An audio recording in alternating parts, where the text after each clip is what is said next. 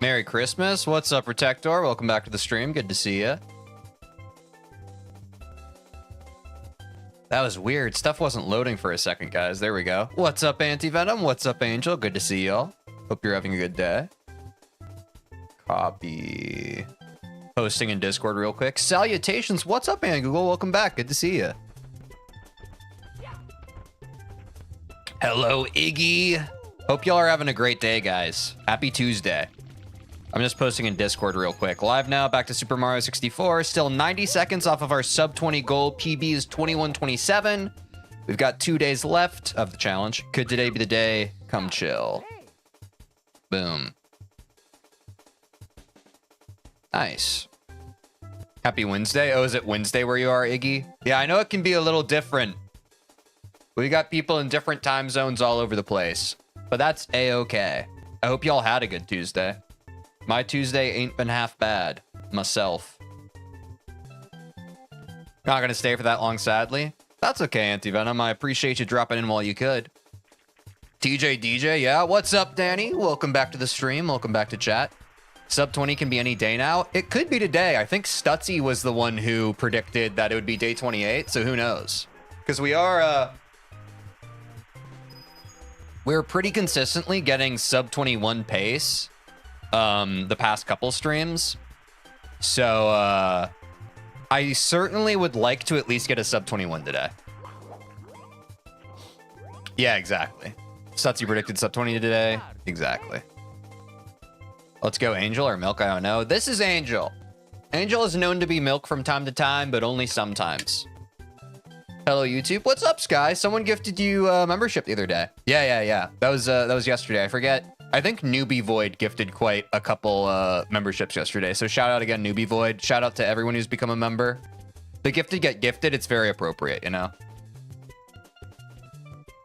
I think if anyone deserved to get gifted membership, it was you, Sky.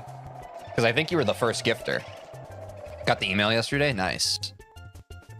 As for, like, channel update, guys, we're almost at 710 subscribers. So that's also big W community. We might get that today, which is pretty cool.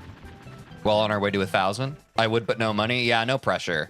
Obviously, no pressure to people who don't have money. Watching the stream is good enough support. More than good enough support. Like, if you're here lurking, viewing, chatting, whatever way you want to interface with the stream, I appreciate it. Absolutely no pressure to... If you don't have money to spend, please don't. But I do appreciate the people who choose to. I was the first gifter? Yeah. Better a gifter than a grifter? True. I made it to Black Karma, 9D checkpoint. Nice. W, good luck. Thanks, Sky. Yeah, not too much to catch up on today, guys. I won't belabor the point. Ooh, don't forget to like the stream. That's a good point, Sky. Yeah, if y'all are already here, be sure to like the stream. It helps push it in the algorithm. And subscribe if you still haven't. Yes, I appreciate it, Sky. Quick update, guys. These are our goals for each thing. I always update us during the run. I think the more accurate times now, since we're going for sub 20, are going to be the left times and not the ones in the parentheses. But I'm going to kind of keep a heartbeat on that today as we go through. Like, for example, if we get to BLJs around 19 minutes, sub 20 is definitely already cooked at that point. But I think that I'm only going to stay, like, not behoven. Behoved? Maybe.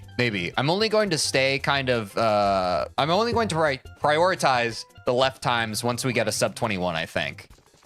Because we're still well within the range of getting a sub 21. And we do have to kind of take this one step at a time. Except for the first run, of course, no resets. Yeah, no reset first run. Hey, what's up, XTG named Treebark? Welcome to the stream. Hope you're having a great day. But, yeah, guys, so those are the times we're aiming for. I won't belabor the point much more. Let's jump into Dark World Red so we can warm up. We do have to de-rust today, as we are well familiar. Where's my controller? Teej, what do you think you should lab? We really don't have too much that we have to focus on labbing. I really think the name of the game now is full runs. Because for those who are uninitiated or unaware, I only get to play this game on stream. So I only get to play it like twice a week. Shit, I did this by accident. I'm going to reset my whole game. I don't really want to deal with this. currently part of the 30-day challenge is only playing on stream, which the biggest bottleneck for me is I only really get to work on my muscle memory 2 times a week, which for any of you who have gamed before or like done any sort of like sport or athletic or really any skill, you know that only working on something 2 days a week is kind of a huge obstacle. I honestly think that sub 20 would be very easy if I could work in lab off stream and that kind of thing. But currently, as of the challenge, I've not been doing that. Every single moment I've played of Super Mario 64 has been on stream. It's in all my previous VODs as well, which I'm proud of to this point. But, you know, we'll see how the rest of the challenge goes. So really, I don't have anything I want to lab. I just have a... I think we've fallen on a good cadence here, where I simply warm up on the Bowser stages, and I do my Bowser throws, and then we warm up with BLJs, and then we get into runs. Dear Mario, please come to the castle. I've baked a cake for you. Yeah, that's our classic Peach Princess Toadstool, as it were. What's your current PB? My current PB is right next to Bowser End on Live Split.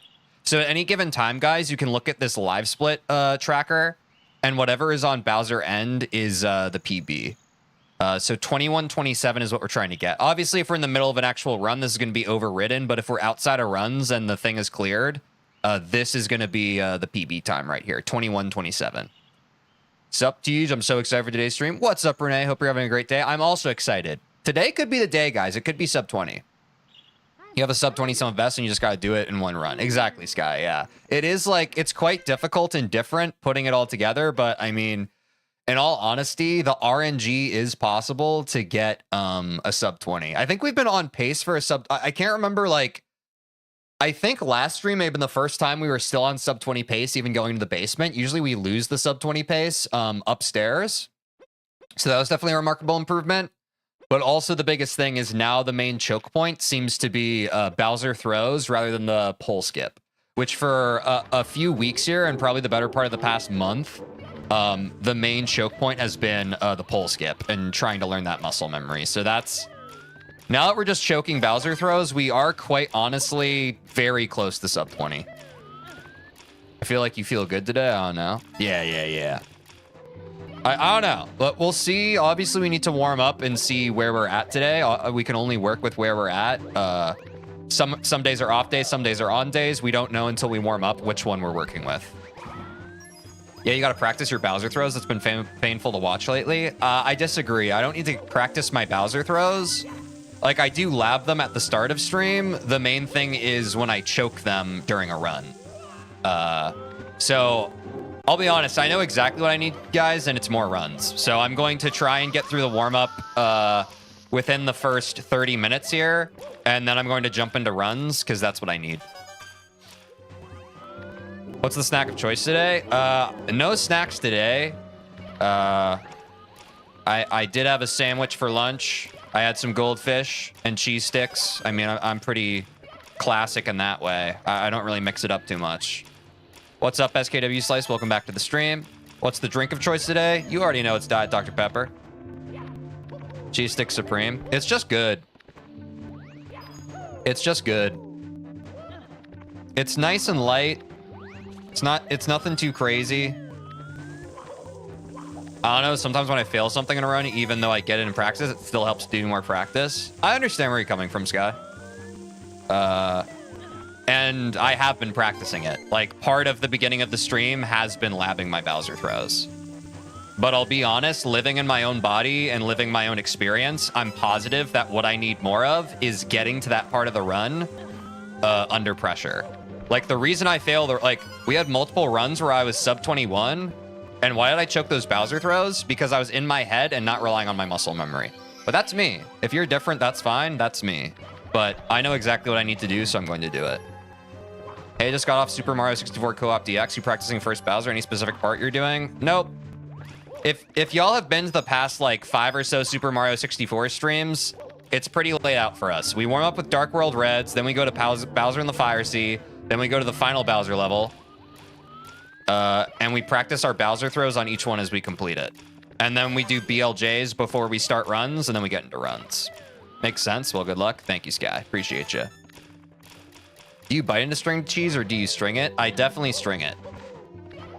Although the current brand of string cheese I have isn't super stringable. It's more like You know, when I pull on it, it kind of like splits up into pieces rather than full strings. But I do at the very least try and partition my string cheese. What's up, Electropirate? Welcome back to the stream. BLJs, my beloved. Yes, we will be getting some BLJs in today.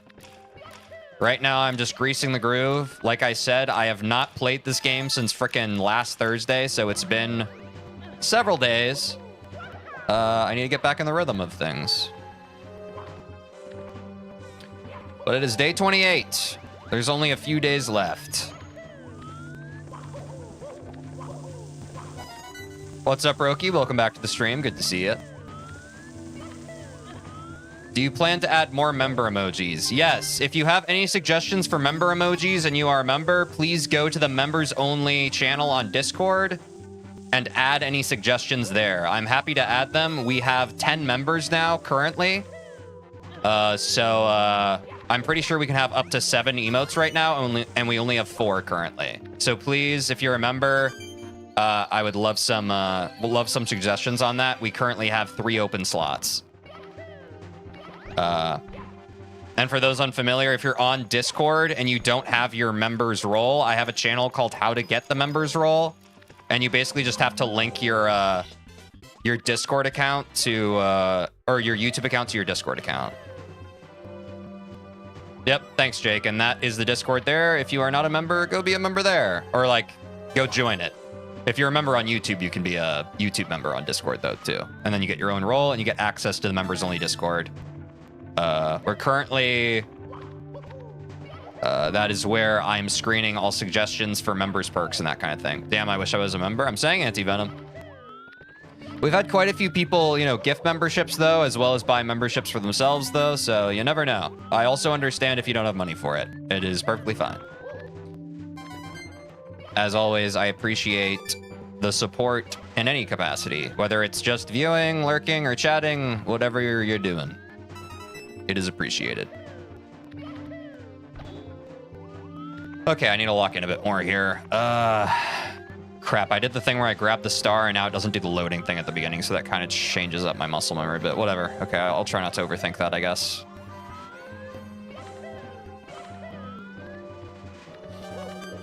I want to get roughly around a 60-second clear of this level. Okay, wait. That's kind of nice. I do want to get this a little less hesitant. Like, I can certainly hit this switch. Go here, side flip. Long jump, long jump. I just want to make this more fluid. No. No, I think I'm overcooking this. I'll just keep doing what I've been doing. Sometimes I get trapped in, like, the false kind of thought that if I save, like, 1 or 2 seconds, it's worth it, even though it's kind of high risk for where my current muscle memory's at. That Goomba just wrapped from the top stage. That happens sometimes. And I think that's just kind of a trap that you can fall into when you kind of get, like, impatient or not complacent, but, like, I don't know. When you've kind of peaked or plateaued in your development, I think it's easy to kind of get in your head and be like, oh, maybe I should, like, do something a little riskier here. But I don't think that's necessarily true. Today's the day I feel it. What's up, Quinn? Welcome back to the stream. Hope you're having a good one.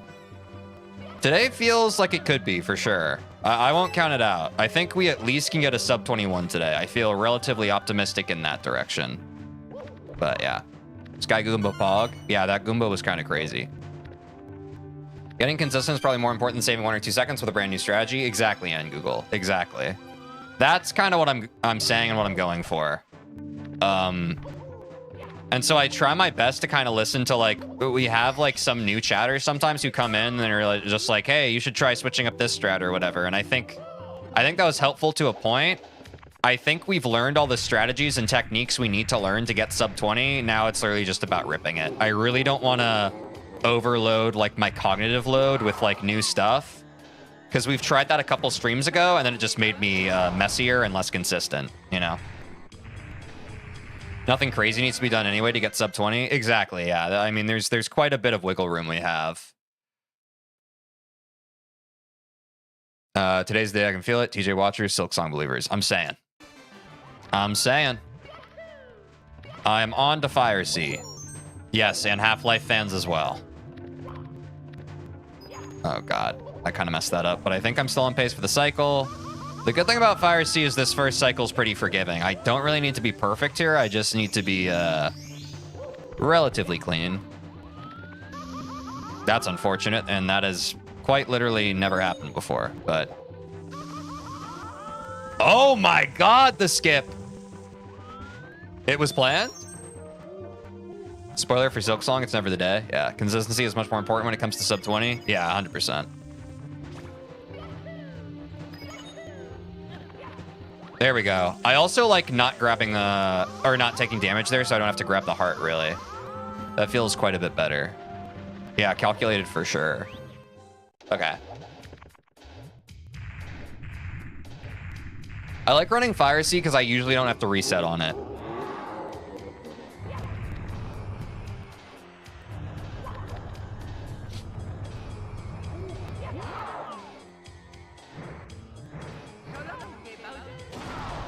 Nice, okay.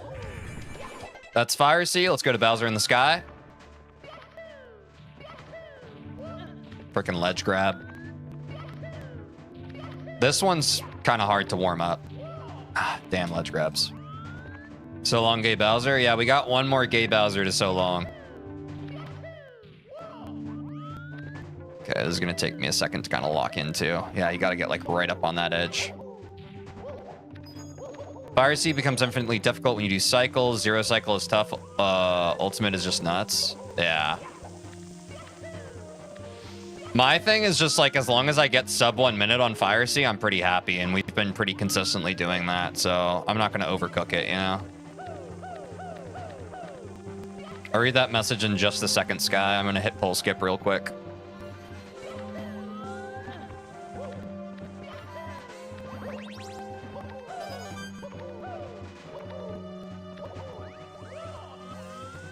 Quite proud of the labbing we've done on pull skip. I always love when we get pull skip first try at the beginning of the day. Like, we didn't warm that up at all. We just kind of did it. Yeah, like, even if you manage to be consistent at some new strat, that saves a few seconds. You might still have some roadblock you're less consistent on that messes you up for more than the trick saves. Yeah, exactly. Just do the PU strat. Shake my head, shake my head. What's the PU strat? Negative input lag, because I trust you. Thank you. I've been working towards a 36 Fire Sea lately. It's making me want to tear hair out. Yeah, 36 seconds sounds crazy, but more power to you, Quinn. I wish you the best with that. Nope. Reset. So, guys, for those who are unfamiliar, like, this is the part of the stream where I work on my Bowser throws. I usually lap my Bowser throws at the beginning of the stream. So in a perfect world, I get to a place where I clear final Bowser 3 times in a row without messing up. So that's what we're going to try to do right now before we start runs. I don't know if I've ever actually gotten there, or eventually just kind of get antsy and start runs. But I'm going to try for 3 in a row today. Just because Bowser throws are our main choke point, and I really want that to just kind of feel automatic, you know? Not a bad day for Bowser throws. Okay, that's 1. Oh, and I do still have to do BLJs. I do still have to do BLJs, so we'll take care of our... Hopefully we can get 3 Bowser clears in a row, and then I'm going to move to BLJs, and then we'll get into runs, guys. Mario Day? You're damn right, Will. It could be the day. It could very well be the day. Awesome So Long Gay Bowser theme. I'm saying, Iggy. This is unfortunately one where we do need to go into Mario Cam to line it up. Okay, that's good. Or good enough, as it were. Uh-oh, that's 2 in a row, folks. Have I finally turned a corner on this Bowser throw shit? Is it becoming a little more automatic? Do I have a better feel for it? Let's find out right now. WBTs, I'm saying. Surely you can do that in a run. We'll see. I've never gotten 3 in a row, so we're about to find out. Moment of truth here. Nope, missed a Bowser throw. The difficulty I had as a kid on Bowser 3 makes me laugh so hard compared to now. Yeah, I'm sure you're at a different level. So close? Yeah, but these are the reps we need to do because choking Bowser throws in a run is perfectly acceptable because it's pretty high time pressure, but this is the kind of labbing we have to do if we want to not worry about it. It's the same kind of thing we've been doing with Goldens and Celeste. You know, I just need to practice this. It's not about doing it in isolation. And I don't know, like that's kind of like, I feel like that's something that folks in chat oftentimes like fall into, and I've often had to like course correct and like explain my reasoning behind it. A lot of people are just like, oh, you need to work on your Bowser throws because they see me fail them during runs. And I'm just like, I work on my Bowser throws, man. It's just like when you're in a run and you've been basically perfect the first better part of 20 minutes, and then you're in your head because you're about to get a PB. I don't know. It confuses me sometimes. It's like, we all understand the anxiety behind high pressure runs, right? I feel like most people do.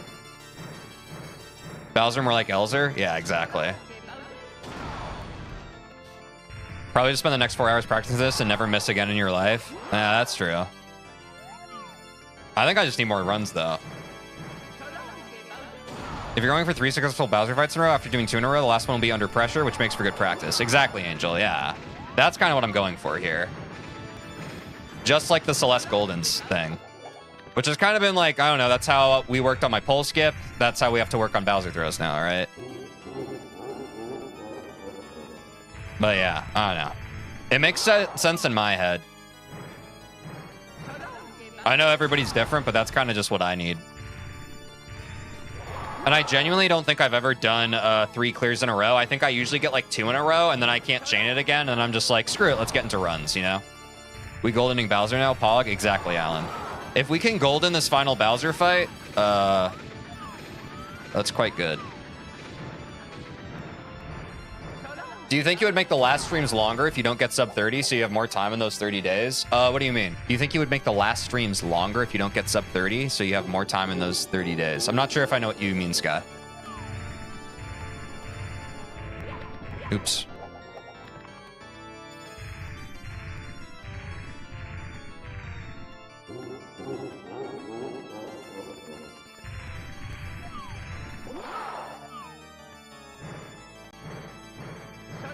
Right, sub 20, but the last stream's longer if you don't get sub 20, so you have more time in those 30 days.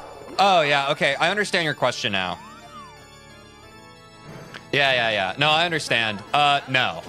My only goal for having a longer stream would be the final stream, and the reasoning for that is because, to keep it a complete buck, streaming 5 days a week, minimum 4 hours, is already quite a toll on my total energy for the week. I'm basically pushing my limits right now, and I'm quite proud of it. And I'm going to stick to that schedule for the foreseeable future. If I did longer streams, I would burn myself out and not want to stream anymore. So I'm not going to do that. But my plan is that I have a plan. If we get to the end of the stream, day 29, and we haven't sub 20'd, I will pitch it to chat at that time. I don't want to talk about it now because it's just going to confuse people. And I think it's going to start a dialogue that I don't really want to hear right now. But for those of you who are here right now and who have been invested in the journey, I have a tentative plan for what we do for day 29 to day 30.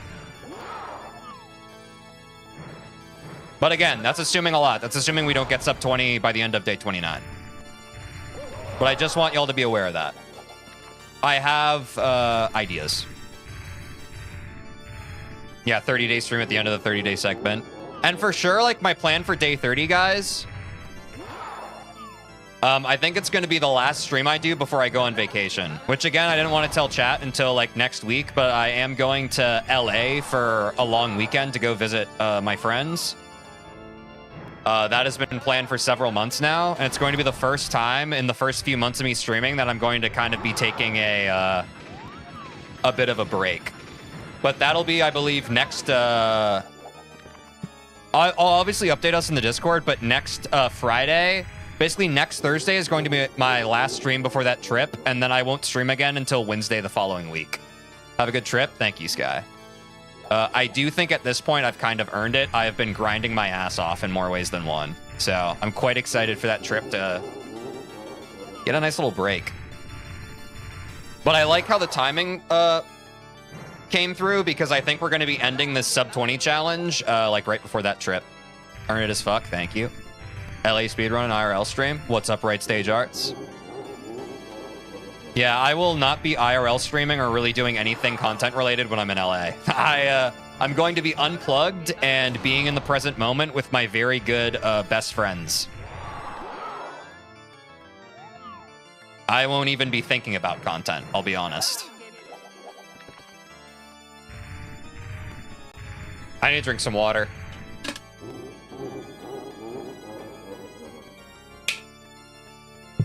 But then once I come back from that trip, guys, I'll be right back to my 5 days a week, minimum 4-hour stream schedule. It's just going to be a small break. I just want everyone to know and be sure that, like, it's not like I'm disappearing. I will be back afterwards. Imagine having a life. Couldn't be me. My life's content now. IRL Nuzlocke with best friends stream. Yeah. TJ will be Andy putting us in the toy chest.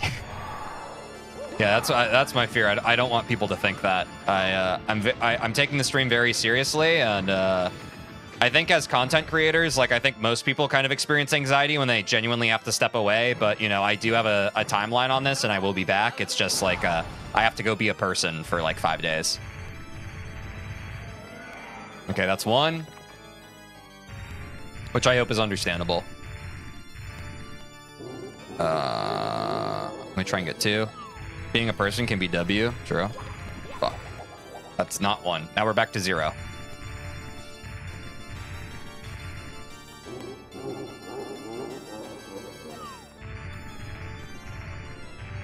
What is going on? Holy shit.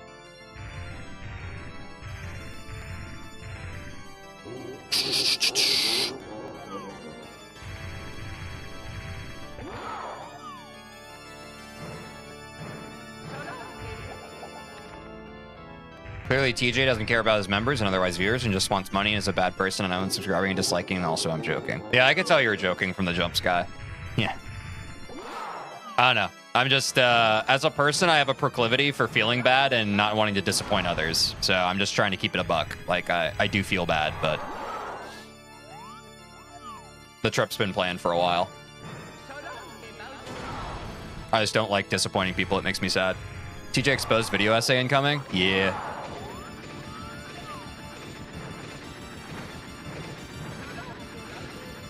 Yeah, okay, that's 1.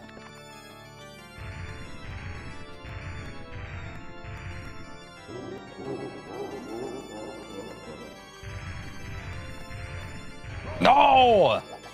Choked it a bit. These are the things we must lab. These are the days that must happen to us. In the name of Sub 20. The BT summoned me. What's up, Mark? Welcome back to the stream. TeejVeen situation is crazy. Career over. Yeah. You're trying to keep it a buck? Well, last time I checked, the membership was $5. Curious. Yeah, I wanted to make it a buck. And then I talked to Quinn, and he was like, subscriptions on Twitch are $5 anyway. You should make it $5. And so that's why I decided to do that. It would be $1, but I feel like I'm not very good at business decisions, and so I just kind of trusted my friend with more experience on that, if that makes sense. Plus, again, I don't want anyone to feel pressured to spend money on it, but I also don't want anyone to feel like I'm nickel and diming them. Like, it genuinely is just, like, for people who want to support.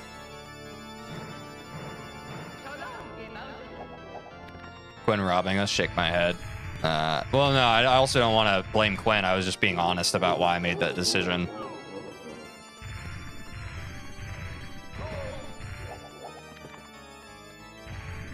I'm honestly not worried about the memberships. That's why I'm pushing for 1,000 subscribers so much, so that YouTube will pay me instead. I don't know. I don't really want there to be too much discourse around memberships and stuff. Like, if people want to do it, they can do it.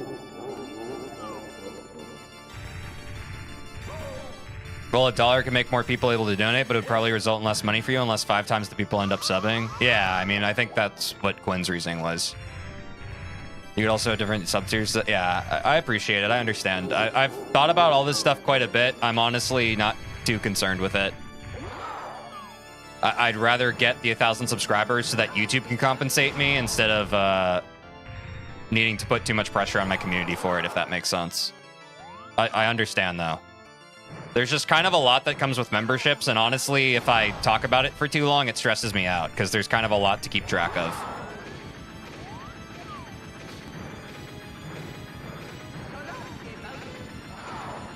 Okay, there's one.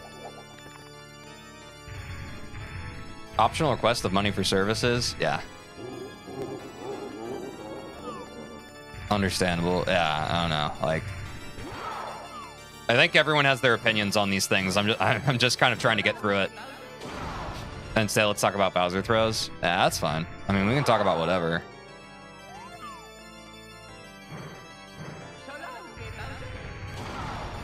That was a slow throw.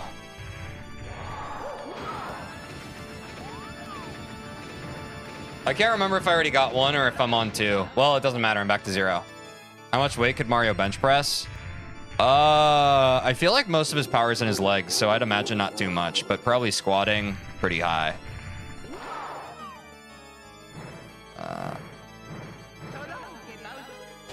I think when you spin Bow Bow 3 times, it's more consistent, in my opinion, before it gets too fast. Yeah. No, I mean, I agree. That's what I try to do, and then I kind of get distracted by other things, I'll be honest. I've also observed the same thing.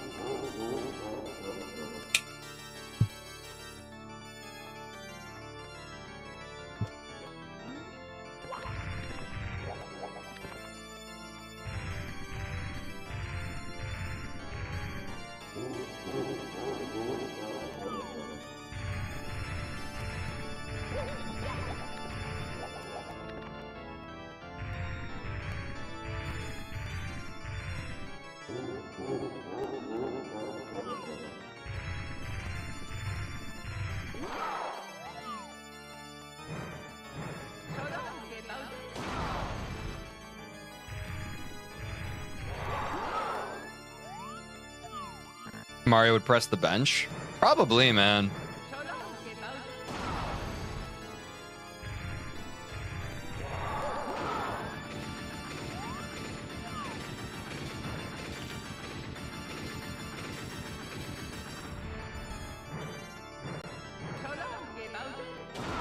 Okay, that's one.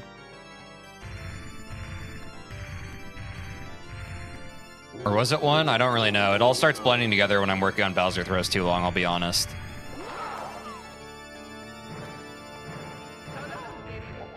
Fuck me, man. Ah. Mario easy benches 405. I want to put it out of the realm of possibility. I mean, he could be stronger than he looks, right? If he's picking up Bowser and throwing like this, what's it called again? It's called like not a caber toss. What's the thing they do in the Olympics where they grab something and toss it and spin it? The hammer or whatever? I don't fucking remember what it's called.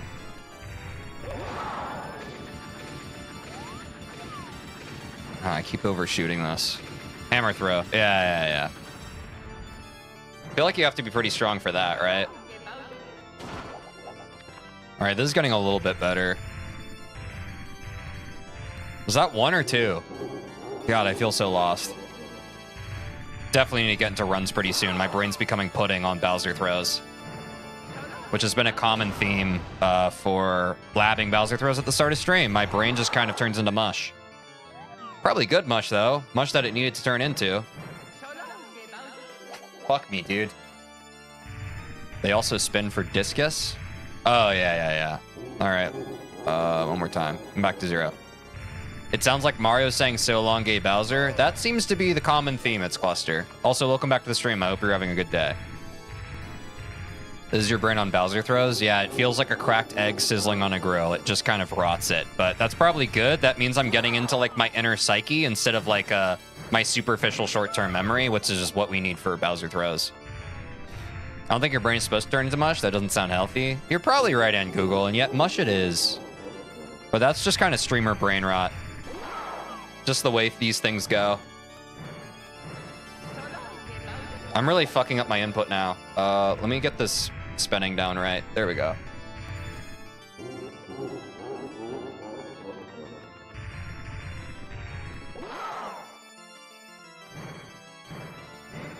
Yeah, I don't like that. It feels weird. Fuck, dude. I hate when I'm working on stuff and it just starts feeling weird. It's really fucking frustrating. What's up, Demos? Welcome back. My brain did that on Sunday after stream. Yeah. Streaming is, I really wish that I could just implant in everybody's brain how much cognitive load streaming is. It's a lot, man. That's why sometimes I can get, like, overstimulated and frustrated when someone in chat is like, why do you keep messing this thing up? And I'm like, dude, like, my brain is processing, like, a million different pieces of information right now. And most of the time I'm streaming, I'm trying to play a game at a very high level. Like, there's a lot of processing power happening in here right now. It's fucking hard.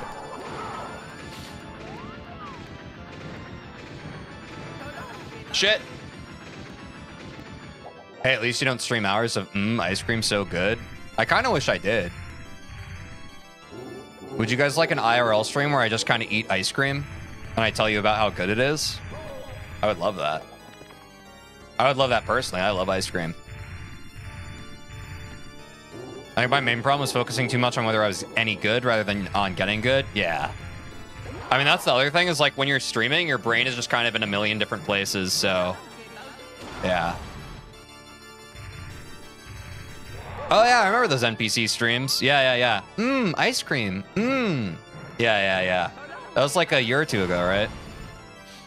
Thankfully, that was just a trend and not the new norm, like people thought it was going to be.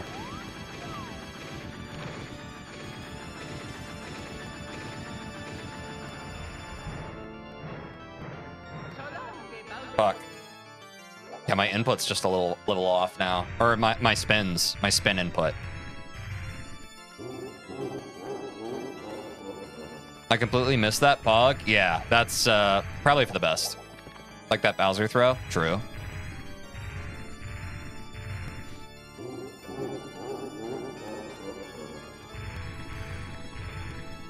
Shit. Curry, you should use an original N64 controller for better spin input.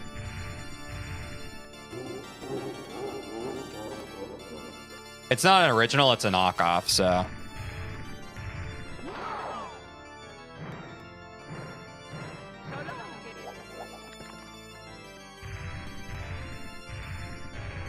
No, yeah, I switched to... I've had people in chat before, like, ask me why I use an N64 controller, because at first I was using Xbox One one. For, like, I think the first week of streams, I used an Xbox One one, which is the one I use for Celeste. Then it just didn't feel close enough to the Nintendo input, so I used my GameCube one that I had on hand, and then my GameCube one felt like it would bottleneck me, so I switched to an N64 one again a couple months... I don't remember when. I think I've been on the N64 controller longer than I've been on any other one now, which is good. And my reasoning for that is because I want to eventually be able to speedrun it on the original hardware, and you can't do that with a non-N64 controller.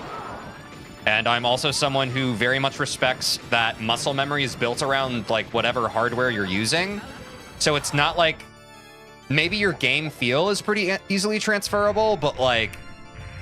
You're gonna, like, your muscle memory is going to be formed around, like, whatever controller you use, right? It just is. Like, when I was first switching from even just, like, a GameCube controller to an N64 one, there was a very steep learning curve just because I was transferring muscle memory that otherwise a beginner wouldn't have to worry about. So that was why I wanted to tackle that relatively sooner rather than, like, I don't know, 1,000 hours into playing Mario 64 and I had only used a GameCube controller. I would be pretty fucked up a creek if I tried to switch to an N64 controller at that point in time, right?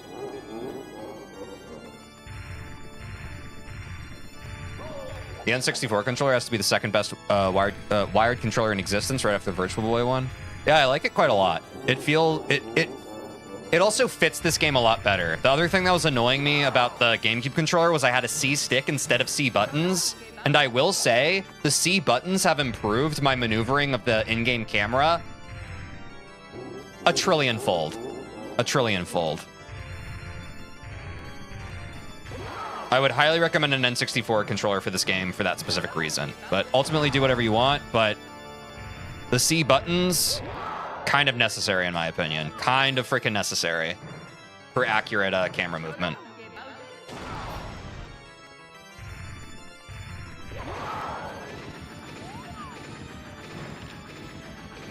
Fuck, overshot.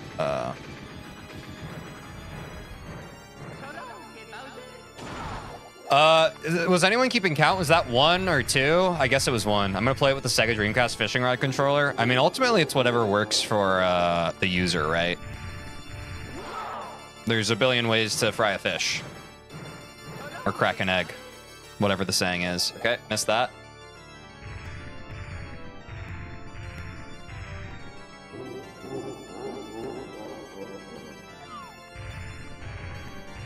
Oops. Crack a fish? Yeah. Exactly. There's a million ways to crack a fish, so you might as well do what works best for you.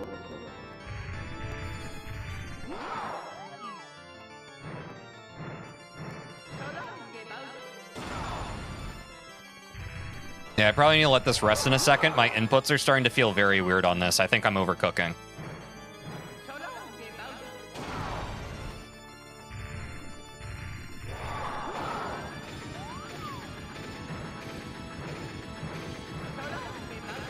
Okay, I think that's 2. Is that 2? Oh no, I feel like I'm hallucinating already. I'm sure there's some other controller with 2 D-pads instead of 2 sticks, and 64 can't be the only one. I'm not sure. Possibly.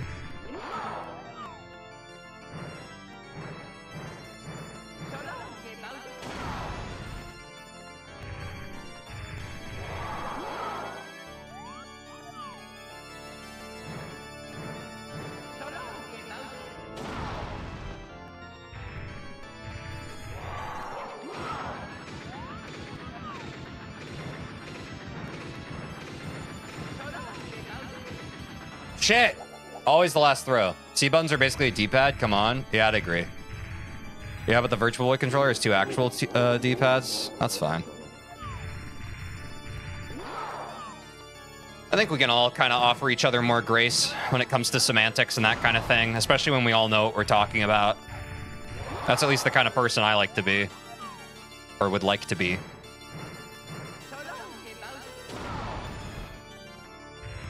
I feel like arguing semantics when you already know where what a person's trying to say or where they're coming from is kind of frustrating. In my humble experience. Okay, I think that's 1. Controllers are for Lego games, keyboard for everything else. Fair enough.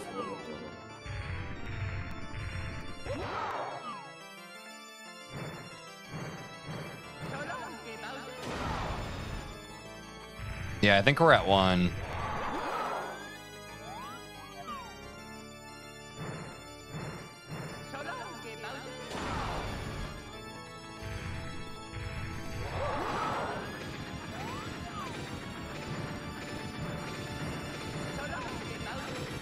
Yes, okay, 2.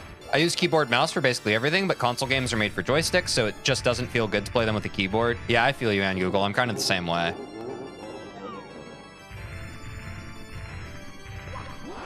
Whoa, that was kind of a crazy grab, but I guess we'll take that.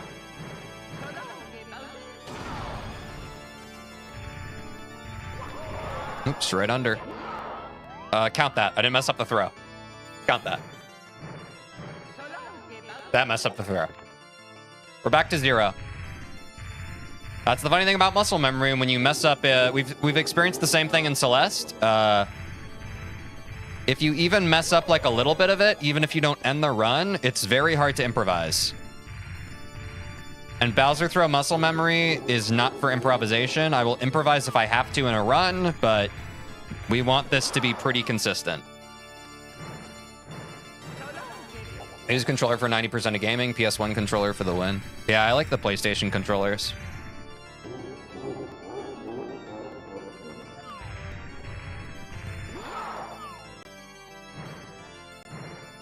Oh my god.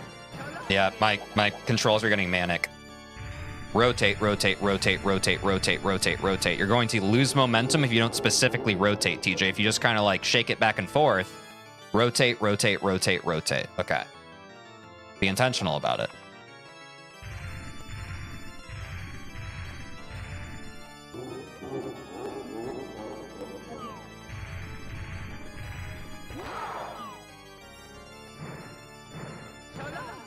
Okay, that felt more intentional. I just play every controller game on my Steam Deck, don't have a separate controller. That's fair.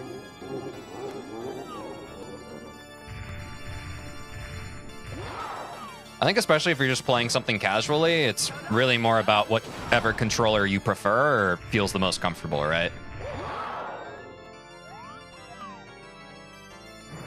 Or you know what? I'll extend that even to like not just playing casually. It is just personal preference at the end of the day for pretty much everything. Maybe that's bold of me to say. I don't think it is. I think it's frightfully reasonable. That's one.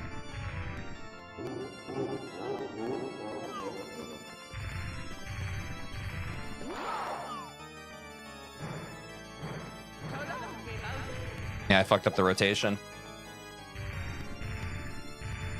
Back to 0.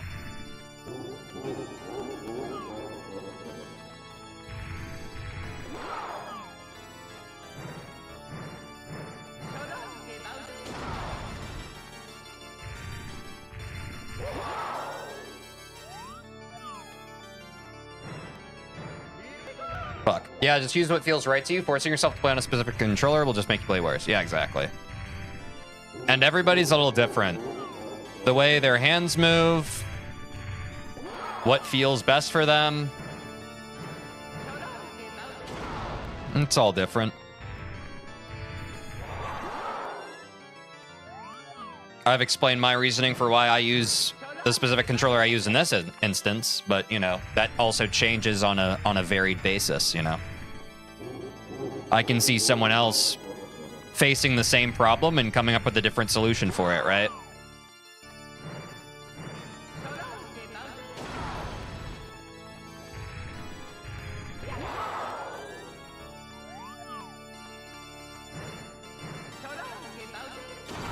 That's the smoothest that second throw has ever felt. I want to key more into that.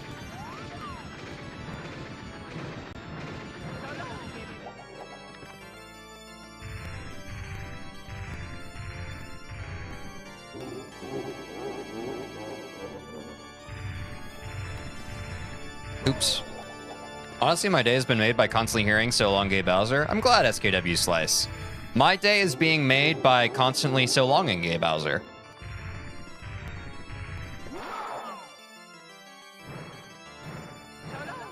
Fuck me.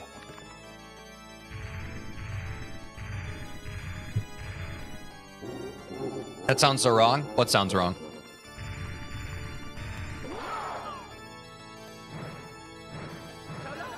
Fuck me. Constantly so longing, Gay Bowser.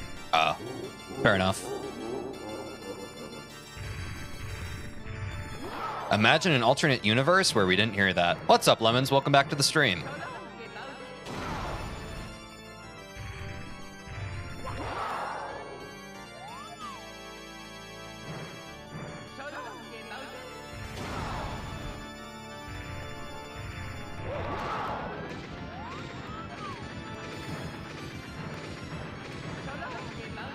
All right, finally back up to 1 count.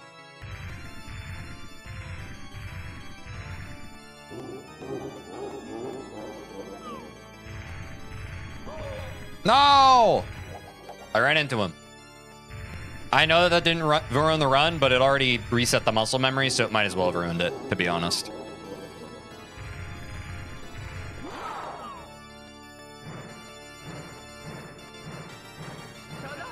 My thumb slipped off, and I still saved it. Look at me go. Wow, wow, look at me go. Reset mental? Mental's fine, D-Moss. Appreciate you.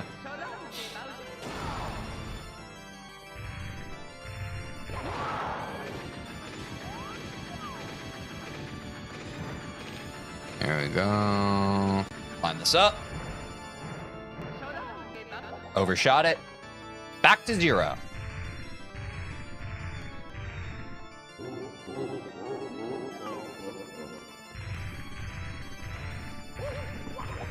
Back to 0.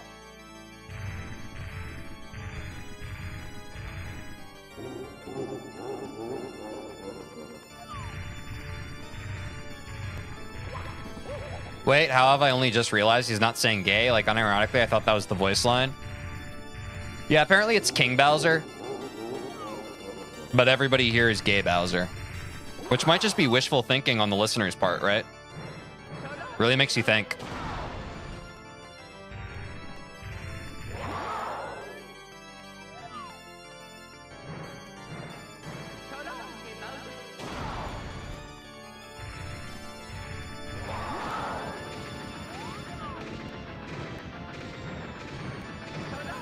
become such a meme that it might as well be.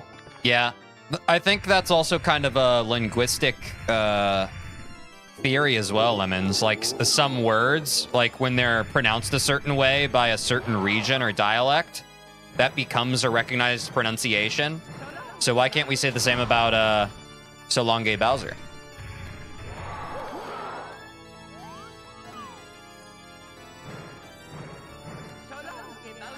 I find it hard to believe that wasn't at least a little intentional on Martinette's part. Yeah, who knows?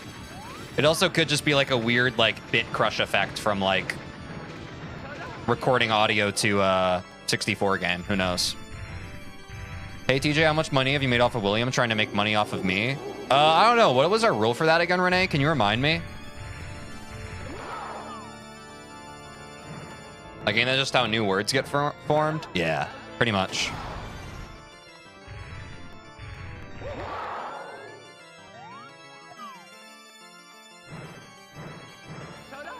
Bowser has to be gay. Why else would he go play tennis, soccer, karting, etc. with Mario after he threw him into bombs all the time? Bowser possesses an overwhelming quality of forgiveness and love in the face of adversity for those in his life. I don't think that's necessarily a gay quality trait.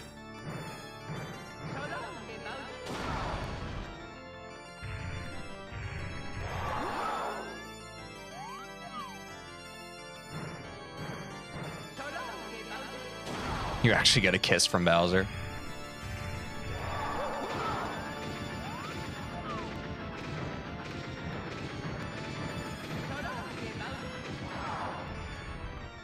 All right, that is 2.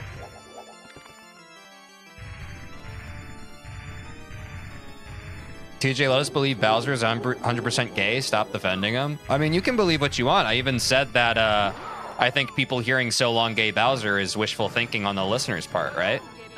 I think that's fine. I think part of art is the person consuming the art's interpretation. So if you want Bowser to be gay, that's fine. We've already established that gay Bowser's husband is bi Bowser. Big if true. He's just stealing Peach so Mario comes to him. You know what, Ann Google? I've lived long enough to know that people have great communication issues, so honestly, that's not a completely flawed theory in my book. Stranger things have happened in real life. I don't think that's too far out there of an idea.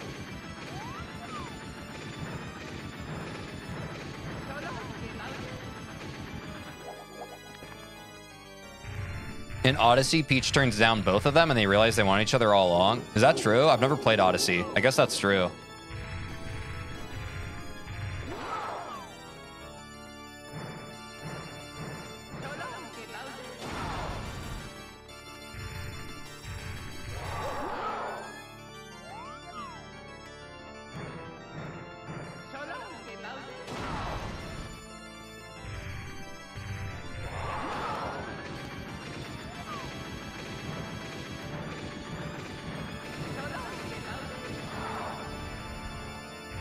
What count are we on, guys? Was that 1? I forgot Odyssey existed. I have not forgotten Odyssey existed. I would like to play through that game at some point. I've seen a lot of that game, but just of other people playing it. You feel? I'll call that 1. Well, I'll call that 0. Maybe Nintendo doesn't see the last half. That's fair.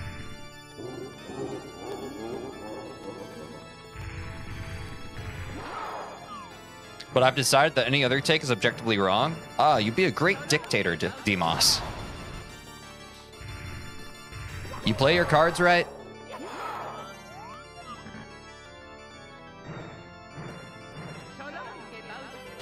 Could be your next speed game, big if true. That's true.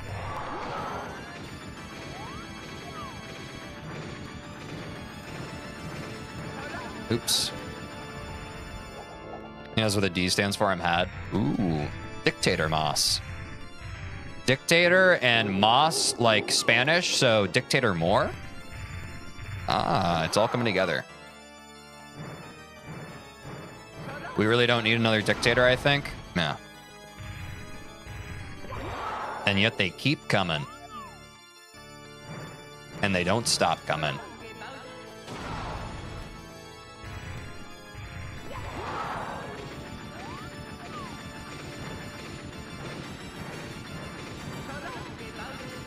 All right, that's one. I agree, actually. Oh no, what do we do once if a dictator agrees that we don't need more dictators? No!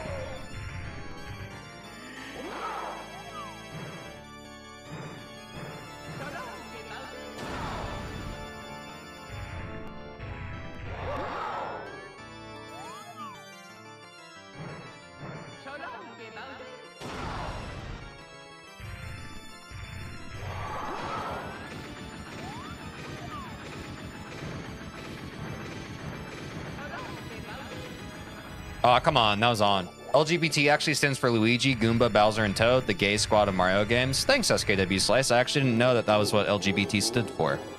Thanks for informing all of us.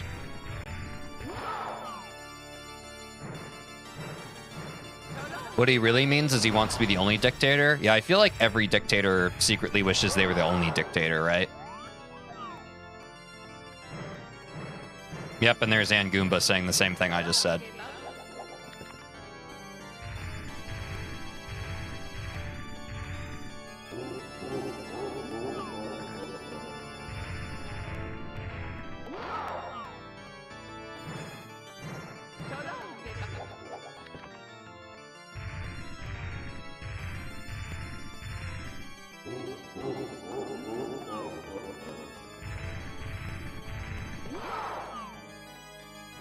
Sub 20 will happen today. What's up, Stutzy? Yeah, I know. We were talking earlier that you predicted that sub 20 would be day 28. And now here we are.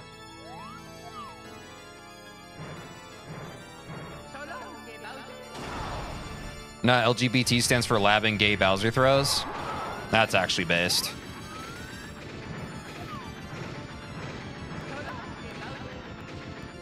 I've been practicing 5B like hell for my any percent. Dropped my time to 8 minutes. Nice, Aiden. Very nice.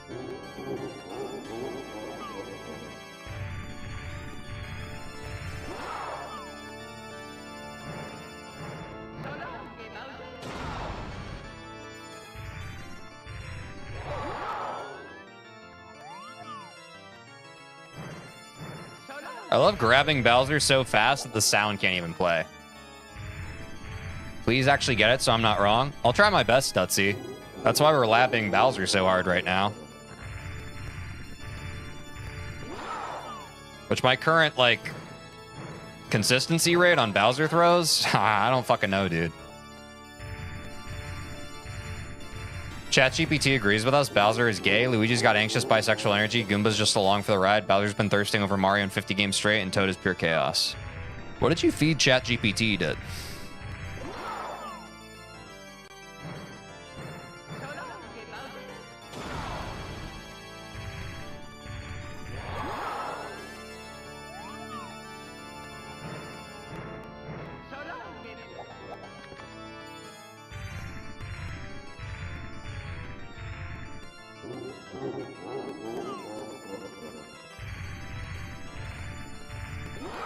Your hair looks kind of different today. Guys, not for nothing. Everybody keeps commenting on how different my hair looks as of last stream. It's crazy to me. I don't know how to feel about it. It makes me quite self-conscious. I know it's not intended that way, but yeah, I guess my hair is just long enough now that it can lay down.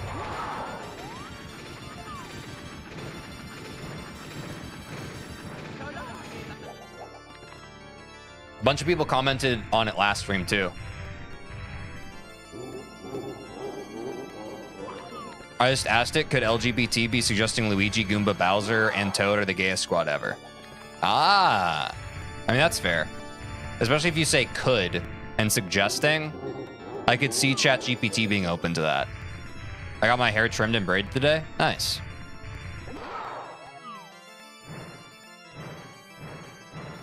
Now we got to make this more awkward for you by telling you to do the emo phase during a run. Oh, no, it's not awkward. I guess I was just kind of surprised that people were that aware of how my hair looked, you know? I'm just not someone who's personally like that aware of how people's hair looks. Which again isn't like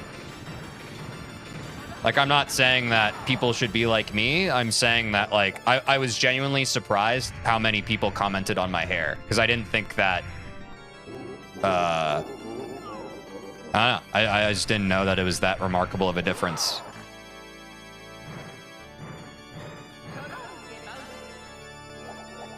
$708 subs. Yeah, we're almost at 710, which if you're on YouTube and you haven't watched yet, be sure to, or haven't watched.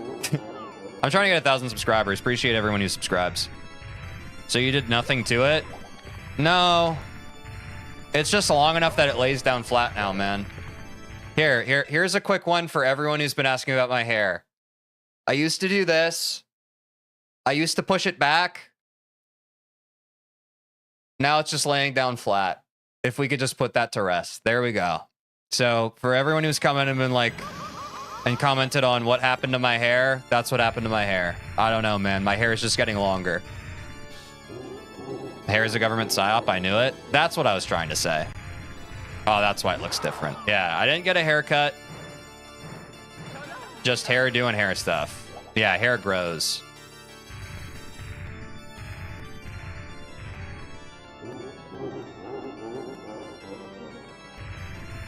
Oh, it does pop up regularly, Angel? That's kind of funny. I thought you came up with it. When you put it backwards, you looked how you looked in previous streams. Makes sense now. I didn't realize that I looked dramatically different with how my hair was. Again, I just don't... I don't know.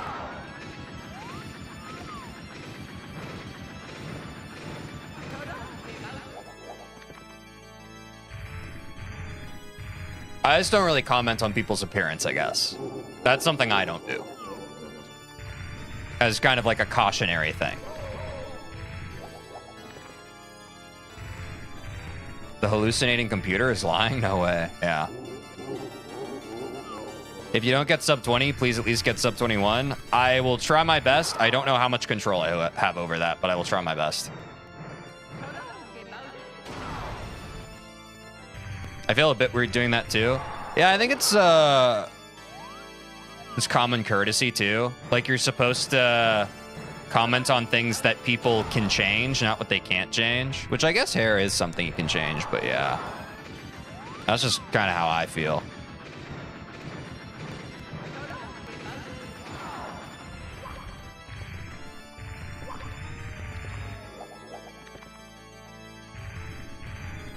I had more than one person hit on my hair. Yeah. I think that's the thing too, right? Like just because like attention happens doesn't mean it's negative attention. It's just I want it to be honest that like now that like it feels like a number close to like 10 different people have commented on how different my hair looks, and so it has made me feel a little insecure and self-conscious. I'm like, oh gosh, why have so many people noticed it? This is crazy. I'm sure it's not malicious. I'm just kind of being honest. It's one of the weird things about being in the public eye and being perceived by a bunch of people, and also people feeling the need to like notify me when my appearance seems different. Makes me nervous. I think it's just human nature to pick up on things that are different and then ask about it. Yeah, that's fair.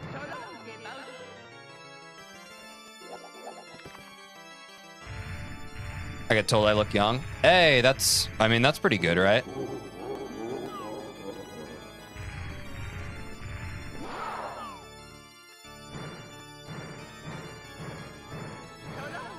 Yeah, I understand feeling put under a microscope. Yeah. Which I know the natural response then is just like, well, I mean, you stream with your camera on, but it's like, yeah, I'm still a person, you know? I think most people who do stream are still people, you know? It's not like we're bulletproof. Like, I know a lot of people don't stream with face cam because they're self-conscious about their experience, but I think it's, it would be a false conclusion to assume that the people who do stream with a face cam don't care about or aren't self-conscious about their appearance. You know what I mean? They just kind of do it anyway. At least that's me in my case. No, streamers are actually just sentient ant colonies based. Most people that stream are still human. Do big streamers just get replaced by robots? In so many words, yes, and Google. Their personality is kind of neurally uplinked to whatever algorithm or whatever platform algorithm they frequently post to. And they just become a part of the machine and they lose a lot of their humanity. Now, how much of that is actually physically represented and how much of that is just psychologically represented, that remains to be determined. I always thought streamers were AI. Spam W in the chat is all they say. Yeah, that's just streamer brain rot. We can't help it. TJ is an AI? I am on my way to being one, yes. The more total stream hours I have, the more my brain will rot and I will cease to be human. You know what? That's fair. That's why we should rage against the machine. I'm saying.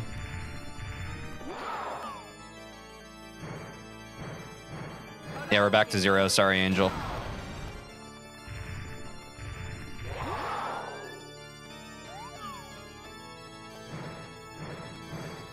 Oops. So one day you'll be the spam W's in the chat kind of streamer. I was just talking to my roommate Austin about this last night. Yeah, I feel like with streaming and content creation, you either die a hero or live long enough to see yourself become the villain, right? This kind of goes hand in hand with artistry too, right? Like so many times, like you talk about that with music too. A lot of musicians have like really good first albums and then they hit the sophomore slump where their second album isn't as good or like it kind of feels like they're selling out.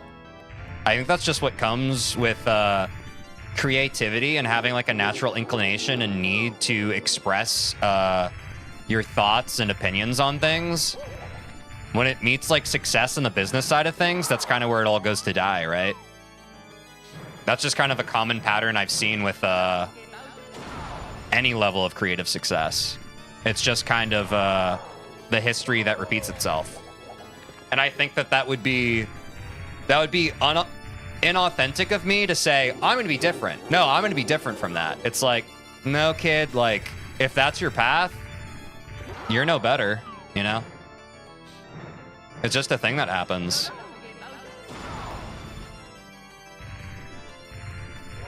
Just don't become a creepy YouTuber like Minecraft YouTubers. Yeah, I think those two things are mutually exclusive.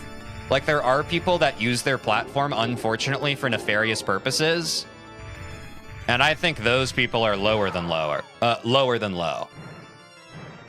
But that's not what I'm saying. I'm just saying that, like, it's also like the stand-up comedy of everything, right? Like, there's a classic thing, I forget what the quote's attributed to, but, like, there's one person who was like,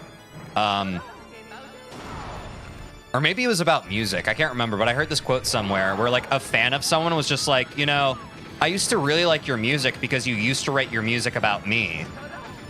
And then your music became writing about how rich you were, and it became about you. So I think that's just something that naturally comes with, like, success and getting big as a creative person. You just kind of get delusional and you get, like, ungrounded, and you just less relatable, I guess, is the word I was going for. You get less relatable. So ironically enough, the same thing that makes you rise to the top is the thing that makes your fans 5 years from now be like, oh man, they used to be so much cooler before it all went to their head. Like, it's just what happens. Money poisons the soul. I'm saying it, Google, yeah. Absolute power corrupts, absolutely. How famous or rich can a person be before it gets to their head?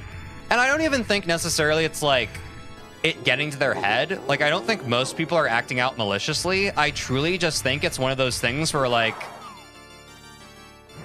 their reality is just something none of us know what it's like. Like, you know, like right now, all of us live a relatively similar experience and we know how, like, hard life can be.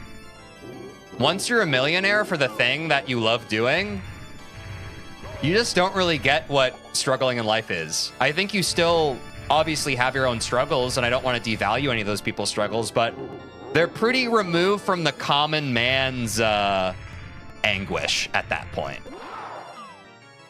So it's just a natural occurrence. It happens every time without fail. And it can be a little, you know, discouraging. It can be kind of saddening, but I think it just comes with the territory, right? Like, I think everyone wants to stay true to themselves, but you know? And I don't think that necessarily when people become big and successful, they are no longer staying true to themselves. It's just the version of themselves they're staying true to is no longer relatable to the common man. Is what it is at that point. That's why I always stay broke based. Some people last longer. It's just dangerous territory. Yeah.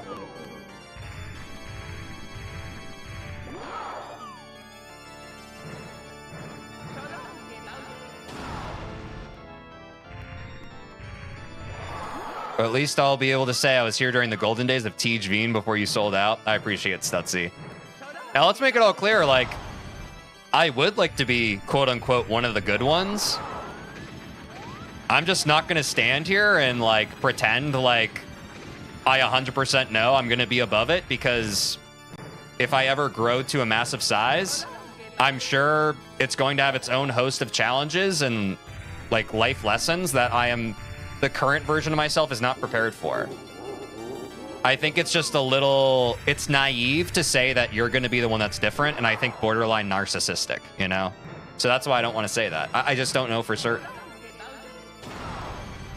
I knew him before it was cool. Yeah. And that's something that never changes too, right? Like, people love getting in at like the ground floor of like something that they think's gonna have mass appeal or whatever. Like, that's never gonna change either, but not if you get big, when you get big, not in the cocky way, just a better mindset in my opinion. Yeah, that's true, SKW Slice, sorry. That's also how I like to operate personally.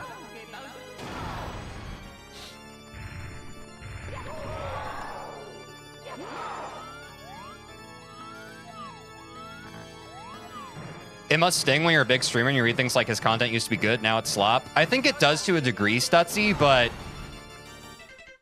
every millionaire can wipe their tears with their big pile of money. I don't really care about their feelings. Most people in the world have such bigger problems than like, oh man, the people who are the reason why I have this big empire, so I never have to actually work a fucking working class day of my life ever again. They don't like me as much as they used to. I think they're going to be okay.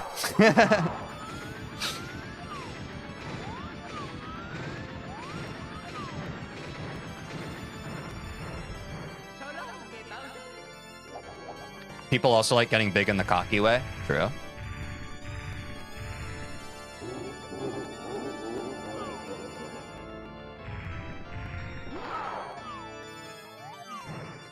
Millionaires fire thousands of people, then go cry on national TV about a 2% tax increase. Yeah. I'm just never going to have too much sympathy for the wealthy, guys. Like, the same way we can kind of, like, sit and think and be like, you know, they probably have their own host of issues, too.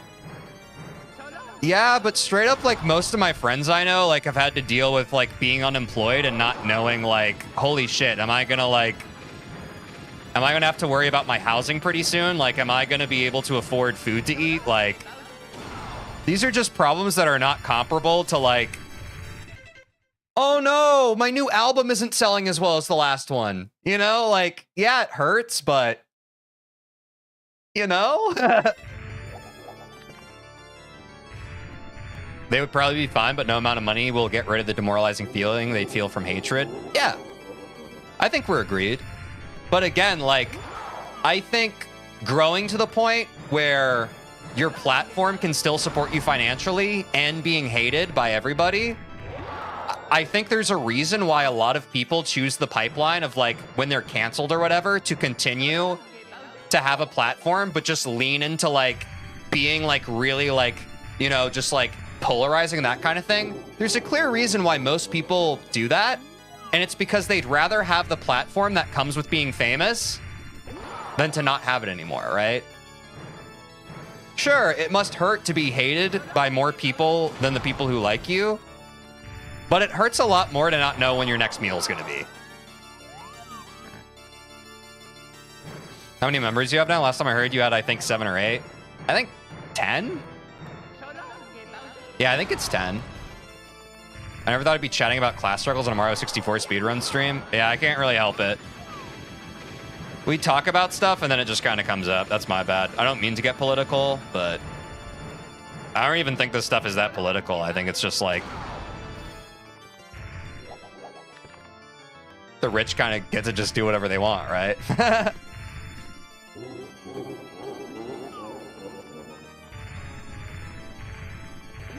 I think I'm on 2 at this point, though. Let me lock in real quick.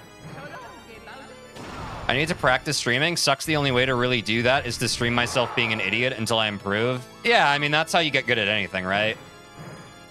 I think the true superpower anyone can have is just, I don't know. I think people oftentimes confuse it for, like, charisma or confidence or whatever. Because a lot of people, like, they've said, like, just be confident, just be confident. Like, confident people have the true superpower that everybody needs. Okay, I think this is 3. But I'm starting to think that it's not even confidence that people need, and it's more just like you have to be comfortable with like looking like a moron in front of people. You just do. You have to be comfortable, like if you're learning how to draw, you have to be comfortable with drawing a shitty picture and showing your friends and not being able to control how they react to it. If you're a streamer and you want to become a streamer, you have to be comfortable going live and either having no one in your chat or having people in your chat actively being like, you're a piece of shit, you should give up, don't do this. Like, that's not confidence. That's just like, you have to be comfortable failing and failing a lot and not caring if even the few people who see that failing and form an opinion about it, like, you can't let that bother you. And that's a really fucking hard thing to do. And I think the reason why there's so many like self-improvement and motivational speaker type things is because it's pretty much impossible for most people to do. I think most of us prefer to stay in our comfort zone on that because it's really fucking hard, especially the older you get, to be bad at something and even passively feel like people are witnessing you being vulnerable and being bad at the thing. Which, again, is just like, it's a contagion of your own mind. No one cares about it as much as you think they do. But I think if more of us could grow past that, things would be very different. I'm not saying for better or worse, but things would be very different. I think that that is a commonality that most people experience, but that should be something that empowers you because that is the reason why most of us talk ourselves out of doing things that we want to do, myself included. I'm not excusing myself from that. I also feel insecure. I also am afraid of like, oh no, what if someone says that I look ugly and suck? But if they do that, you just have to keep going. Did you hit 3x3 in a row and then give us a TED Talk? W streamer, everyone should subscribe. Yeah, be sure to subscribe if you haven't. I think I said earlier I was too focused on being good rather than getting good. Yeah, dude, Alan, like, and I kind of give you this tentative warning because I know on that one stream you're talking about streaming. I want to make this clear because I think I went to theater school. I have very good training on how to appear like entertaining and like I love performing. Streaming is not for the faint of heart. Streaming is very fucking hard. Guys, streaming is hard. I'm not going to get into the debate of like, is streaming harder than a day job? That's not what I'm saying. A day job is infinitely harder. A 9-to-5 is infinitely harder than streaming. But streaming is a lot harder than most people who have never streamed before think that it is. It is very, very hard. And if you are expecting like immediate success from it, or you're expecting to immediately be good at it, it's simply not the case. I have streamed for years now. This is the first time I've gotten any sort of momentum on any of my content creation. I have been creating content for the past 10 years. This is the first time I've gotten any sort of momentum behind it. I'm only doing this because I care about it and it won't go away. No matter how I try to stop caring about this thing, I keep wanting to do more with it and I keep wanting to put more into it. If you are not like that, if you cannot do the thing to an audience of no one, you should find something else that you can do to an audience of no one. You should find the thing that you are passionate about where it doesn't matter, where just putting in the reps is enough. Because I do believe that everyone in this life has that. You just need to find it. If you had one shot, one opportunity to seize everything you ever wanted in one moment, would you capture it or just let it slip? Bars. W streamer, everybody takes notes, send money. Streaming can be very demoralizing. Yeah, it's fucking tough. Especially being a small streamer, it's tough. Like it's hard. It's really hard. Me and Austin on Left Stage Arts, we streamed to like an audience of mostly one person for 2 years. It's tough. And like we'd have friends come in and out from time to time, which was very nice and kind of our friends. Like that was a W. Like that should be appreciated. I have friends in real life now who are supporting this stream.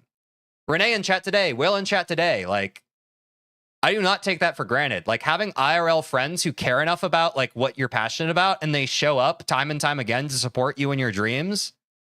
Those are good people. But not everybody has that. You know? Man, now my palms are sweaty, my knees are weak, and my arms are feeling heavy. I hope you feel better, SKW Slice.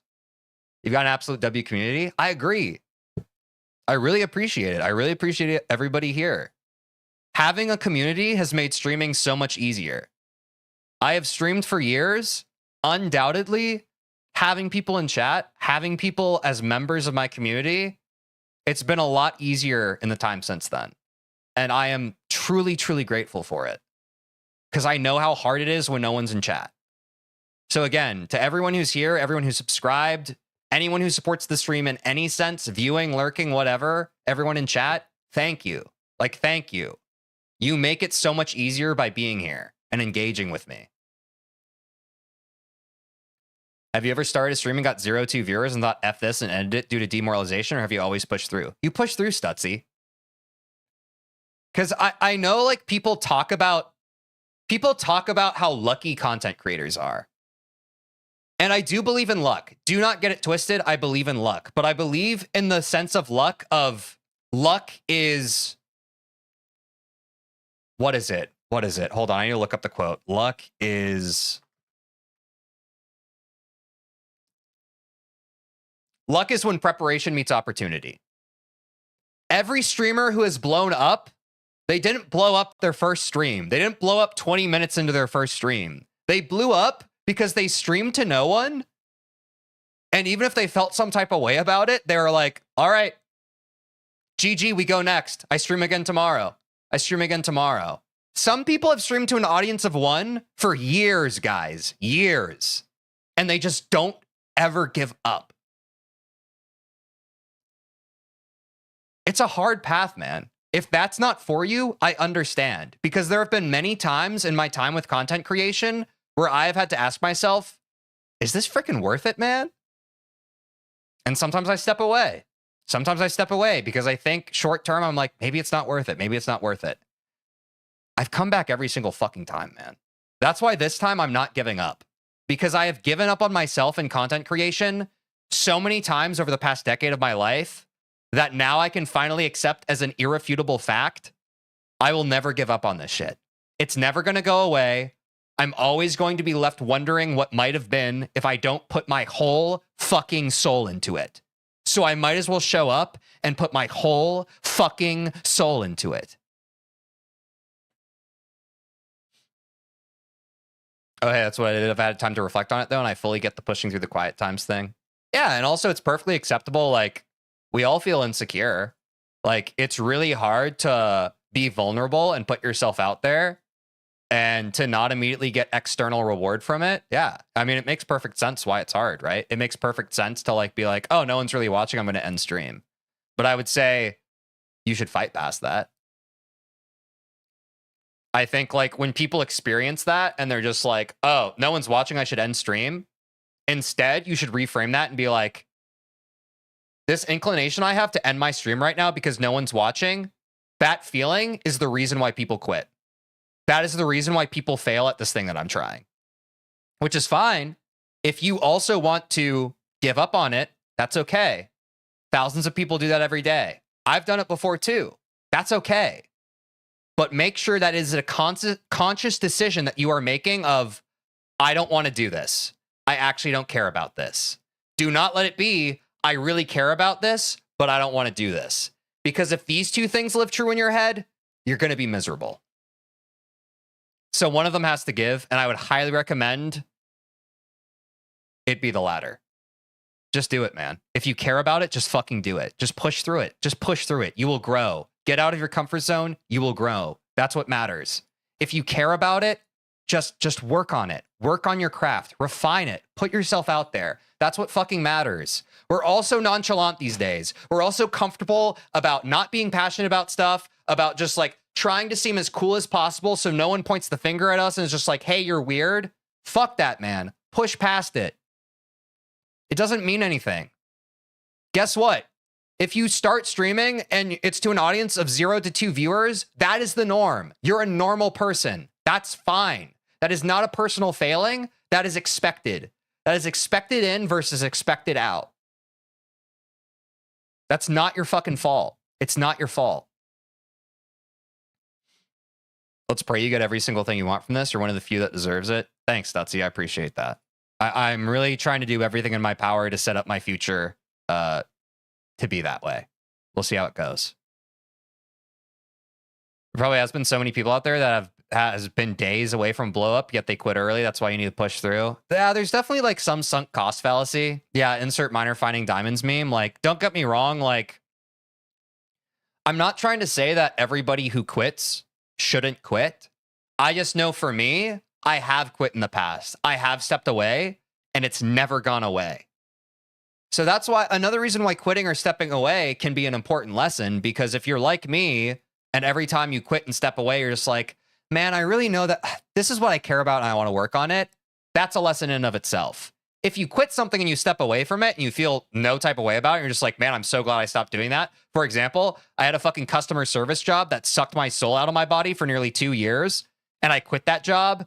And the weight that left my shoulders was like night and day. And I felt like I just escaped a toxic relationship. And I felt like better than I'd felt in years. That was good riddance.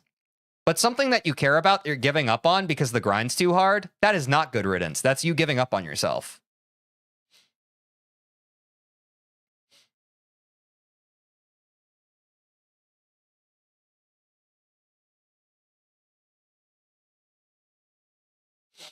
Yeah, let's maybe stop. This is a heartfelt moment on stream. It's okay. Like, that's another thing I've learned about recently, guys, is that people are really afraid of intimacy today. In this day and age, people are really afraid of intimacy. I'm not. And I'm not going to be anymore. I have been. If I feel some type of fucking way about life and philosophy, I'm going to share it. People are really afraid. Every time I get real like this on stream, and I'm not saying people in chat right now are doing it, but there have been like kids in chat who start typing some jokes. They're like, they're afraid. They're afraid. They're afraid. It's fine. It's fine to be afraid. I've been afraid before too. I would just highly advise not to be afraid of it because it makes life really fucking hard. It's made my life really fucking hard. I have lived through years of making life harder than it needs to be because of being afraid of the exact kind of things, human connection, sharing intimate parts of self with others, and having them say, I see you, I hear you, I feel the same. The exact thing that could absolve you of all these feelings of shame and guilt and self-hate that you have, the exact thing that you could absolve, that could absolve you of those things. Now, I'm going to make a little dick joke right now. Haha, no, I'm actually okay. That's me. Maybe that's not you. That's how I was. I mean, my thought process was more, why not try it? Then I want to do this. But if anything, that should make it easier. If I'm not even really trying to be popular, why should I worry if I'm not? Exactly, Alan. And I think that that's a perfectly fine reason to get into things too, right? Like, I've had things like that. I'm like, oh, I've never played this instrument before. Why not try it? I don't think it's like a binary of like the things that we want to try out are also the things we're passionate about. But if you try something out and you find that it is a thing you're passionate about, that's what I'm talking about. Being true to yourself is the hardest yet most important part of life. Based. It is.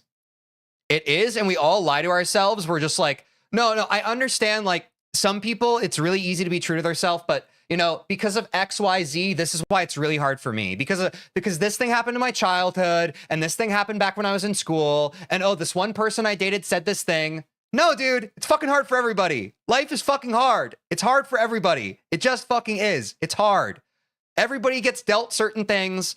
Some people get dealt a harder hand than others early on. Yes, I'm not questioning that. But the way we all choose to process it, it's fucking hard. It's hard. It's hard. And a very select few get given life with a silver spoon. For sure. For sure. But for the most part, it's just fucking hard. It is. So the least you can fucking do is believe in yourself and love yourself. And when you have a feeling about something where you're just like, I think I like this thing. I want to learn more about it. I want to do more with it. Support yourself because no one else is going to do that for you. I'm trying to in this stream. I'm trying to also uplift others and be like, hey, this is what I'm working on right now. This is what I care about. Look at the things in your life that maybe you've written off. If it's something you like and care about and you want to put time into, don't feel defeated. Don't count yourself out. Work on that. Believe in yourself. You can do it. That's the most important thing we can all give each other. Why can't we make joke and have intimacy? We can, Aiden. We can. We actually can. We can. TeejVeen, you are a legend, my friend. What's up, Chris? Good to see you. I opened the stream to you saying how hard it is. Nice, dude. Yeah, what's up, Danny? Yeah, it's classic life is hard chat banter. I don't know. That's how I feel. You can't.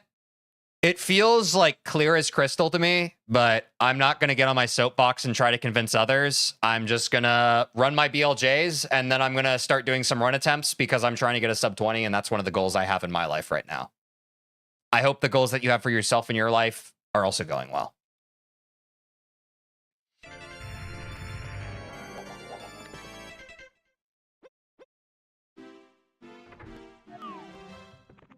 I once gave up on coding because all I could write is spaghetti code. Now I get paid for writing spaghetti code. Based.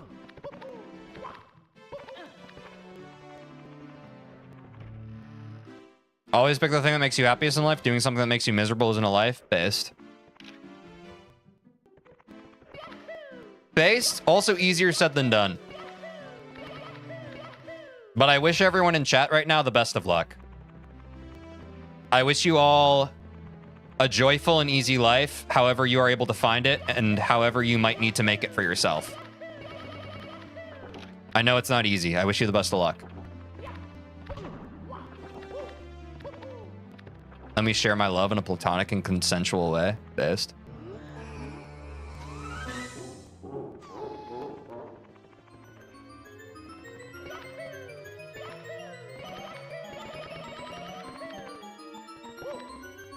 Nice BLJs. Maybe I go straight into Bowser stages. Platonic love is underrated? Yeah, Ellen. It's also villainized in our society. Still.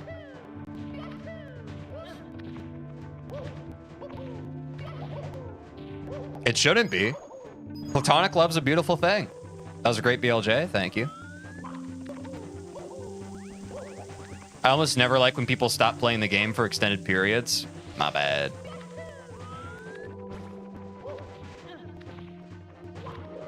I hope that July 2026 comes around and you have well over 50k subs. Truly deserve it. Thank you, Stutzy. Mike, guys, to share my goals, I don't know if I've said this on stream before. My only goal by May of 2026, I want to have streamed 1,000 hours. And I can proudly say we're well on our way.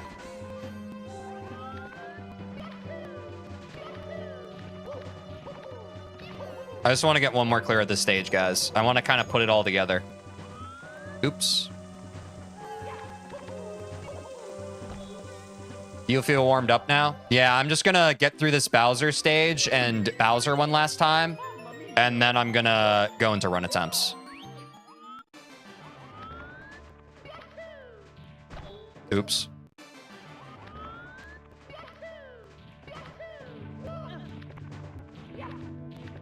Oh, God.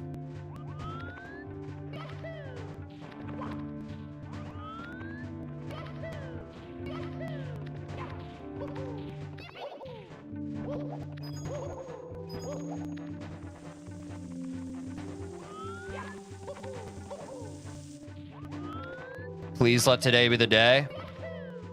If chat believes, I believe. I know a couple of people who think Valentine's Day is the spawn of Satan. I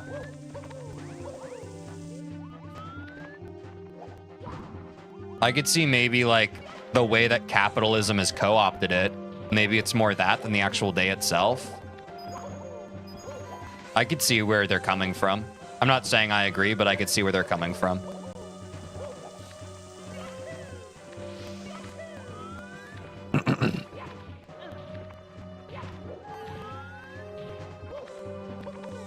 They called it stuff like make fun of Singles Day. Yeah, I think they're projecting a bit. If they're calling it make fun of Singles Day, that's definitely projecting.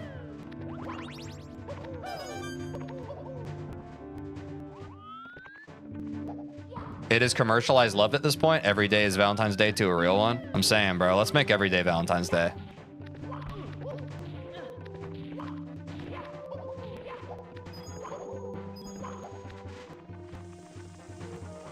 Every single thing in this world people complain about? On God, Stetsy. Everybody has something different they want to complain about. That's what they should do, like... They say the only things that are certain in life are death and taxes. I would add a third to that list, and it's fucking people complaining about shit. I complain about shit all the time on stream. I'm not impervious to it either. Same as it ever was.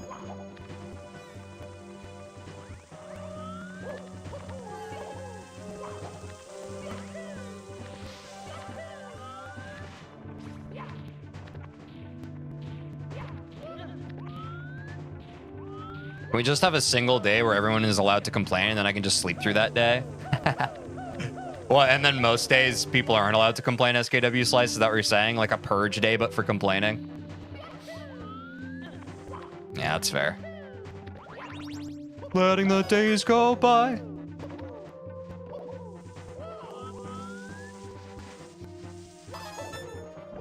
There's one person I bet who despises fresh air because there's always one person that hates stuff. Yeah. I mean, that's where the classic quote, like, if you try to please everybody, you please no one, you know? Like, people, and that's something I've learned also from content creation, guys. Especially on shorts, you get the most random fucking haters. You don't even say anything, and people just, like, they want to hate. Did you enable TTS for donations yet? Yeah. We got a super chat last stream, and the TTS did, in fact, work. Which was pretty hype. No, yeah, people just want to be upset. It's fine. Live and let live, I say. Well, fuck shorts, but that's hardly your fault. Yeah, it's okay, Demos. I'm not worried about it.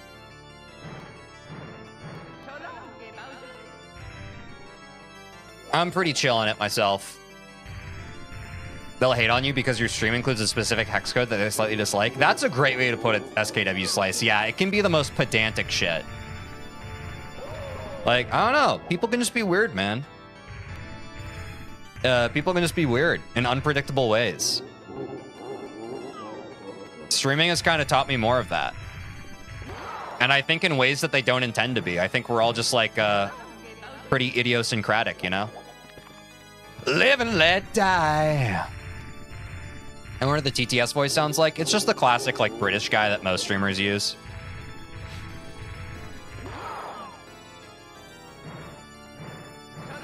There's enough to find problems in, and I have to go out of their way to do that?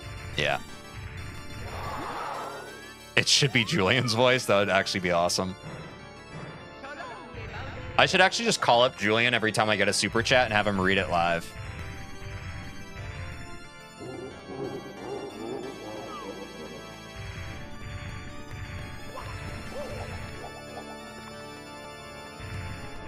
Tej, your camera is slightly too bright. I'm never watching this shit again. Guys, is my camera slightly too bright?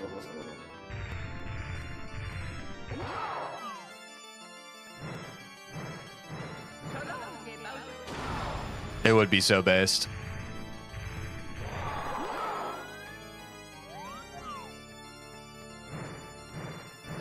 Is there any character limitation for donations or not? I'm not sure. The camera's unwatchable, dude. Aw, man.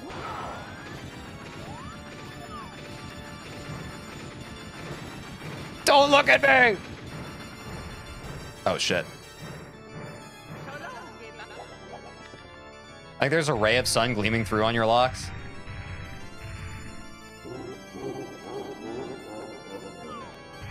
It's fine. Thanks, Lemons.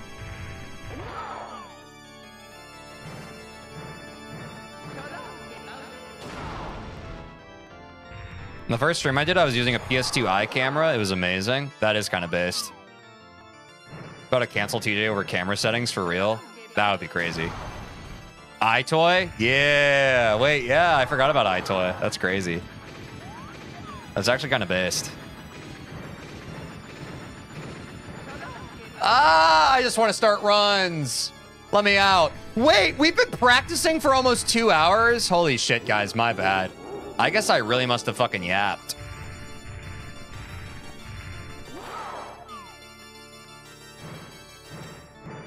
Wow, you get more characters in donations the more money you send? $2 equals 50 characters, 500 equals 250 characters. Oh, I had no idea. I guess that's just how YouTube Super Chats work. That makes sense.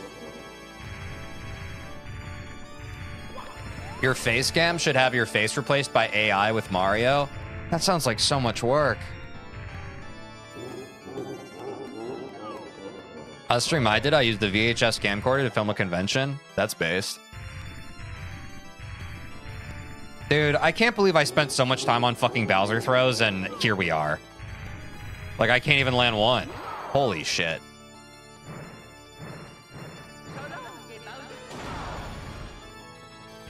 What do you use to do the text-to-speech voices in your shorts? I don't know. I've only done that on a few shorts. I don't really remember. Just some random fucking tool online. You want to know the truth? Google. Google. When in doubt, Google. I guess now ChatGPT, but I just use Google. Because sometimes still, if you know what you're searching for, Google is still way better than ChatGPT.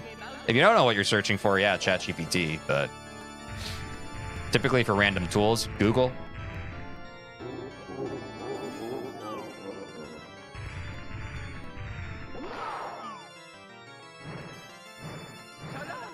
Oh my god, I've overcooked on the Bowser throws, bro. It's so clear to me. It's clear as day. Do people really use ChatGPT instead of Google? That's what they've been saying these days.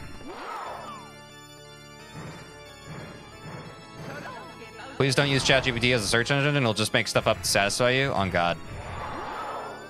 I find that hard to believe. I imagine some do. Yeah, I think some do. You guys have to understand that ChatGPT is like so well known now that like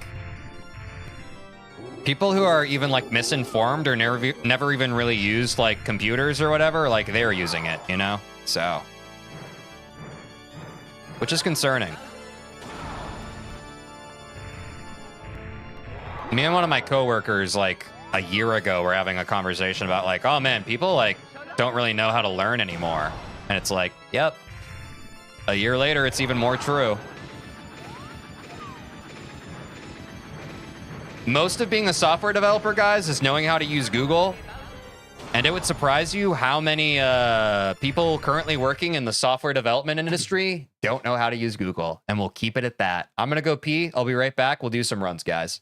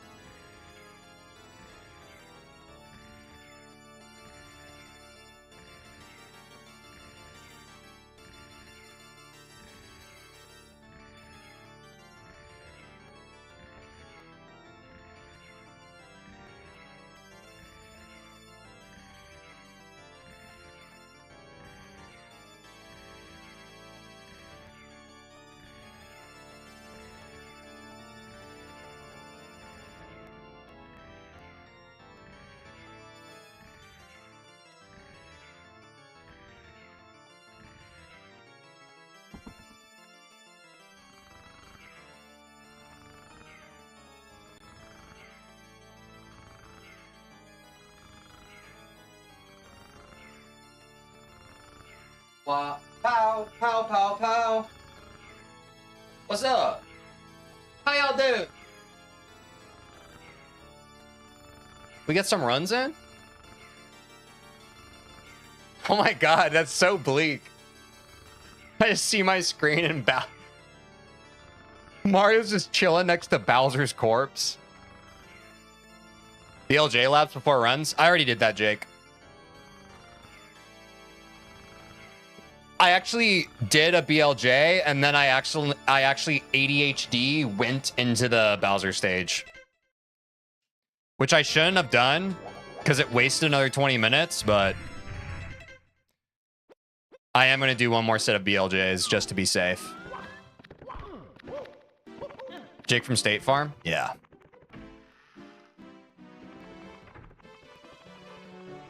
Just to be safe, because this would be a very annoying choke point. 2 hours into stream? Yep.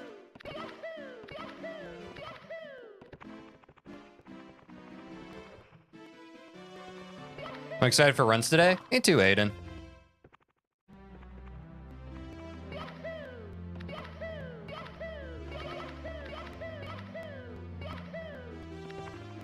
I'm a believer. Who else in chat is? Then I saw your face. I'm a believer. It'll be a sub 20. I'm never wrong. I guess we'll see, Stutzy. You know what? Let's have a vote, guys. Will Stutzy be right? Is today the day of the sub 20? Let's get it going. I want to see how many people actually believe.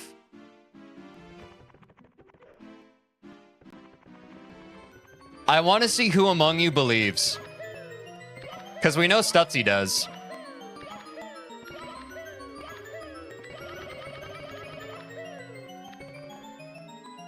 Oh my god. 7 votes, 15 watching, guys. Go ahead and vote if you're so inclined.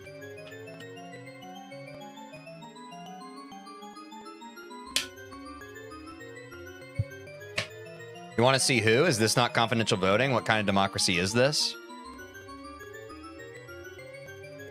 I don't want to see who specifically. I just want to see like where the majority lies. And it seems like a lot of people are very positive.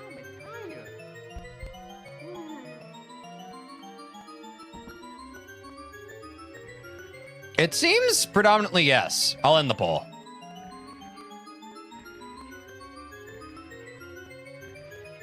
Demos is not a believer, but Demos has vocally always not been much of a believer. But I think that's because he enjoys being like, I forget. He said it himself in chat. I forget exactly where his head is with that. He said he likes being on the other side or something. Time for runs. I'm a realist. That's what pessimists say. Please come to the castle. I have baked a cake for you. Yours truly, Princess Toadstool. Imagine sub 21st run. Oh yeah, no reset, right? No reset for this run. I'm definitely cheering nonetheless. Appreciate that. Oh. Damn, I can't believe I warmed up for almost 2 hours. Someone should have stopped me.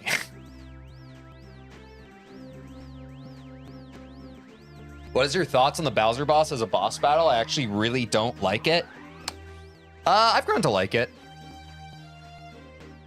I think at first it was really frustrating. Like if you go to my first stream day when I was fighting Bowser, it was so frustrating.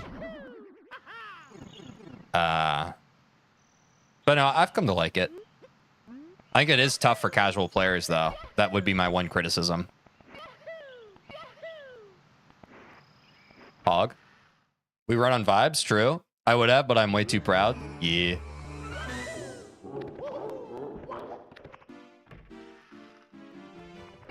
First run of the day. No reset. W wave dash. Thank you, Aiden. I try my best on those. Shibbity boop ba doop boop.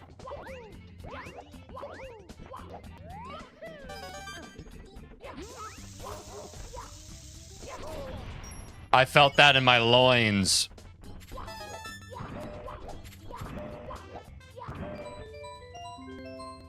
I didn't even blink on that backup. I feel like it's kind of boring. It doesn't leave much room for creativity. You grab tail and throw him. Like, okay. Yeah, that's fair. 30-year-old game.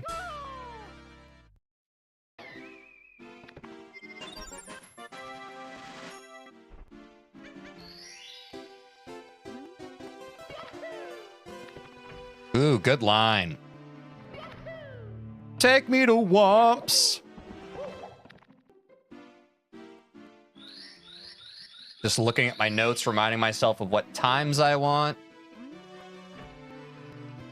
Yeah, I just wanted to use the 3D physics, exactly. It's then 64, you're pretty limited in what you can do as a boss fight. Yeah, you reset typically when you fail a bomb, don't you? It's the first run of the day, Stutzy. First run of the day, especially after not playing since Thursday. We're just trying to wake up the muscle memory of doing a run, you know? Which this is a horrible start to it. Holy shit.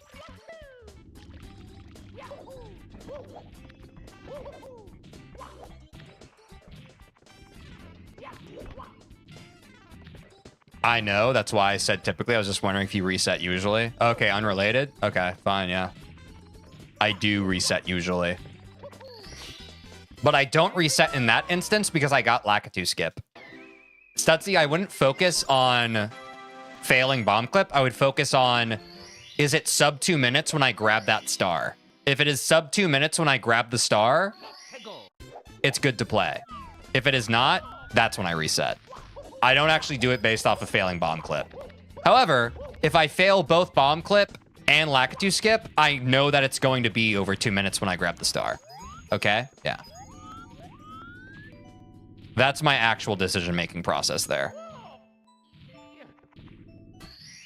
Bada bing.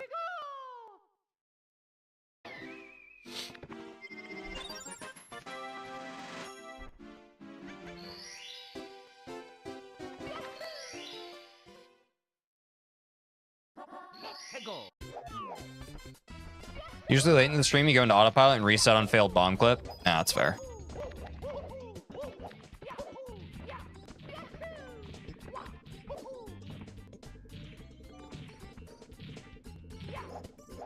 Back with tea? Nice. What kind of tea?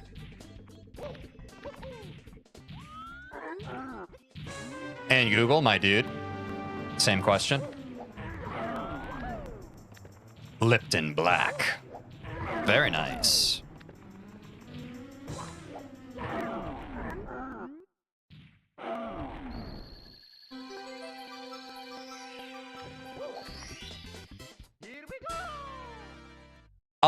It feels good to be back in Mario Land.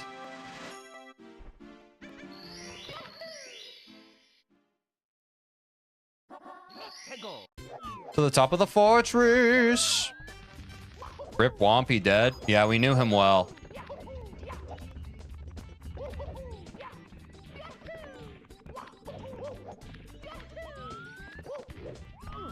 Ooh, kind of spicy.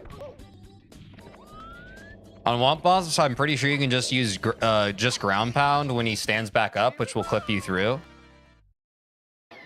What? I'm not sure if I understand what you're saying. I'll take any tea as long as it's made in the UK. Nice. He's a cool tower now? Yeah, he became one.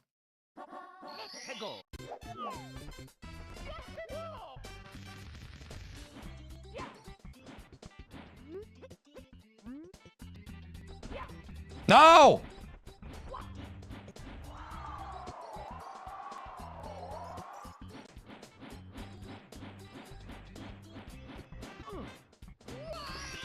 When you ground pound the Womp and he stands back up, you jump off him typically. I'm pretty sure you can just ground pound through him. That's not what I've seen speedrunners do, Stutzy. I personally haven't seen speedrunners do that. Anyone who's seen speedrunners do that, feel free to correct me.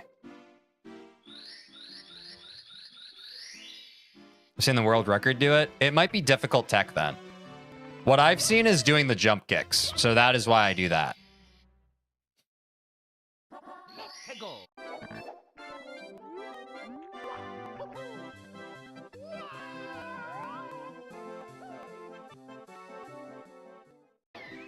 Is that what you do when you speedrun this game, Stutzy?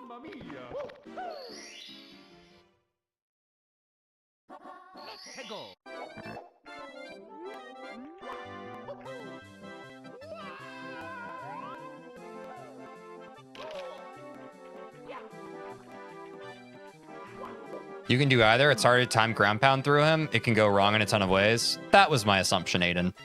Thank you. I've never done it. I've only seen it be done, and all they do is ground pound. Okay. So you are unfamiliar with speedrunning this game yourself. Got it. I just wanted to make sure.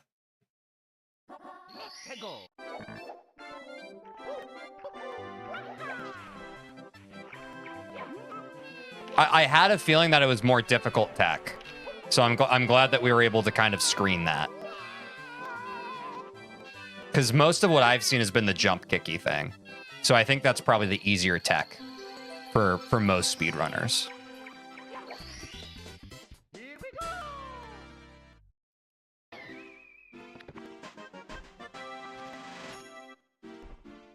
By the way, this is a terrible run if it's a real one, but it's a first run, so we're fine.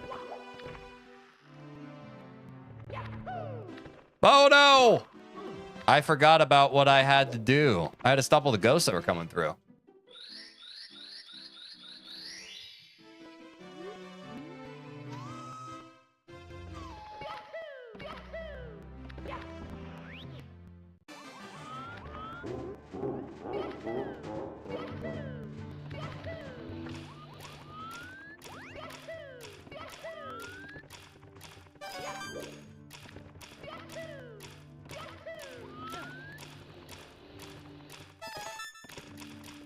I have fond memories of this game, especially those hours I wasted trying to unlock Luigi by running around the fountain.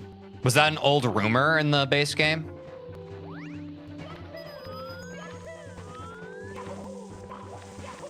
I ain't an OG, so I don't know. No! Oh my god.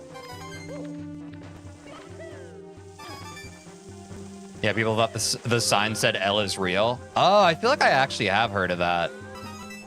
Not because I played the game, but just like old internet type shit.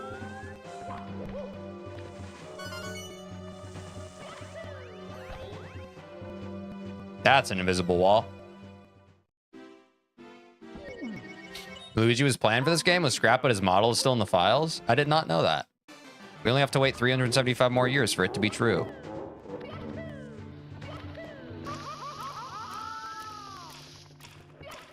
Robbed. Is what it is. A first run is always kind of flaky.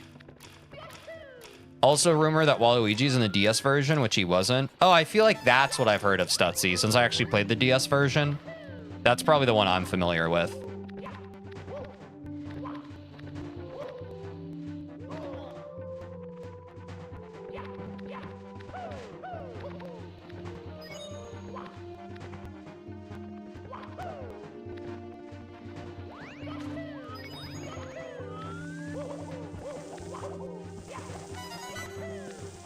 Ooh, I just barely cleared that.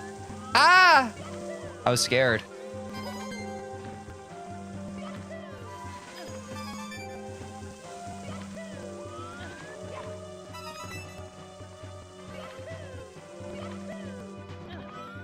Best part about Super Mario 64 DS is the gambling. I forgot about the gambling. Wow, you're right. I totally forgot that was part of the game.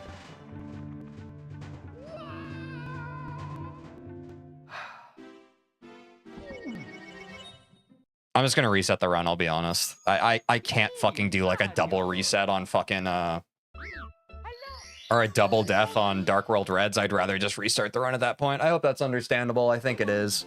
Please come to the castle. I have baked a cake for you. Yours truly, Princess Toad. You remember Silver Stars from 64 DS? I do vaguely, Stutzy. What were the Silver Stars for?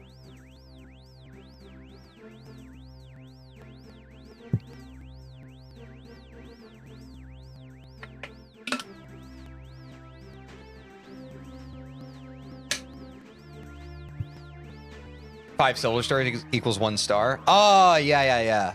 Yeah, I do, because I do remember playing that game and having to collect them. I do vaguely remember that. That's interesting. I wonder why they added that in the DS version.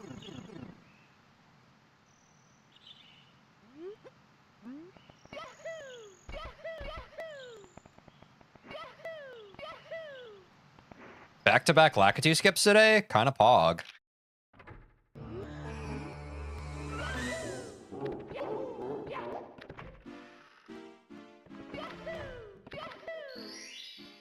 Lakitu skip pog? I'm saying, Alan. They also had a switch star in the DS version. You press a switch and a star spawns. I do not remember that one, but I believe you. That one does not ring a bell, but I believe you.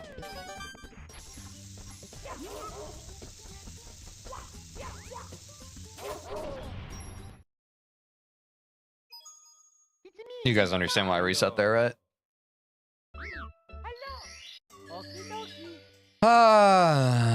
120 star and 70 star GP through the Womp. 16 star doesn't even do the Womp star. Single star jumps over the Womp. Ah. Princess Toadstool. Peach.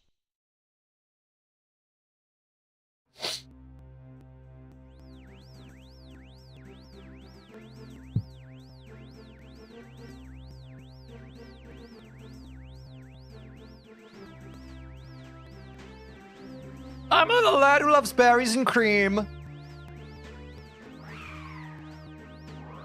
My hair's at that awkward length, bro. The Lord Farquaad. It won't be forever, but right now it just is what it is.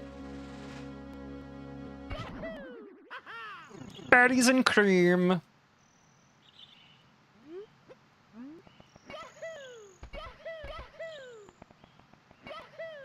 '64 DS stream would be cool. You'd be very nostalgic. I did play it when I was a kid, but I honestly don't feel like I have much nostalgia for that game. Is that crazy?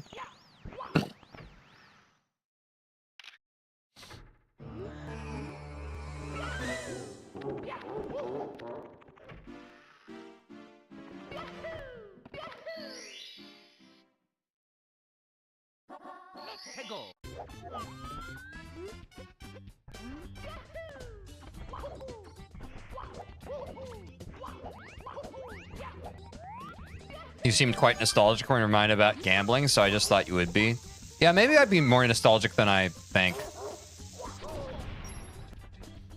There's just some things that just immediately jump out as like, ooh, that would be like really like gushy nostalgia for me to replay.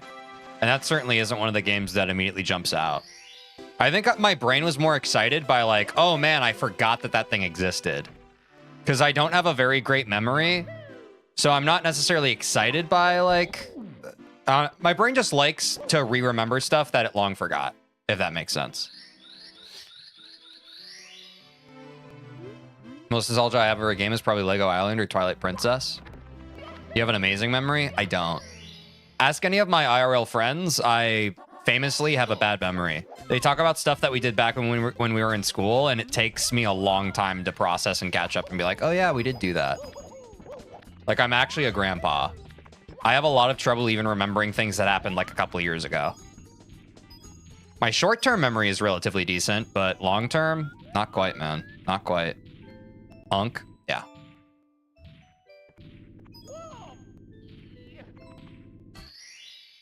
Here we go! Ay, ay, ay.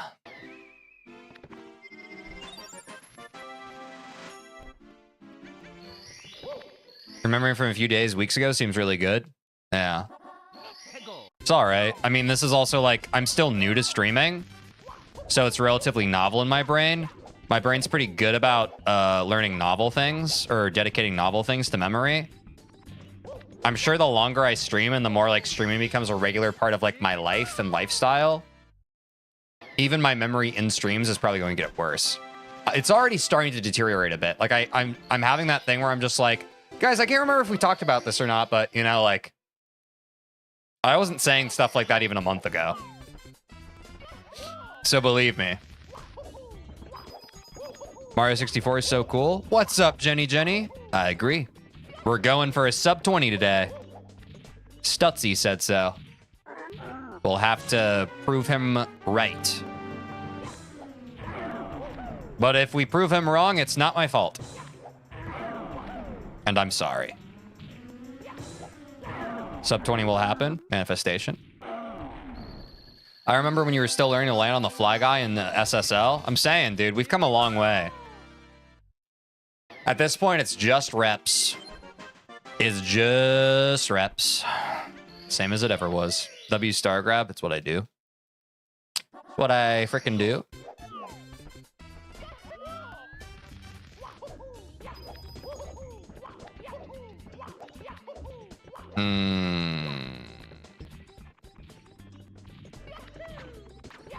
Didn't feel great about that. Didn't feel great about that.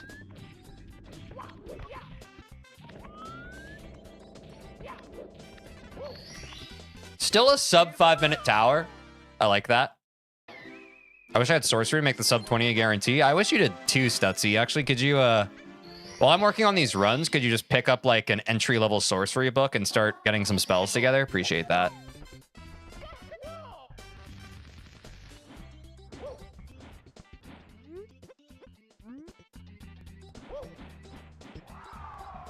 Time to do some voodoo? Oh, God.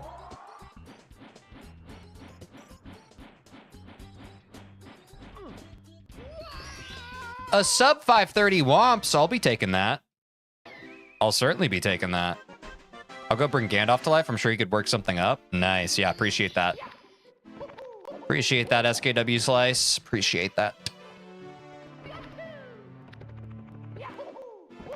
Let's pray you get at least the sub 21. That's fair. Sorcery stream when? Sooner than you may think.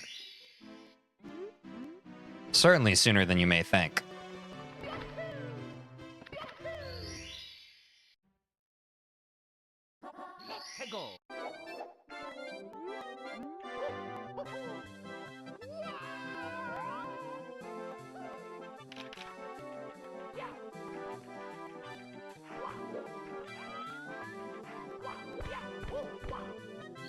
I'll make a deal with the devil to trade my soul for a sub 20. You don't have to do that, and Google, but I would deeply appreciate it. Imagine you get a sub 20 on the very last run of day 30. It's probably, genuinely, probably the most likely version of how things are going to happen. Like, I don't want to speak that into existence, but that's probably the most likely version of how we get the sub 20. Not to take away the drama, but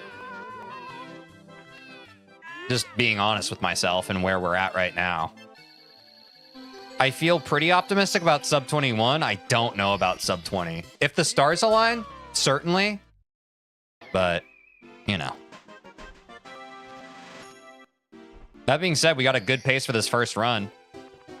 Ignore the resets we had. This is the actual first run.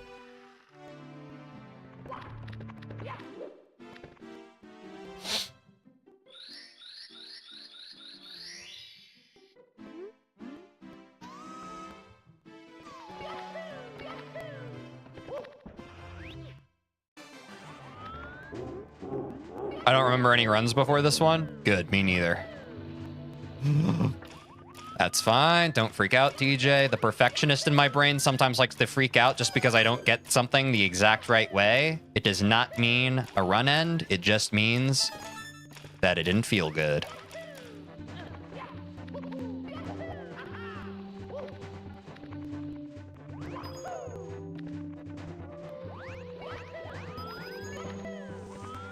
Oh, I lost my momentum there.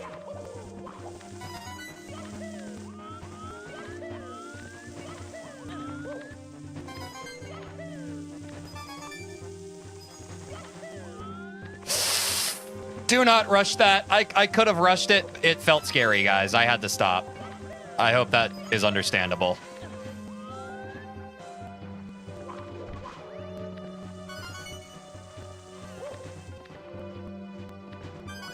W Dark World, not so bad. Feel Good Inc. mentioned. Windmill, windmill for the land, time forever, hand in hand. Here we go!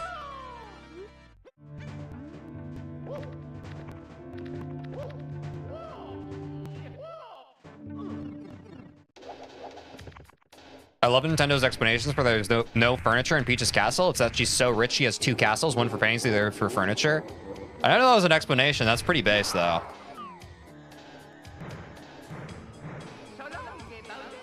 Boom! Majestic voice on God, thank you. Wait, sub 930 Dark World. Wait. Sub 20 pace? Coming out of upstairs again? We're on our growth? Fucking. Oh, no, it's not sub 20. Fuck! We were so close.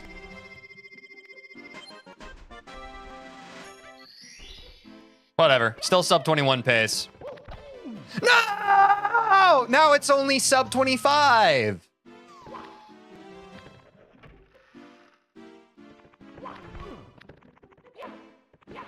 Oh my god.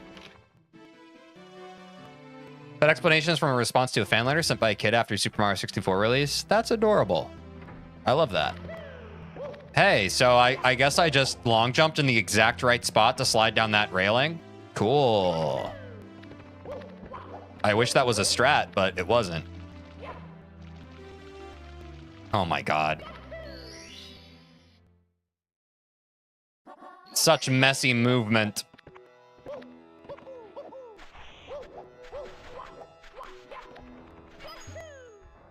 Take me there. Oh, look how high I am. I almost cleared Klepto.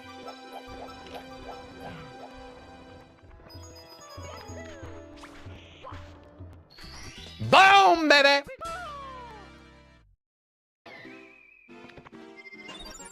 TJ, I think when you run around after throwing Bowser and missing the window for talking to him, you should just stand still facing him instead. That's something I've been doing for a while. I thought that I was, like, buffering something. Should I just, like, stand where he is? I've actually been curious about that for a while.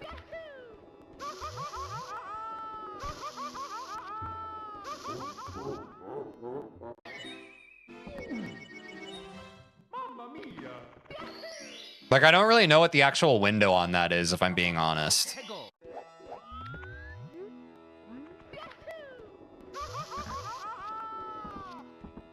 If you stand close enough to him, you'll talk to him on the first possible frame. Okay, that's good to know.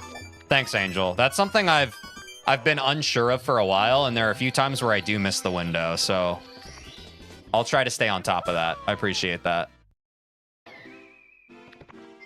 Did you do Pyramid Star? Nope.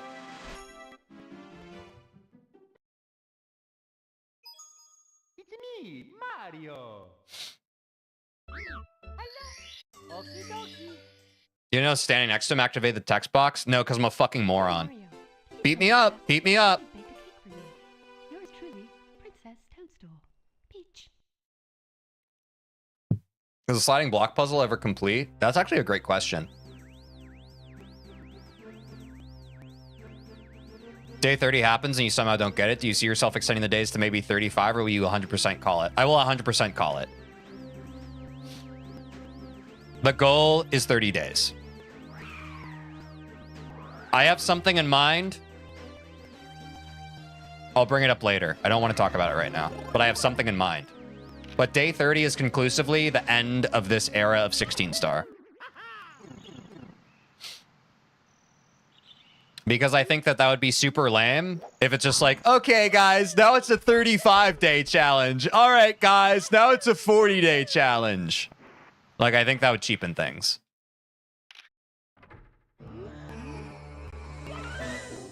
Then we get to see you do 100%, if that's what chat votes for, Stutzy. If that's what chat votes for.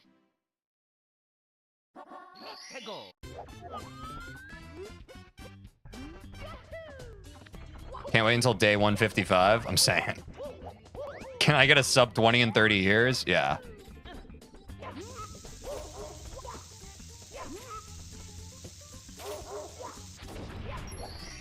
Lakitu, Skip, and Bob-Ombs, bro? Holy shit. You know, I care about that now.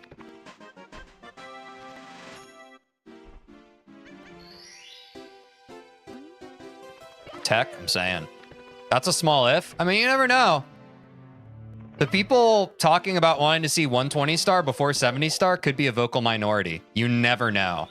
Certainly from chat representation, it seems that way, but we got lurkers here too.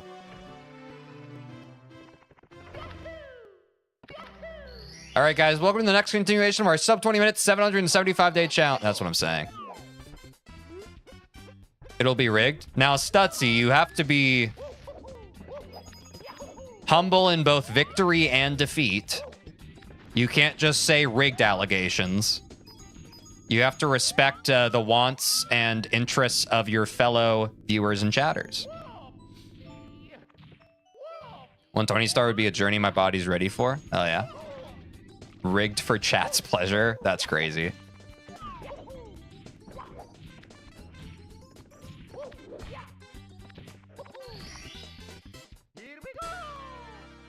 Lurkers, just as FYI, if you vote for 71st, you'll be exiled from our community.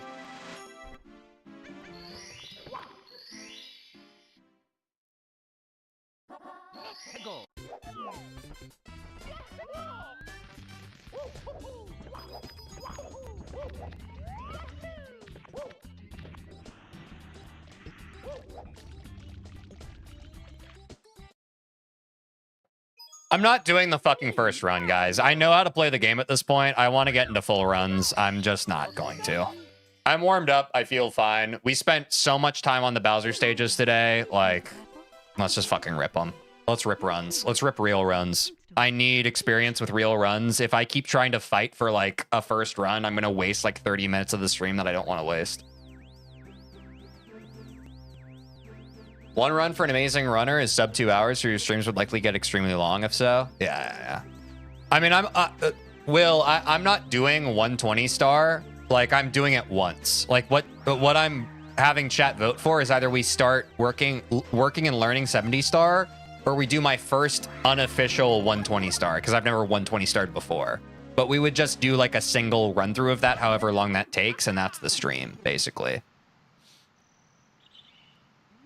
Yeah. We're not going straight to, like, learning 120 star. That's why I'm saying, like, I'm keeping the option open to chat because a few people are just like, I want to see you get 120 star for the first time. It's not speed running. It's just, like, a normal playthrough.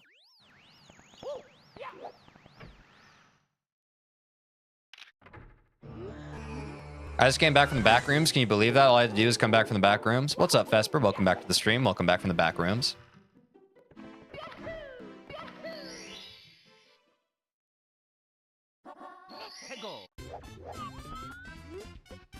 I can do it in under 2 days.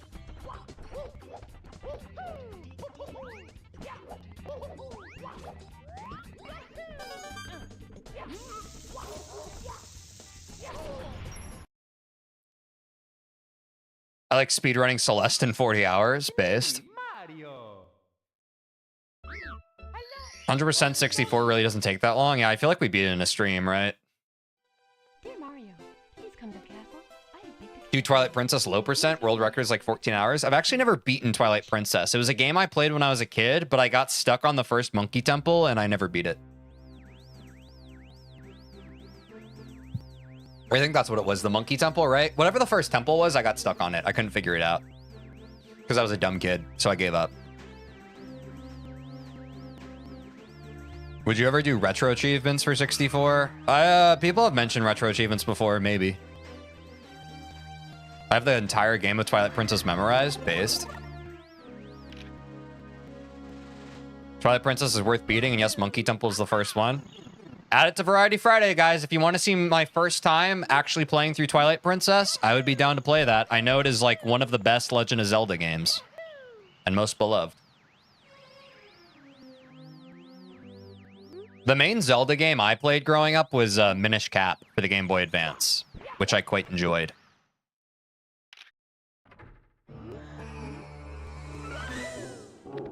I've played some of the others, but that was the main one I kind of mainlined. And like I went for all the 100% stuff in it. Have you seen the short on my Lakitu skip is even a thing? I don't think so.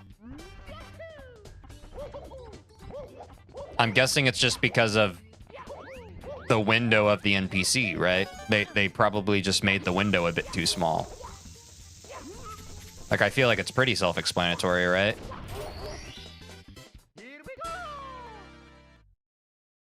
I have mixed feelings on Minish Cap. Hell, I was working on the script for a video for ages. Yeah, I mean, my knowledge and opinion on Minish Cap doesn't go that deep. I haven't played it since I was a kid. I liked it when I was a kid. That's about it. Yep, Pan and Cook makes shorts now. Crazy. Is a Pan and Cook short like 10 minutes long? There's a slither of the bridge too short. Yeah, that's what I assumed.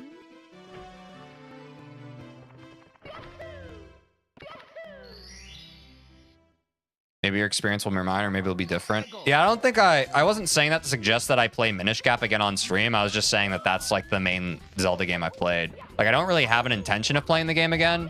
That's just the one that I played when I was a kid the most. I don't really have much interest in playing it again, to be honest. It was just like that era of when you're a kid and you kind of just play whatever. I remember enjoying it enough. Here we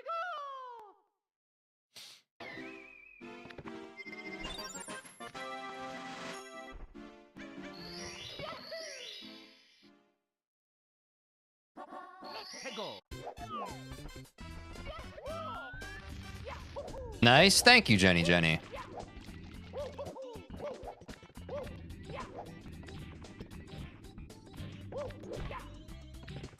I wonder why the Star song doesn't play when you get Candleless. Did it not? I have no idea. The only Zelda game I played, you actually play as Zelda, Echoes of Wisdom? I've never heard of that one. That's crazy.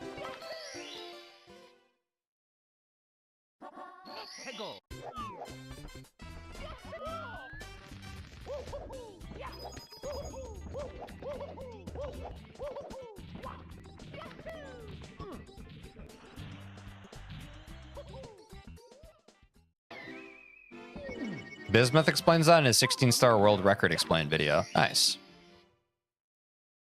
RIP. Yeah, is what it is.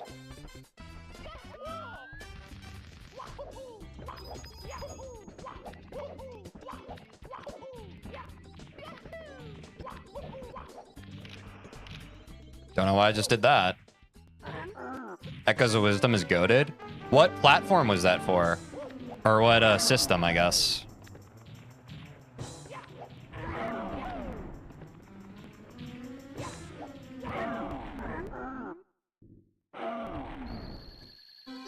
A bazinga. Oops. Echoes of Wisdom is that new one on the Switch. Oh, there's a new one? Oh. Have you ever had a full rage over a mess up in a run, not counting slight crash outs? I don't know. Chat, have I? Bazinga indeed. On God.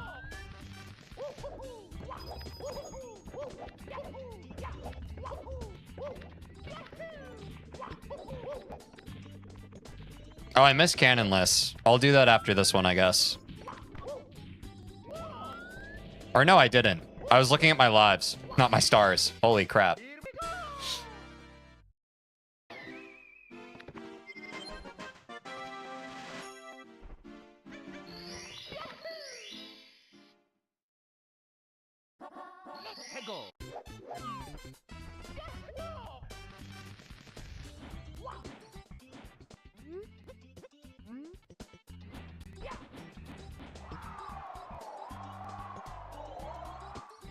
I really can't recall you cussing out the game after a death. You only slightly get annoyed. Yeah, I feel like I just get slightly annoyed. I mean, most of when I get tilted, I just kind of get frustrated and pissy. I'll have my occasional eruptions, but I kind of put the lid on it pretty fast. At least that's my own self-diagnosis. I could be incorrect from the outside looking in.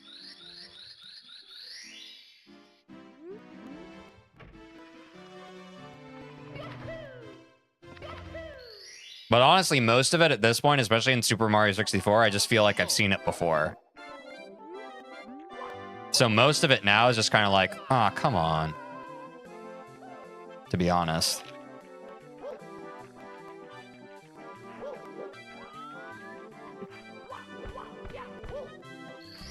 Except Dire Docks. That shit still makes me irrationally, insanely angry when it happens.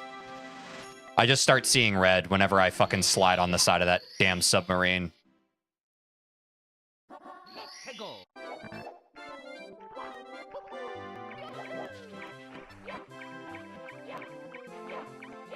That's all right. Take your time.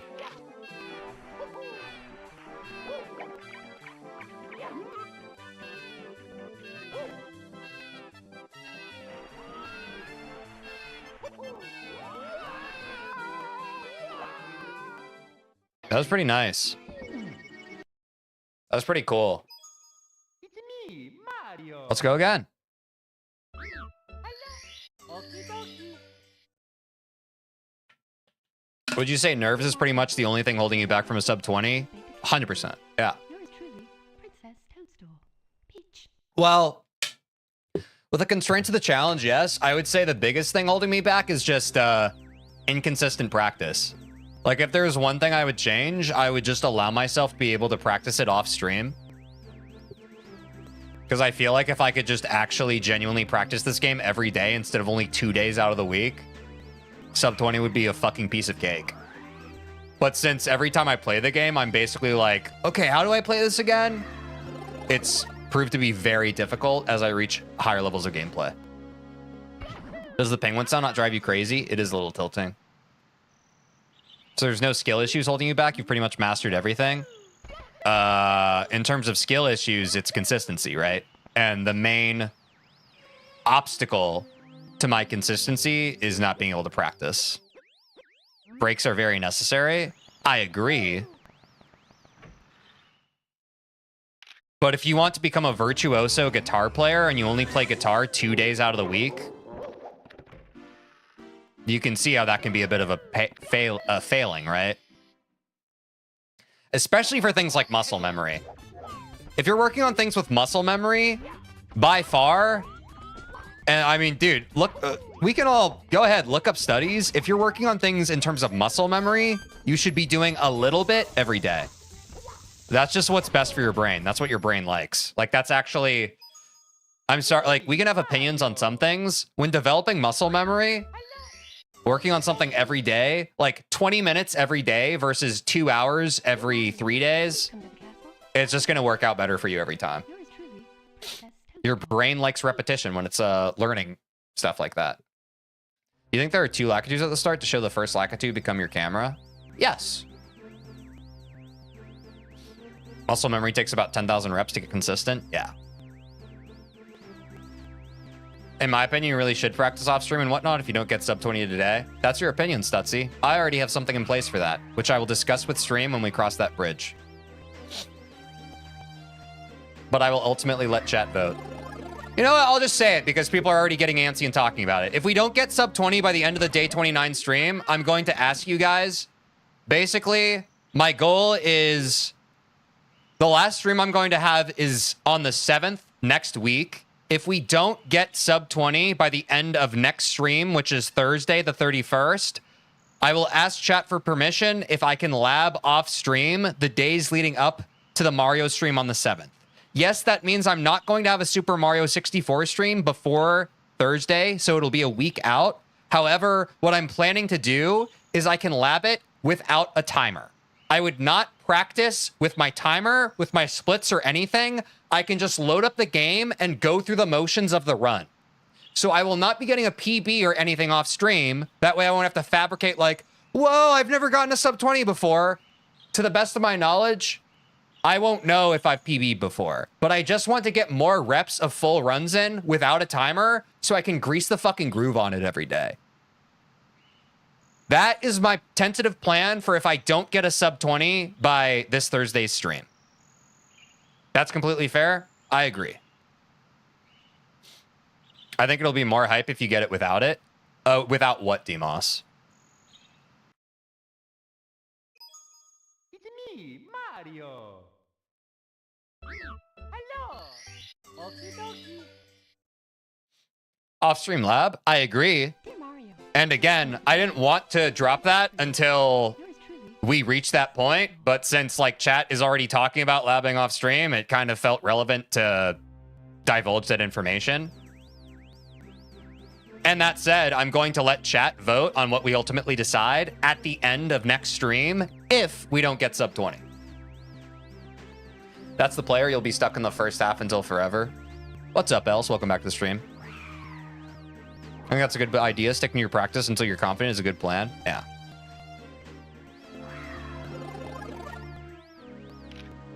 Also, that's the main thing. Like, to be honest, like, I was excited for the 30-day challenge to make, like, a video out of it and be like, I never even practiced off stream.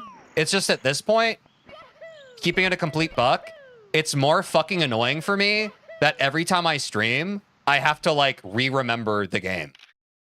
When, like, I feel like realistically, if someone started this challenge from like, if someone started learning how to speedrun Super Mario 64 and they genuinely played 30 days consecutively, I think that they would be able to get a sub 20.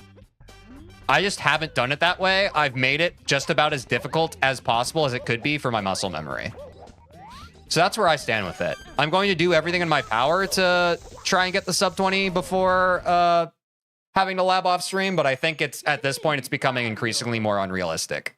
I feel like my biggest obstacle every stream is like, man, I haven't played this game in 4 days. And then everyone's like, damn, why are your BLJs kind of off today? And I'm just like, I don't know. I haven't played in 4 days. I haven't had an opportunity to lock in on it. I'm basically making an RNG roll for what's going to feel off on any given day because I don't practice every day. If you get sub 20 early on in a stream, will you keep going trying to get a better run? Yes, Angel, I think that's a good idea. I think that's fair. Like, for example, on Thursday, if I get sub 20 an hour into a stream, I'll keep doing runs. Practice like crazy after day 29 stream. If you don't get it, the sub 20 needs to happen. That's where my head's at. I'm gonna head out for tonight. Good luck for your runs. I believe in you. Thanks, Ann Google. You went from asking if we get it today to doubt? Yeah. Is that unclear? I've said this before on stream, Demos. The reason I'm doing the challenge isn't because I think I can do it. The reason I'm doing the challenge is because I don't know if I can. It's also not the end of the world if we don't get sub 20 with labs. I also agree with that. I believe in today. Thank you, Jenny. Like, it's okay to just, like, believe in stuff. I've also been very upfront. Pretty much every stream. I am very doubt-riddled. I don't know if I can do this. I don't know where that may have gotten twisted or lost in communication. In my head, it's why this is compelling to watch. I'm worried about this. I'm worried about getting sub 20 in 30 days. I am. I feel an intense amount of pressure on myself internally, and I don't know if I can do this. That is why I time-boxed the challenge. That is specifically why I did it. I'm teasing? Cool, man. It's me, Mario. Sub 20 does seem quite hard to get. Yeah. Dear Mario, please come to the castle. I have baked a cake for you. Yours truly. Instructions unclear. I've been practicing for 48 hours straight. I mean, that's true. That could be a slippery slope for me as well. I could also see myself driving myself insane the week leading up to the final sub 20 stream if we allow me to lab off stream, which is also fair.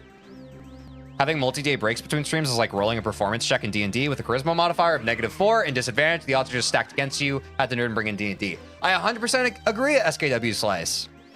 It's a miracle. It would be awesome if I could get a sub 20. It's just so clear. Like, I don't know. We keep showing up to these streams and people are just like, what do you think you should lab? And it's just like, I feel like at this point, I just need to do like a bunch of runs. I need to do a bunch of runs where like I don't even have to worry about chat. I can just turn off my brain, go through the motions, let muscle memory do its thing. That's what I need to do right now. That's undoubtedly what I need to do. Like, it's nothing else. Like, we've labbed everything else as much as we can. We're literally at the bottleneck of like, TJ needs more time with the game. Nice Lakitu skip, thank you.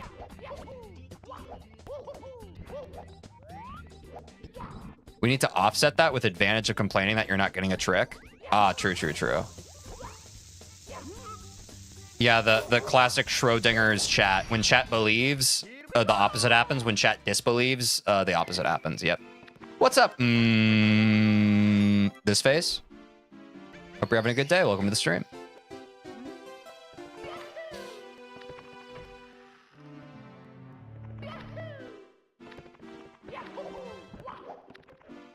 See, that's why I always disbelieve. I see where you're coming from. My name's Darius. I will remember that. How are you doing, Darius? Are you having a good one? Maybe go through a run this stream without responding to chat. I think reading chat distracts. I appreciate that, Stutzy, and I see where you're coming from. I'm just not going to do that. Like, I don't... Maybe it's a personal failing of my own. I don't want to have a stream where I just ignore chat. I'm just not going to do that. I would sooner compromise my challenge or adjust the challenge to where I can like go non-verbal and practice off stream I just don't want to have a stream where like I ignore chat. I think that goes against like what I want to do as a streamer. I'm just not going to do that. I appreciate the input. I just don't want to do that. I don't want chat to feel ignored or like they're not a part of what's going on. Erwin Schrodinger mentioned. Yo, thank you for subscribing. Thank you so much. Guys, I'm trying to get 1,000 subscribers so I can monetize my YouTube channel. We're almost at 710 subscribers. Thank you so much, Darius, for subscribing. Appreciate you. You're a real one. Not the whole stream, but maybe a run or two just to see if there's improvement. No, again, Stutzy, I see where you're coming from. I really pride myself on talking to chat, though, and even that I don't want to do. But, like, genuinely, like, I don't want that to come off as me dismissing your suggestion because I do think it's, like, I think it's a valid one and makes a lot of sense. I just, like, to me, if I'm streaming and I'm just not even engaging with chat, like, what are we doing here? Like, genuinely, like, what are we doing here? I'm fine with doing it on, like, PB runs where, like, I really just need to lock in at the end. That would just be, like, existentially upsetting for me. Like, I feel like it defeats the purpose of the stream. But again, I hear you, I feel you. It's a great suggestion. Just not for this streamer, I think. Subscribe for more Epic Sauce streams. I'm saying, Angel.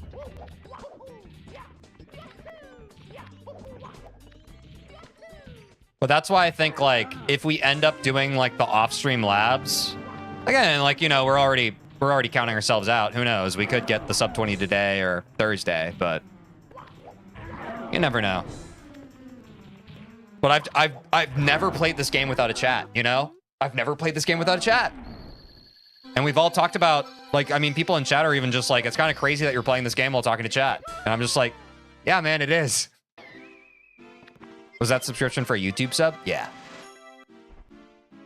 Do you got a favorite song from the Mario Kart World soundtrack? I actually haven't had a chance to play Mario Kart World, Darius, because I can't afford a Switch 2 at this point in time. But I do think the music generally seems pretty cool in that game. Do you have a favorite song?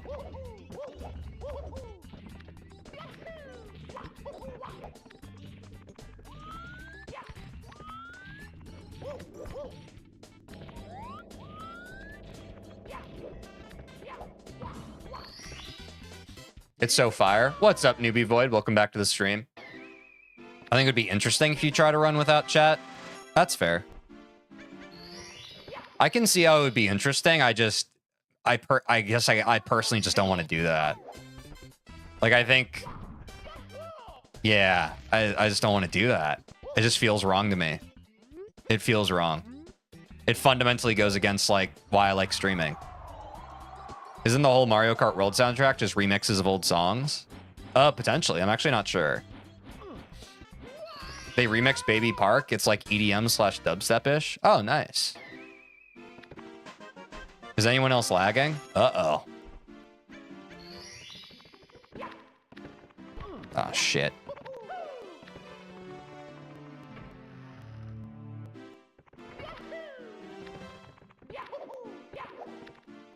No lag for me? Nice. It's buffering a bit. You might need to refresh on YouTube, Stutzy. Common YouTube thing. Sometimes YouTube live streaming can be kind of weird. Especially since I stream in ultra low latency, so like especially if you're having internet problems, those will be exacerbated quite a bit.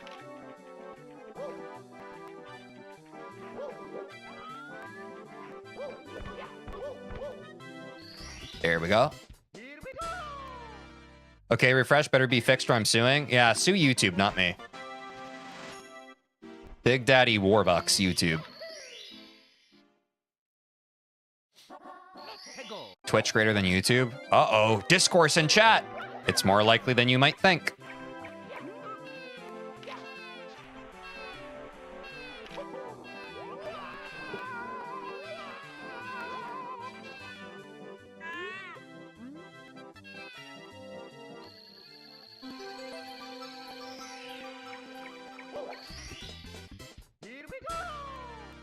I thought chat was supposed to be hive mind. Sometimes it is, and sometimes it's the opposite. Sometimes it's like mind, sometimes it's unlike mind. Teej, what's your opinion on subs? I just had one. Why are they so good? I love subs. I love sandwiches in general. What kind of sub did you have, Newbie Void?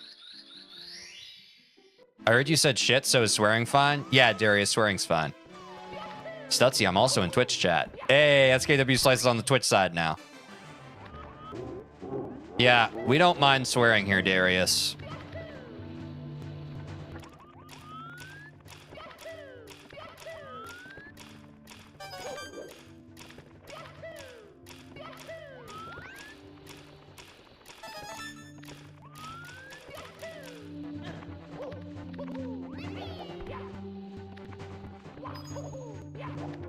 You love subs so much, you're making it your goal to get 100 of them. Make sure to subscribe. Or 1,000 of them. Yeah, guys, if you're on YouTube and you haven't yet, could you consider subscribing? I'm trying to get 1,000 subscribers so I can monetize my YouTube channel. Speaking of Big Daddy YouTube, they're currently not paying me right now. So by you subscribing on YouTube, you directly contribute to making corporate overlords actually pay their creators the money they're due. Thanks.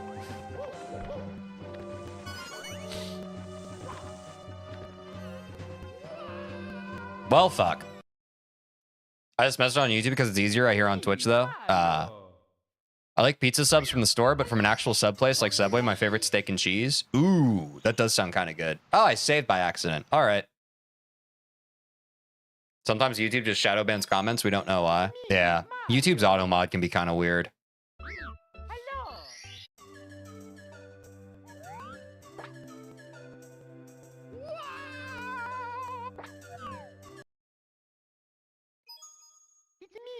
We go again.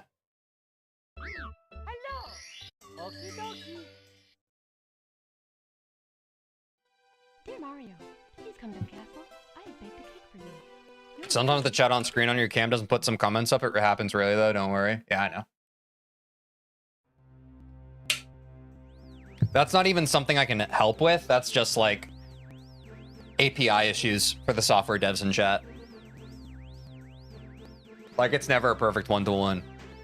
You can just notice that because we're a small stream. So if a message is dropped, you can tell. For a big streamer, I'm sure it happens constantly, but no one notices because the chat's moving so fast, you feel?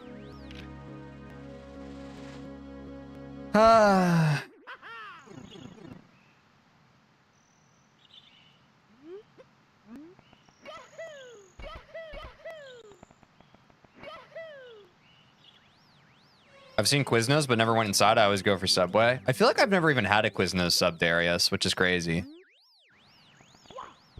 I'm excited for you to get 120 stars and see the reward you get for it. Reward? Is there a reward I get for 120 stars? Is it Peach's cake?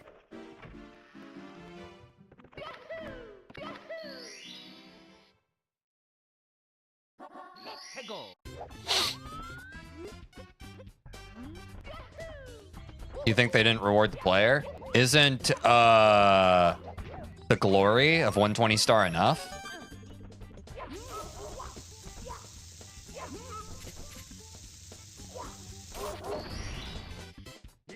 The spoilers becomes even spoilers-er than usual. Ah.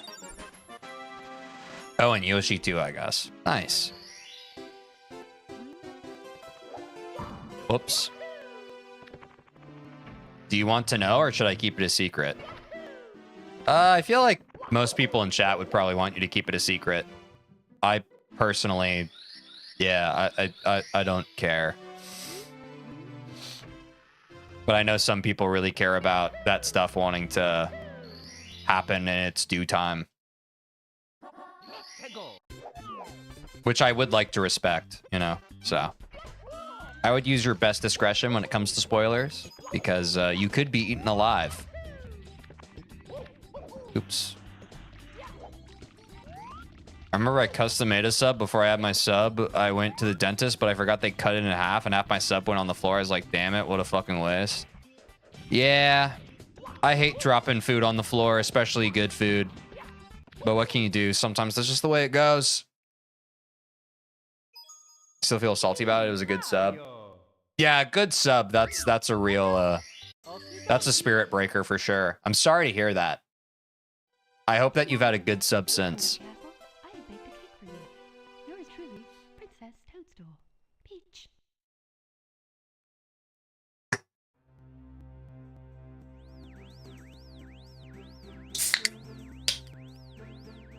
Another DP.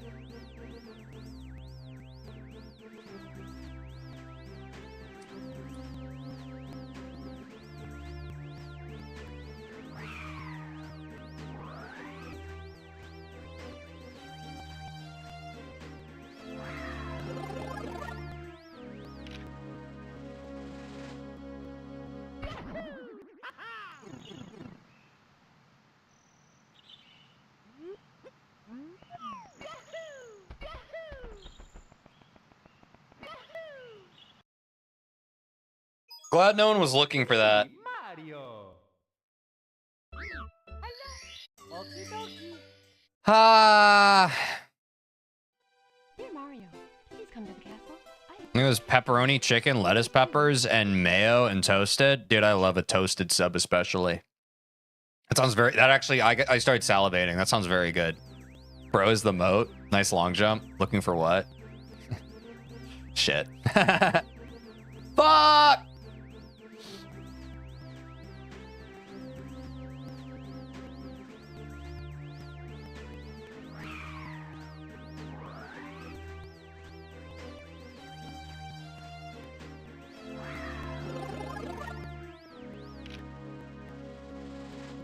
Good luck attempts. Thanks, Lemons.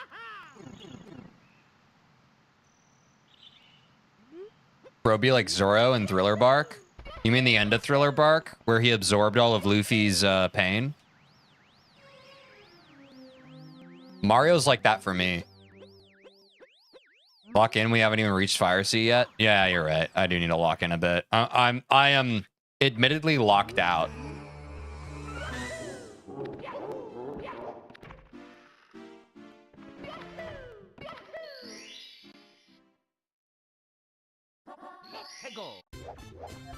Please no One Piece spoilers. I'm in Whole Cake. Oh yeah, good call.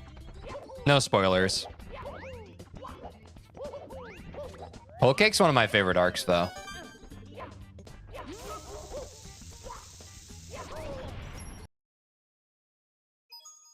It's me, Mario. Hello. Okie dokie.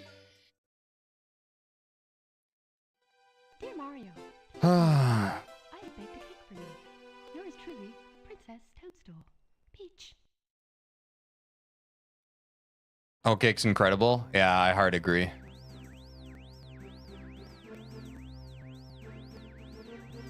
Mostly because Sanji stops being awful for the arc. I always liked Sanji even before Whole Cake.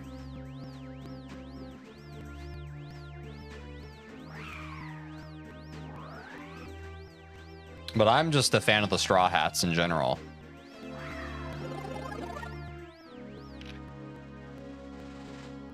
I've never really had a problem with any of them, to be honest.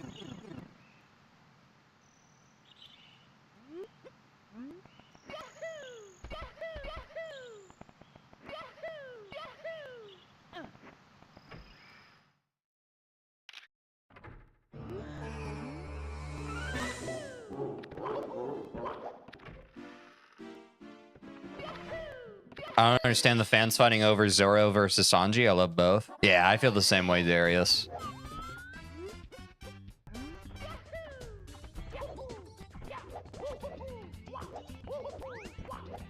Spoiler alert, Dumbledore's gay. That's what they've been saying.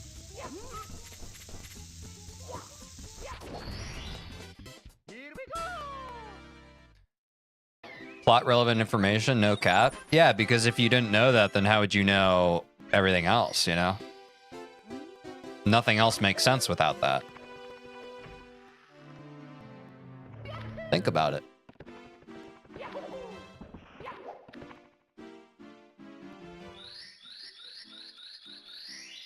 Do you even like Harry Potter? Yeah. I'm nostalgic about especially the early films.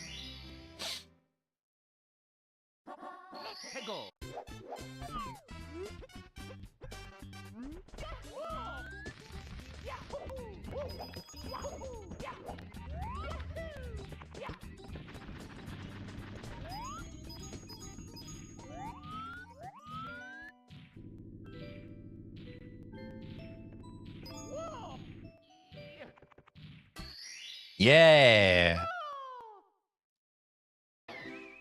Dumbledore isn't seen with a woman? What do you mean? He's seen with many women. I feel like the first book starts with him with McGonagall. I think I've only watched Harry Potter 1. Darius, if you only watched one of the Harry Potter movies, I think that's quite the good choice. That is quite the good choice. What's up, Done With Everything? Welcome back to the stream. Hope you're having a good day.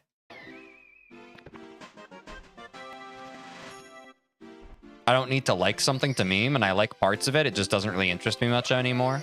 Yeah, that's fair. Will you be watching the Harry Potter remake? I'm not personally interested.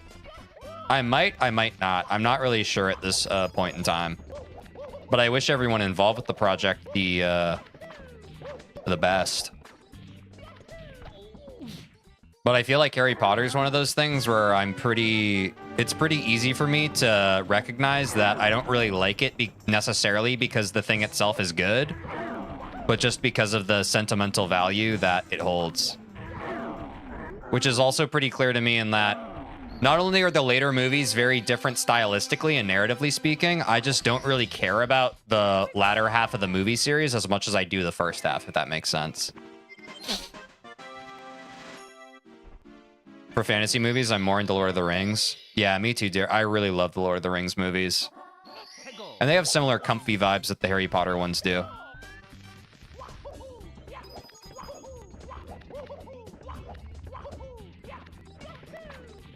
But the Lord of the Rings movies, like, I rewatched them recently a year ago, and I found them, like, even deeper and richer than I remember from when I was a kid. And I've watched the Harry Potter movies since being, you know, like a fully formed adult, and I did not experience the same thing. Like, it only seemed, it wasn't like there was more for me to get out of the media, if that makes sense. Whereas with Lord of the Rings, I was like, oh, wow, I liked these as I was a kid, and there was more to kind of be appreciated from it. I got to appreciate it as a child and as an adult. Whereas with Harry Potter, it kind of only brings out the inner child in me, if that makes sense. If you haven't watched the extended cuts of the trilogy back-to-back 12 hours straight, I dislike you. Yeah, I've watched the extended cuts. I had a long weekend again like a year ago where I just kind of marathoned all of them while I played RuneScape. The later movies are better to me as they become a lot more mature / darker, which I think fits more. Yeah, I actually disagree, Stutzy. The reason why I don't like the later movies is because I feel like they're very cookie cutter. I feel like Harry Potter had more personality and more fanciful fantasiness in like the first 1 through 4 movies. I actually didn't like the both cinematography wise, but also just like artistic direction. I get why it was necessitated because that's certainly how the books go too. But part of me was just kind of fine with like fun little like wizard mishaps and monster of the week type stuff, and I didn't personally like when it was like, oh, actually it's really deep and also it's a conspiracy and all this stuff. But that's personal preference.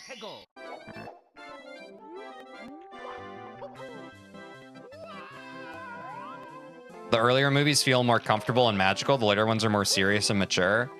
Yeah, I mean, I do agree with that, like, objectively speaking. I just don't think that I agree with the argument that that makes the later movies better. I think it makes them, I don't know, like that greenish hue they all have, it just felt more like a movie of its time versus a timeless one, if that makes sense. Like, it felt like the Christopher Nolanification of Harry Potter, you know? Dear Mario, please come to the castle. I have baked a cake for you. Yours truly, Princess Toadstool. Rip CCM. Yeah, it is what it is. I'm yapping. I first watched Lord of the Rings when I was like 10 in a single day with my family. I had it in my mind for like 7 to 8 years as this magical thing, and it was so hyped in my mind that watching them disappointed.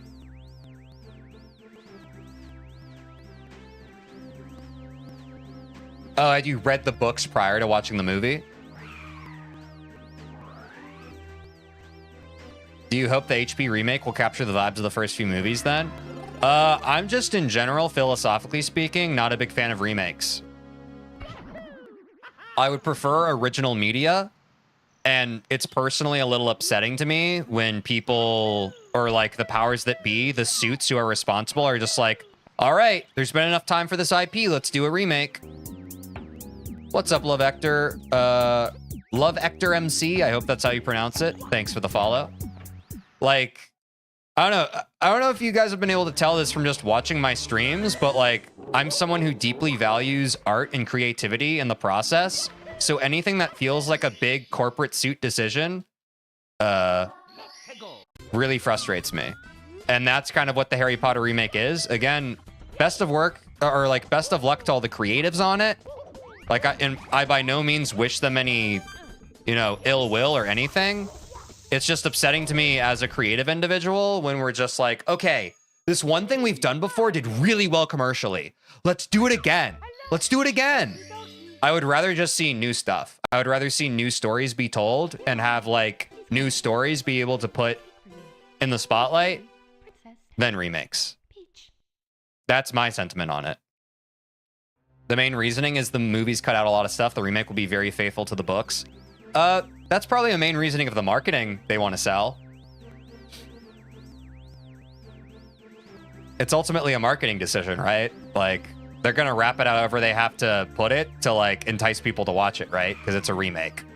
They're like, that's very Billboard-esque. That's very, like, oh, man, it's Harry Potter like you've never seen before. The Harry Potter you love, but it's even more faith. You know what I mean? But again, that's my personal opinion. I don't like remakes because they feel like where art goes to die.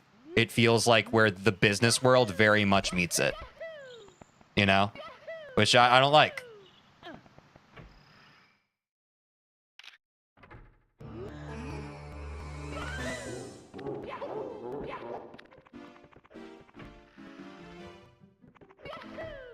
There's a One Piece remake in the works. Are you talking about the anime?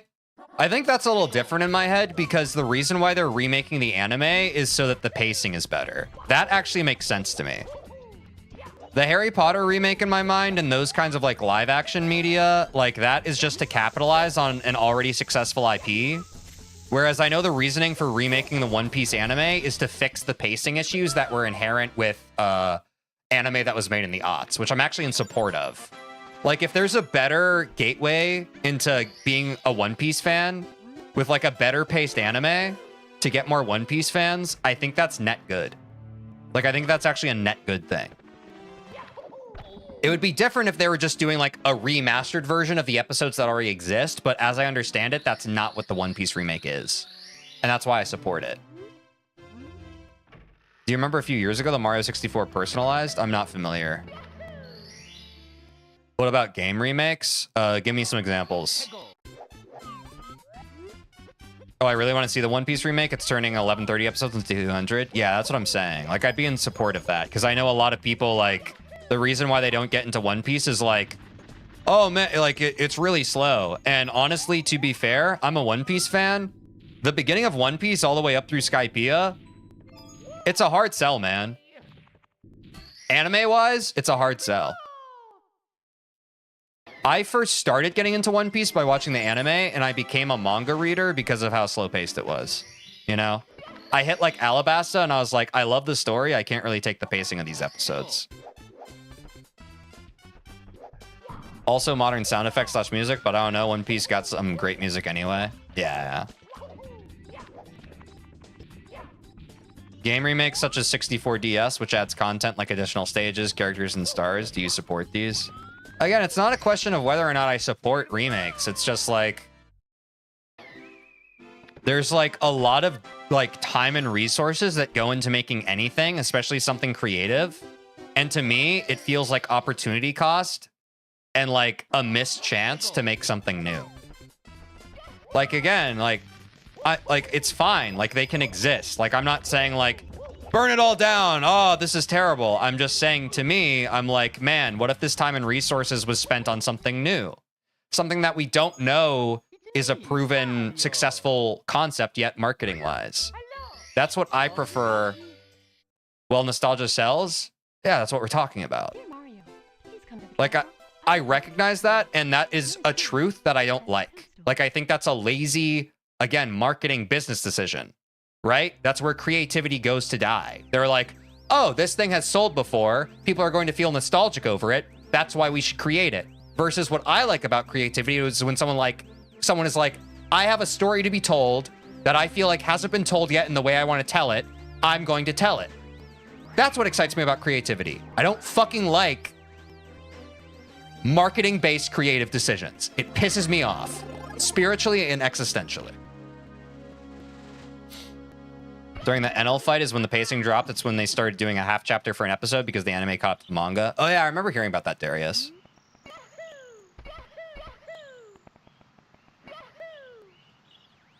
So you like remakes that add stuff and don't like remakes that adds nothing? I just generally speaking, I don't like remakes. I feel like I'm sorry, I feel like I've been very communicative about where I stand on this. I don't understand where like the miscommunication is here. I feel like I've been fairly concise in where I stand on this. I like that this is the most you got tilted all stream. Yeah. Like, I feel like I'm pretty clear.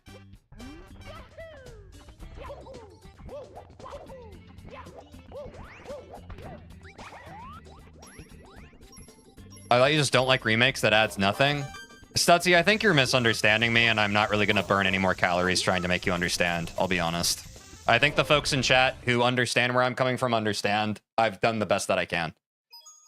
It's me, Mario.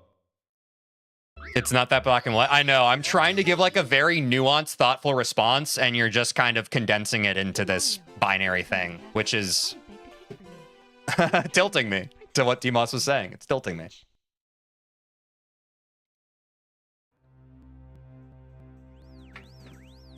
Burn any more calories is a phrase I'm going to steal. Please do. I stole it from somewhere. I don't know where.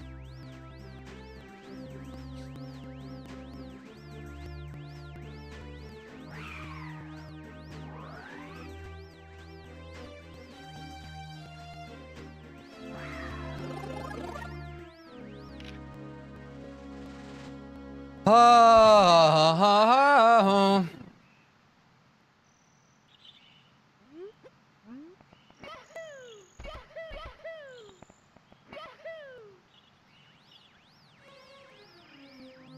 It's not the remakes part, it's the idea that repeating nostalgic stuff to make money shouldn't be as widely done as it is. If I'm understanding correct, I don't know, I'm doing 4 things at once. No, right, like, SKW Slice, you're doing 4 things at once? And yes, exactly. That is the heart of the take that I was trying to communicate.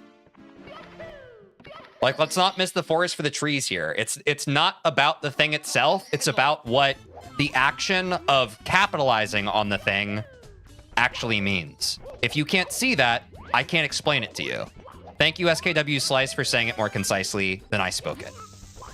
By the way, what country are you? I'm in the US, Darius. What country are you, if you don't mind divulging that information? Yay? Yes, thank you. Like I said, I thought I was saying that pretty clearly, so also thank you for typing that message because I felt kind of crazy and like I was misrepresenting what I was trying to say. But the fact that you were able to parrot it back to me lets me know that I was saying. I see it now. You don't support corporate greed for nostalgia? Yeah. I think that's probably the easiest way to put it. I don't really see the problem with just making more stuff. The previous stuff still exists. Yeah, exactly. Like, I just want more stuff to be made. I think that's the thing. It's like remakes are fine. I would just like more, like if more new stuff exists, that's a more exciting world to me. Oh, are you arguing like for remakes? That's fine. Sure, I see that. That's fine.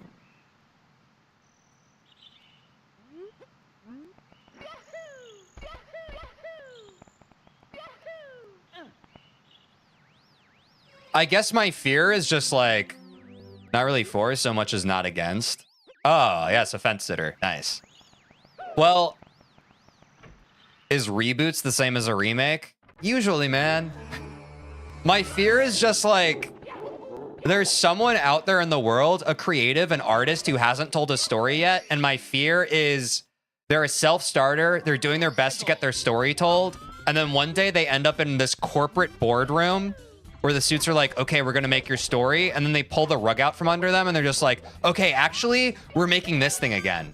Can you be the creative director on it? And they're just kind of like, well, No, but they're stuck in a position of like, okay, well, I don't get to tell my story, but maybe if I tell this story that the corporate executives are okay with, maybe I'll get to tell my story later. Or maybe like I can compromise this and maybe I can kind of tell my story sort of through this mechanism.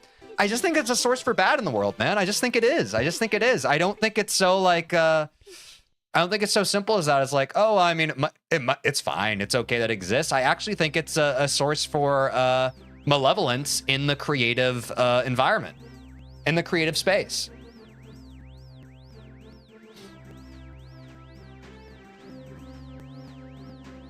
Do you like any other animes besides One Piece? Yeah, I do. Not much off the top of my head. Bro, what? Why I gotta either like or dislike something? I don't need a strong opinion on everything. That kind of thinking makes people commit to a lot of dumb takes. That's fair, Alan. If you want to be a centrist on things, I'm not gonna stop you. That's fine. I just think, me personally, that choosing to stand in the middle is lazy. That's fine. I understand where you're coming from, but it's quite privileged and easy to sit in the middle and be like, I see both sides of this, actually. And superiority sometimes comes in there. That's fine. But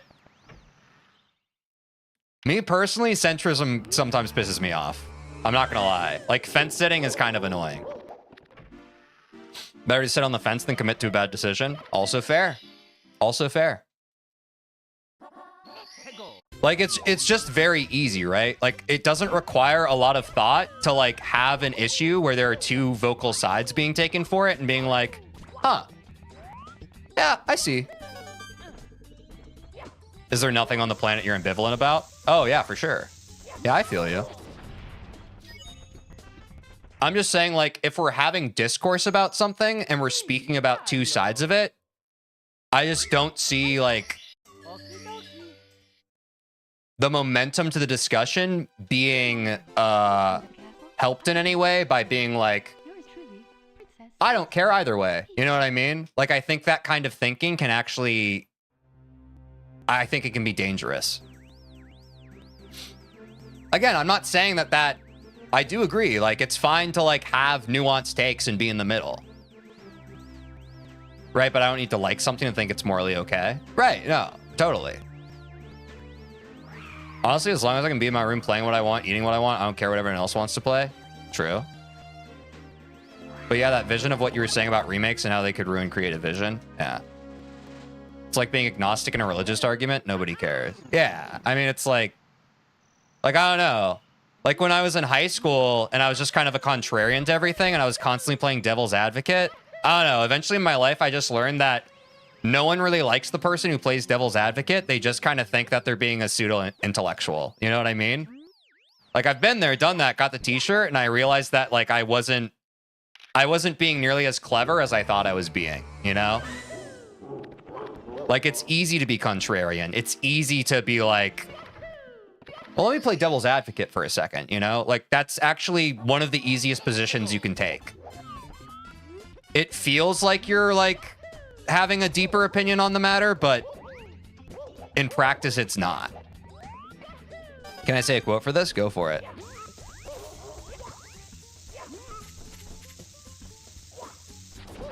By the way, I have a feeling aiming for sub 21 is more realistic than sub 20 in 30 days. That's fair. I honestly used to like arguing with people just because I wanted to see how they act in certain situations under pressure.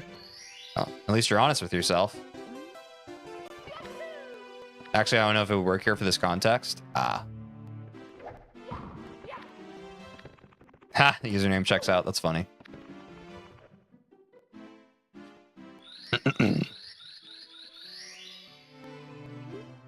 It's better to piss in the sink rather than sink in the piss.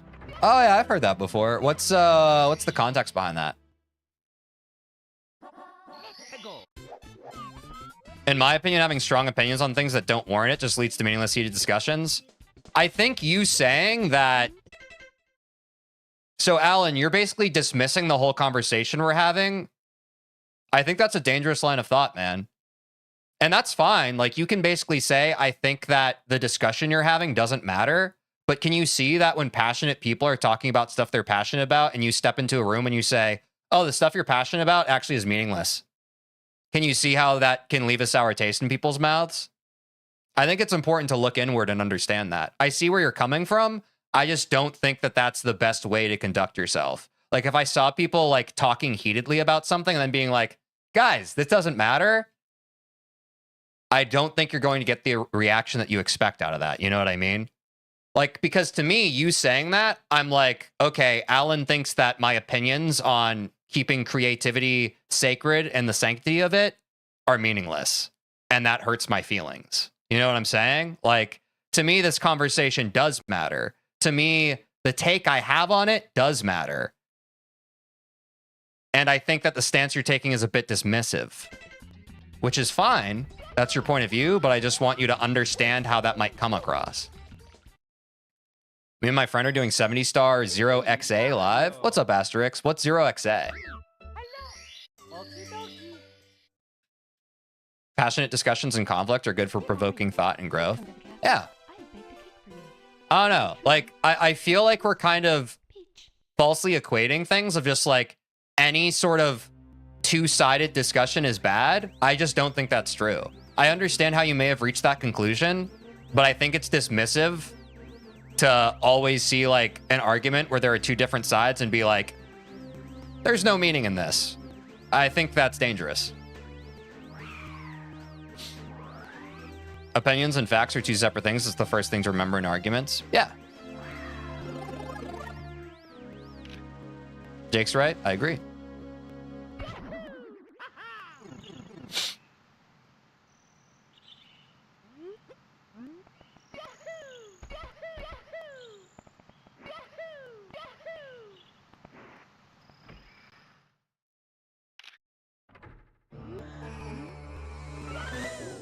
I was meaning in general. I don't even really remember the specifics of that specific discussion at the moment. Yeah, that's fine. When we getting monthly badges, Siege? By the way, nice emotes, fam. I think you have the default YouTube badges right now. I don't know. I haven't really thought through what like the custom badges would be, but I would like to make like custom ones. I just don't really know what they would be. But I guess if you have ideas for what the custom ones could be, you could drop that in the members only channel on Discord. Nowadays, I feel like if I'm arguing with someone and they're being irrational, a lot of time the best thing to do is just walk away. Not too relevant here, but like when there is a right answer, you know? I see what you're saying, SKW Slice, and I do think that there are instances where people are being irrational, but I also fear the ego trap of like, I think for the most part, when miscommunication happens or when arguments happen, I think it's very easy for one side to feel morally superior and be like, oh, the other person is being irrational right now. And that's why I think the more important part of disagreements is to try and get to a point of understanding. It's not the moral superiority of like, oh, I can't handle this. It's like, let's try and get to a middle ground where we do understand. Because I'm also afraid of the dismissal of like an opinion just because like you personally think that they're being irrational. I was responding to the suggestion. I just like can't fence it on anything rather than calling what you were talking about specifically meaningless. I'm not sure if I understand what you're saying. I got a question. What's the question? I've also had a lot of arguments where I think there's nothing to gain, and this is helping me to reflect a bit right now. Yeah. No one ever said you can't fence it. Yeah, I think a few of us in chat right now are getting their egos bruised, which is fine. I'm just like, I'm calling the kettle black, man. No, sometimes when you decide to walk away as you feel like you're right is bad when you could easily be the wrong one. Exactly, Stutzy. Exactly. That's what, guys, like, yes, Stutzy. That's why we have communication issues. It's where someone is just like, well, this person's just being difficult and they don't understand where I'm coming from. That's the ego trap. That is the ego trap. Yes, Stutzy, exactly. Would you rather not brush your teeth for a week or not shower for a week? Not shower for a week. I've done the latter. I haven't done the former. I feel really gross when my teeth are dirty, but that's me personally. Just take it like a champ and grow. I'm saying, man. Like, just is what it is. I would need an ego to get it bruised. Oh, sorry, Mark. Thanks for that, Teej. Beautiful ego boost there. I just, you know, I think it's right. I think it's right. How about we focus on the speedruns being attempted here? Not a bad idea. I had to do social classes because I was occasionally problematic. Honestly, I think they should be mandatory, especially if done right. What? What social? Well, what are social classes? I guess Demos. I'm not sure if I'm familiar. Just like for people who like have antisocial issues. I'm not sure if I'm familiar with those, but I am curious. We play Uno and stuff. Oh, nice. Okay.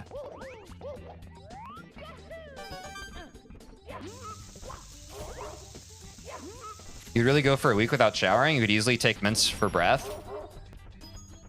Yeah, I mean, I've gone a week without showering before. If you're not leaving the house, it's not a huge deal. It's me, Like you had to interact. That makes sense.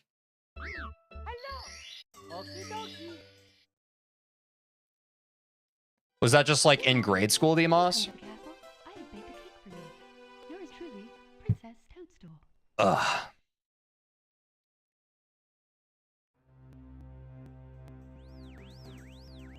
I'll do mine on my own, thanks. I've always been a little bit averse to group projects as well, just because like the human nature of it is like usually someone gets stuck with the brunt of the work. And usually that person is me. I mean, we've talked about that with jobs before as well. Like my last job felt like a never-ending group project where I was the one shouldered with all the responsibility, and that's why I'm kind of grateful that I don't have it anymore and that they laid me off. Ultimately, I'm grateful because now my whole life doesn't feel like a never-ending group project, which software engineering a lot of times can turn into, which is quite frustrating. Do you brush your teeth once or twice a day? Twice a day. Once when I wake up and once before bed. I also do floss before bed.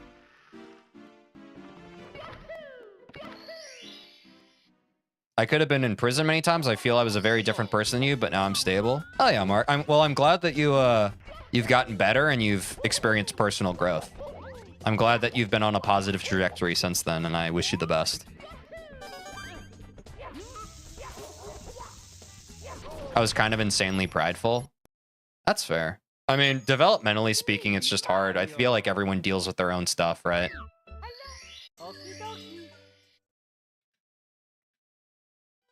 Dear Mario, You're meant to brush your teeth for the exact amount of time it takes you to sing happy birthday twice. I have heard that. I've never done that personally. Peach. Some people just refuse to believe people can grow. Yeah, I'm not a fan of that either, you know? Well, sorry, like, I don't want to phrase that the wrong way. Like, I'm not a fan of people who don't believe in the growth of others. Like, I think we all have potential to grow. I think just because someone says something perceived as shitty today doesn't mean that they can't like become a better person, right? I think we live in a much worse reality if we're just like, this person is a shitty person and they're always going to be a shitty person. Like, I think that contributes to the net bad in the world, that belief. Do you shower in the morning or at nighttime? It varies. Sometimes I like a nighttime because then I feel extra cozy snuggling up in my sheets. But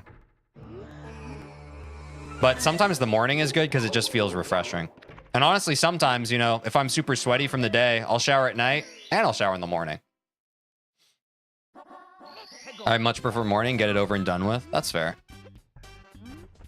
I just listen to a random song from my playlist, which is between 1:45 and 2:15 while I'm brushing my teeth. That seems like a good strategy.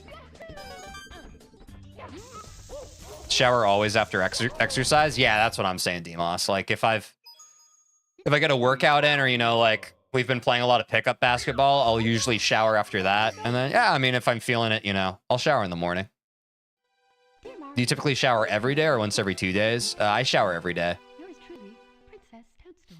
Yeah, to be clear on that, like, I know I've talked about how there have been times in my life where I haven't showered in a week. Certainly since I've,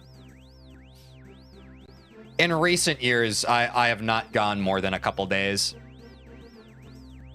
Never more than a couple days. But mostly every day.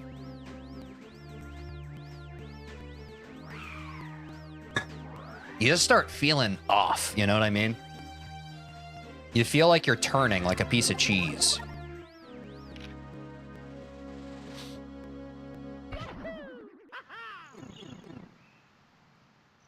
I shower in the day because you sweat a lot at night, so shower to remove the sweat built up overnight. Oh, yeah, that makes sense.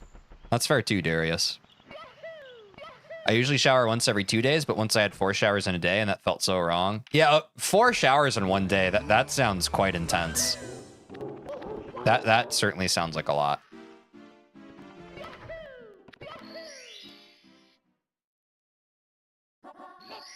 I need to shower more. W accountability.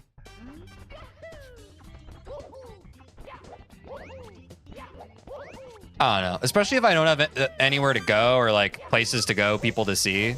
You know, it can be a bit of a buyer's choice.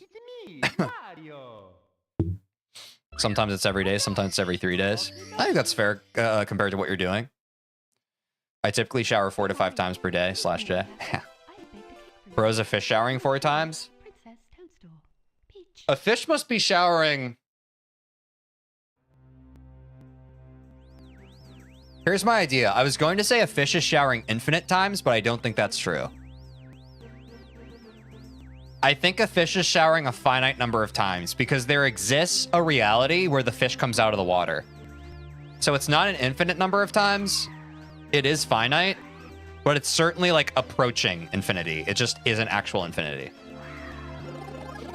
I did it because I wanted 1 in the morning to wake myself up, 1 after drumming heavy metal for 3 hours straight, 1 more after my second drumming session of 4 hours, and I just decided 1 more. That's fair, yeah. I feel like on a case-by-case basis, like I can see how that could happen. Oh, that's actually a good point, Angel. A fish only showers once in its life. It's just a very long shower. But yeah, I like your idea better. Wouldn't it be a bath? Ah, probably. I shower once a year. That's base, newbie void. That's based if true.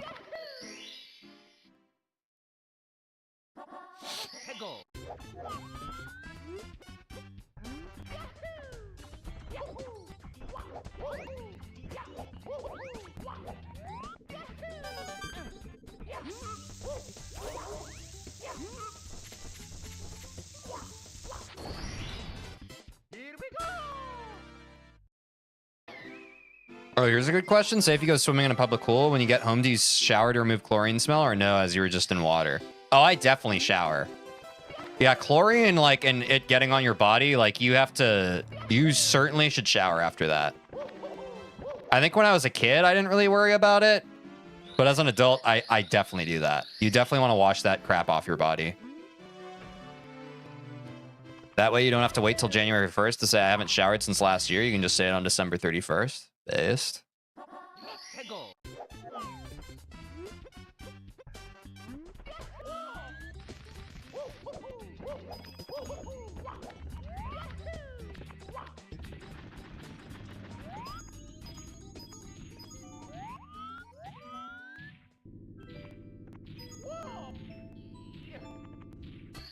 Nice. Pretty sure chlorine's really bad for hair. Yeah. Salmon take a shower when they go upstream. That's also based, Mark. Yeah. That would make sense for salmons. It depends on the fish. Whoops. I got kind of dizzy for a second. What about the beach? Do you shower after that? Yeah, I do shower after the beach, but that's more just because, like, you know, I'm sandy, all that stuff.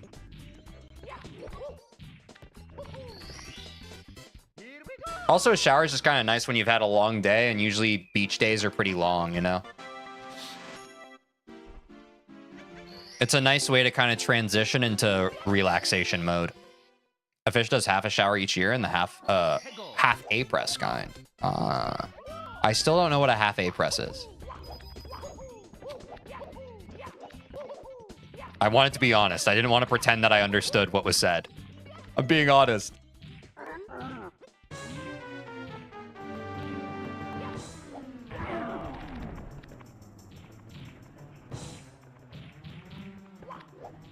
When was the last time you had a bath? I swear I've not had a bath in over a year. I'll do it every once in a while. If I'm being honest, I'll do it every once in a while. Not anything like fancy like a bubble bath, but just to feel something. Imagine a beach here how we get frostbite in the ocean. Oh yeah, it's probably super cold, right? I do love the beach though. The beach is super nice. Good for the soul. Sometimes I fall asleep before I get into the shower because it takes my shower like 10 minutes to heat up and I'm like so tired I fall asleep on the toilet. No hate, please. Absolutely no hate, newbie void. My shower growing up was kind of like that. where I would also like wait on the toilet. And yeah, there were many times where I just kind of fell asleep. Also, there were times where it was already heated up and I would like sit down in the shower and then I'd fall asleep in the shower. I was just a sleepy kid.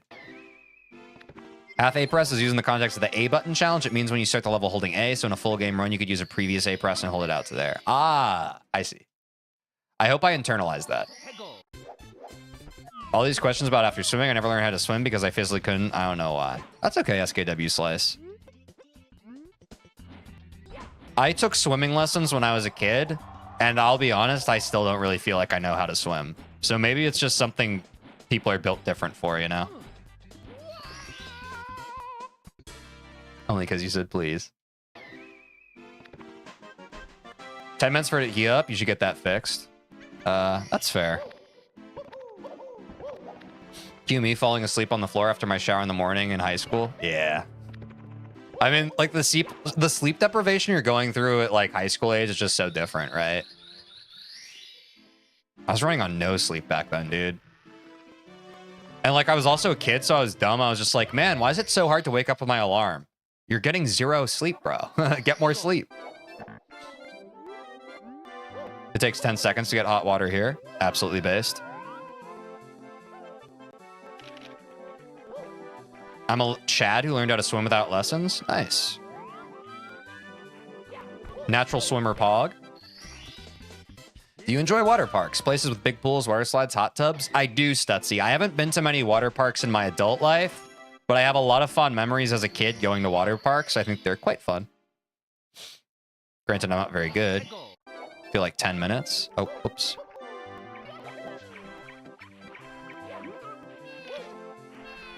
How many minutes does it take for this frickin' speed run to warm up? Am I right, folks?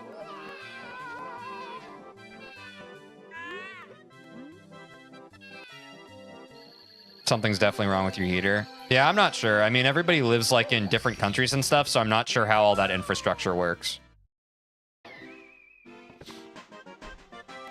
What do you prefer, water parks or theme parks? Probably theme parks because there's less logistics involved. Like when you go to a water park, well, I guess that's not necessarily true, but like water parks that are also like a part of a theme park, you kind of have to change and all that stuff. I'm a big fan of just like easy accessibility. So I think theme parks. I also just really love roller coasters. I've been to 0 water parks and 2 theme parks. I don't get the hype. What was your experience at the theme park like, SKW Slice? I'm curious. I've always had fond memories of days where I've gone to theme parks. It's kind of fun.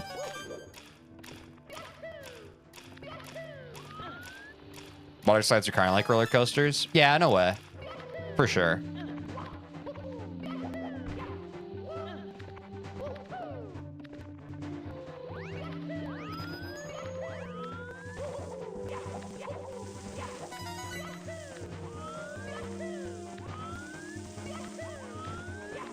Oh! Oh! That was crazy. I had more heat than I could handle.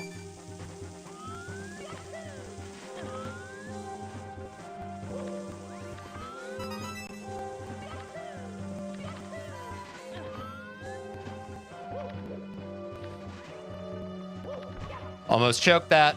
Not today.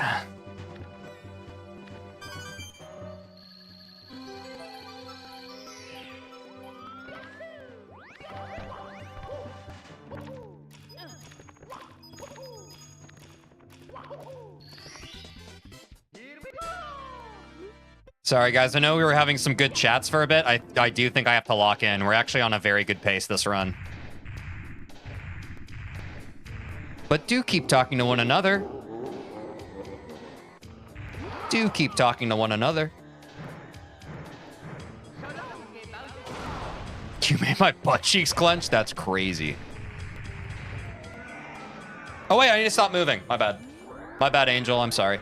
I forgot about that. Oh my God, sub 20 pace coming out of upstairs. Wait, guys, I'm sorry. I have to lock in. I'm really sorry. I appreciate all your chats and messages. I need to lock in here. We're actually on sub 20 pace going out of upstairs. That's huge.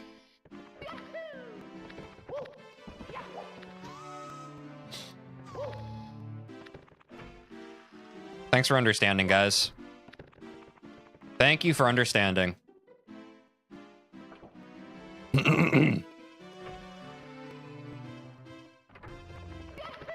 Oh, I hit the same slide I hit earlier that I've never hit before. Crazy. Focus, become Mario. True.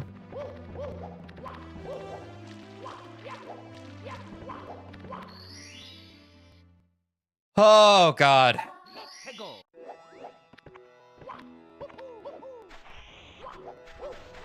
Oh, I think it may have seen me. Oh, thank God.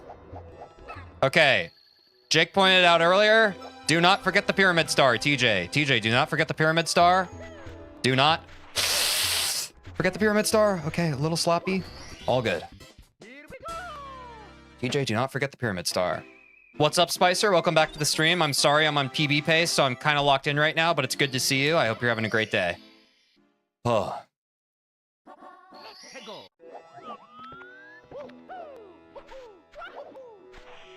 Nice. Oh, we fucking take that every day, dude. Sub 11 SSL. Let's go. Oh. God, dude.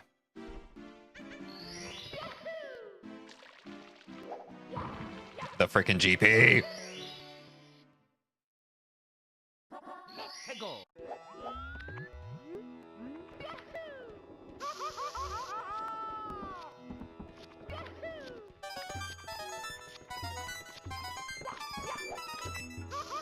Oh! It's okay. It's fine.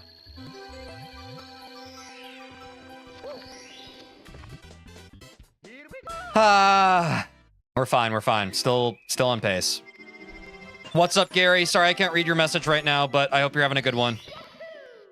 I'm locking in.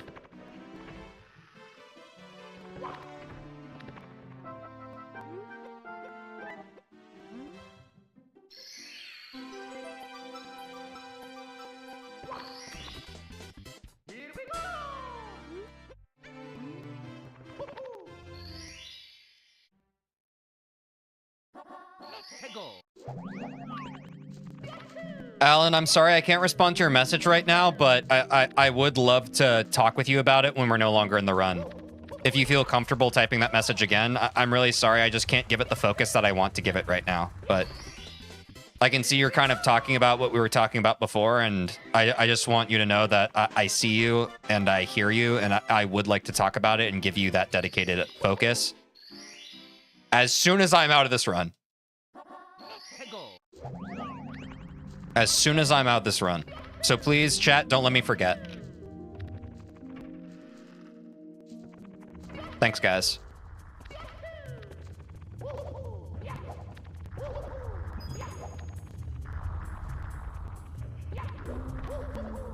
Oh, yeah, that felt kind of nasty. That's fine. Okay, sub 13 HMC. Oh, we lost the sub 20. Fuck. Yeah, that was some mistakes. That's fine. Sub 21 still possible. Lock in. PB still possible.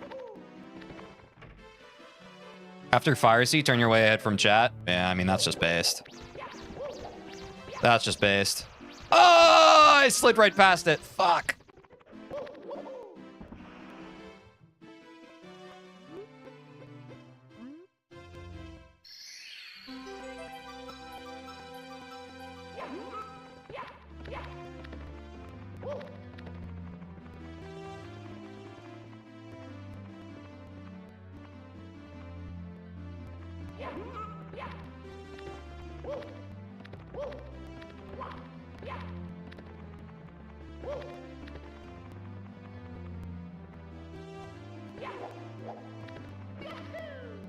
Sub 20 still possible with golds, by the way? Oh, you might be right.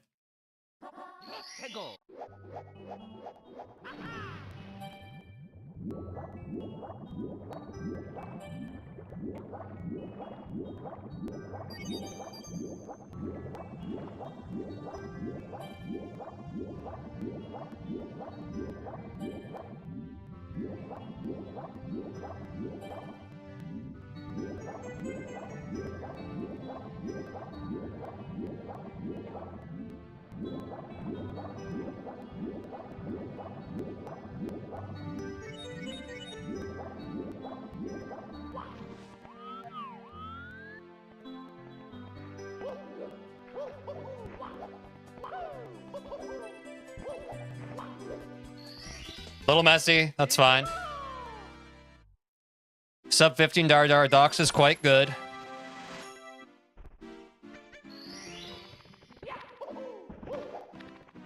Oh, God.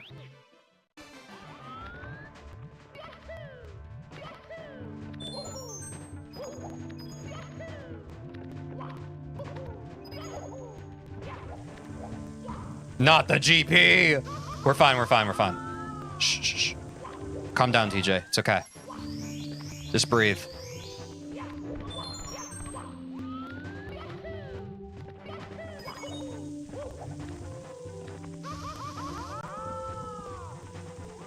We've done that twice today, man. I don't know why that happens, but whatever. I'm not going to complain about it. I'm not going to complain. I think it's just because we keep hitting that cycle at such a strange time.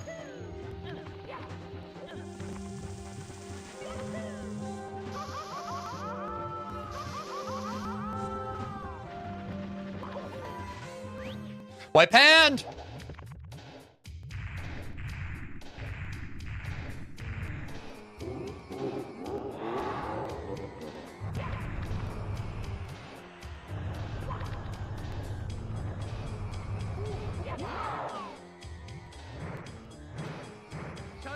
Ah!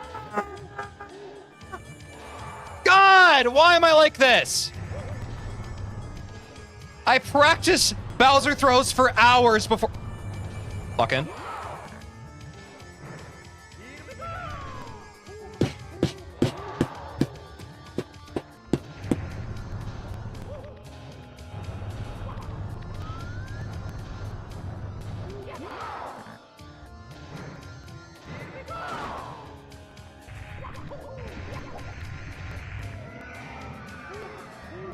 But it's not working. It's not triggering. Deep breath. Fair.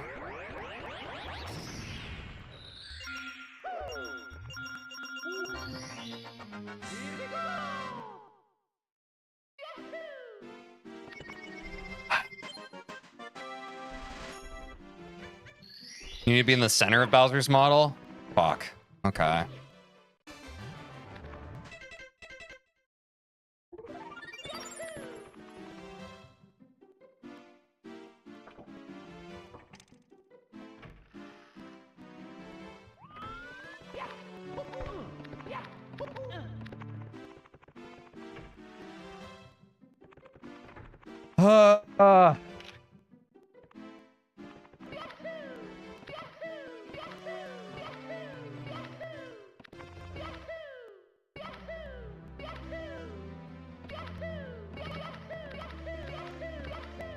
Bro, what the fuck?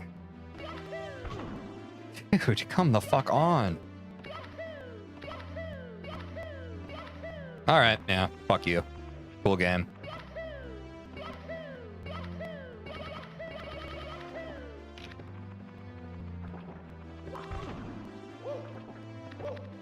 Fucking God, bro, come on.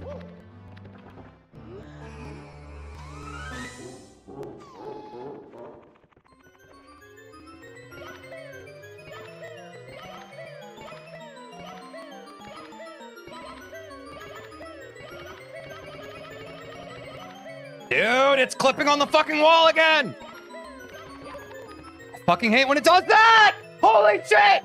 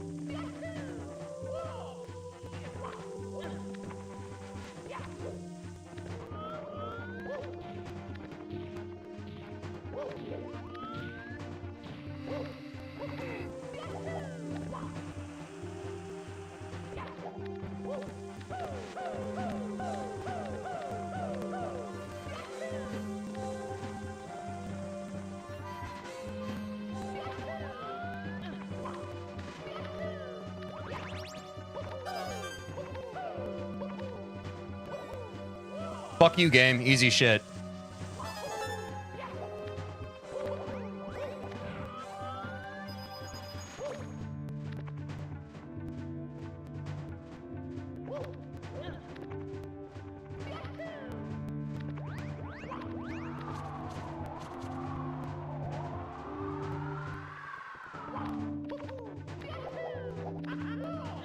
Landing that shit, Mario. Fuck's sake, bro.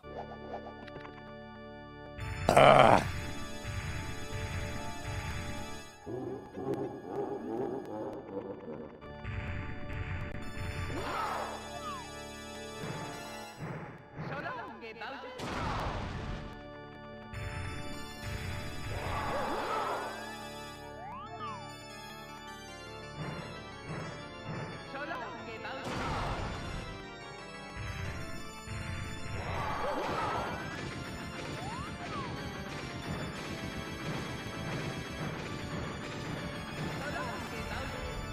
Give me that.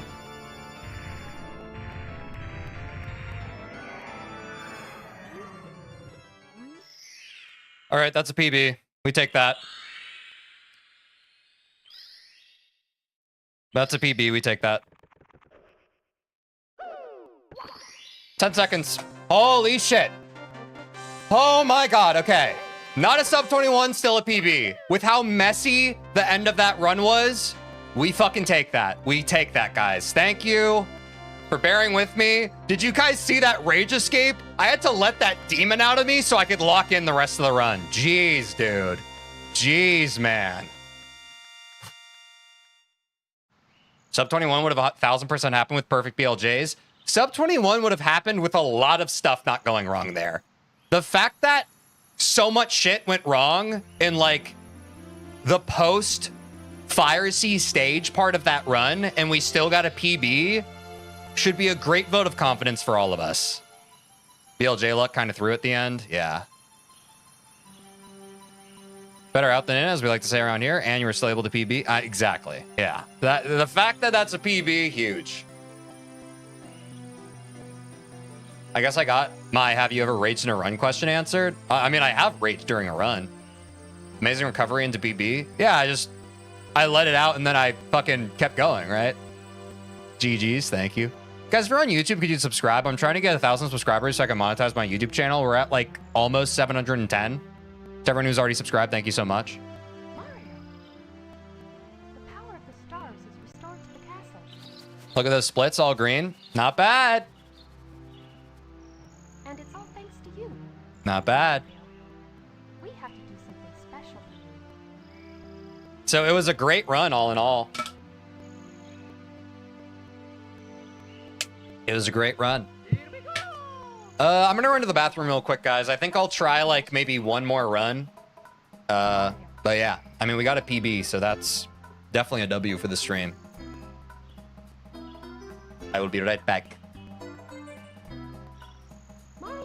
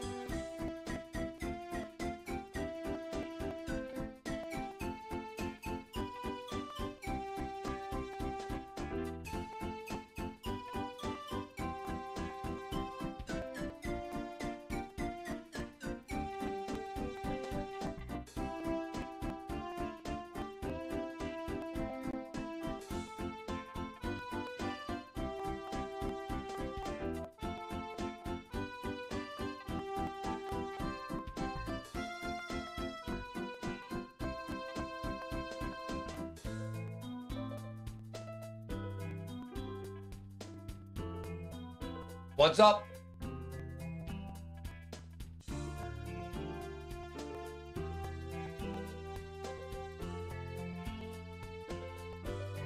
Guys, and the biggest W of that run, Bowser throws were not the choke point.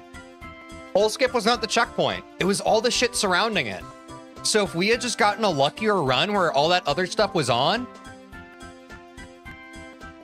Oh, I feel so good about that run, dude. I feel so good about that run.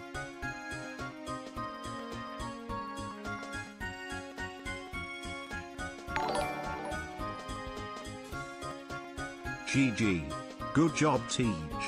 I believe in sub 21. I also might try to play 16 star again. You make me believe in myself. W streamer FR.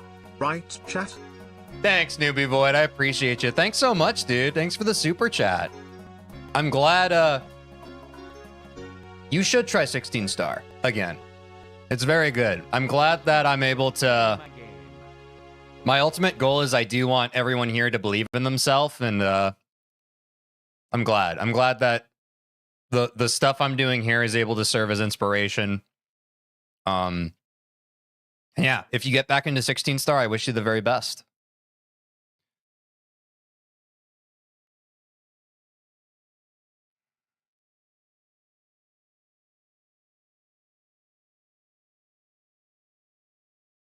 All right. Let's try one more run, guys. And we're getting close to 4 hours, so I mean, like, if we don't get a great run, I'll also show myself the door pretty soon, but let's go for the back-to-back, eh? We got one more in us. I'm saying, Demos. Teacher, gonna make this entire 30-day sub 20 marathon into a YouTube video? My goal for the YouTube video is I'm just gonna kind of like have a brief intro where I give context, and I'm going to have the sub 20 run. I'm not going to make a whole dedicated YouTube video of like, this was daily, you know, like, because just keeping it a buck, I don't have the free time to do that. I would love to have like a very like in-depth YouTube video on it, but I just don't have the time to dedicate to that. But my goal for the video is I'm just going to be like, yeah, I never played Super Mario 64 before this, and I learned how to speedrun it. And here's the PB. Show some PBs at least leading up to it. That sounds like a great YouTube video idea, Stutzy. You should try it. I don't have time for it, man. Mario. Hello. Okie dokie. Would love to help you, TJ. I appreciate you, Spicer. Come to the castle. I have baked a cake for you. Yours truly, Princess Toadstool. Peach.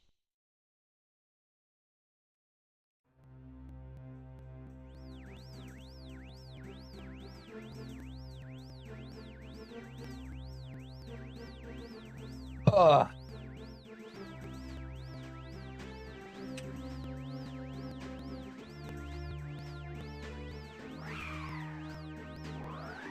$5 million views it'll get? Maybe. I'm gonna go eat. Good luck. All right, see you later, Demos.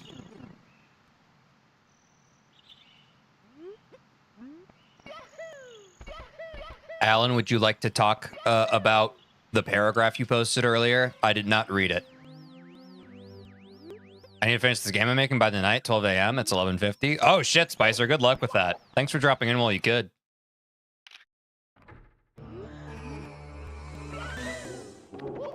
My prediction sadly didn't work. So far. So far, it didn't work. I'll be back soon, probs. All right, see you later. I tried to get an AI picture of a piece of cheese with Mario's face embedded into it, and it said this violates our content guidelines. Is that on YouTube or Discord? Or that Inviswall in the final Bowser level was utter BS? It was pretty crazy. There's a lot in that final Bowser level that was kind of rough. I mean, when I missed the seesaw, I just had a little too much momentum there. That's happened a few times when I've been labbing it too. I just need to cut a little more narrow. But yeah. Oh, the AI didn't generate it. I see. I understand. I understand. I thought you were trying to post it. Okay. It might be because like they're hesitant about using pre-existing IPs. Do you think catching yourself on fire in basement to get to SSL will be faster as you get a boost? What? I'm not familiar with that part of the run. That's what happens when you don't watch Panon's Invisible Wall video. JK, it wouldn't have helped.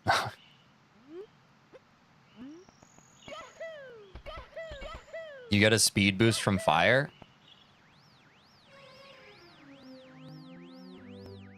For what part?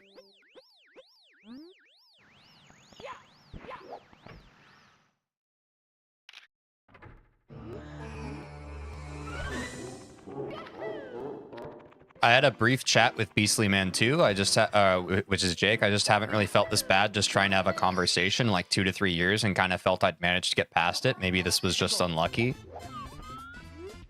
Do you want to talk more about it, or do you feel like talking to Jake helped you?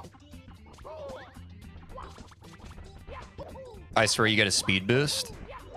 No, Stutzy, I understand like what you're referring. Like I'm trying to understand. Like in regards to what part? I guess what you said. Do you think catching yourself on fire in basement to get to SSL would be Oh, I don't know. I haven't seen that.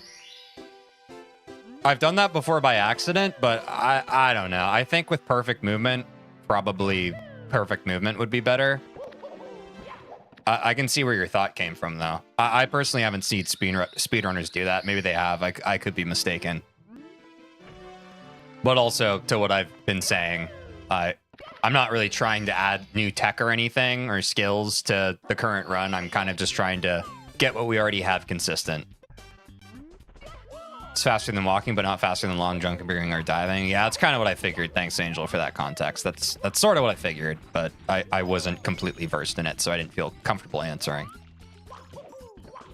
You think you should practice off stream before day 29? No. I mean, on paper, yes. I would rather just not admit that level of partial defeat until I absolutely have to, which would be after the day 29 stream. But since you were here when I described that earlier, that's why I'm kind of holding off. It did help, but I can repost what I said to him too. Okay, sure. Yeah. I mean, I only want to talk about it if you want to talk about it. We also don't have to, but I will leave that up to your own discretion.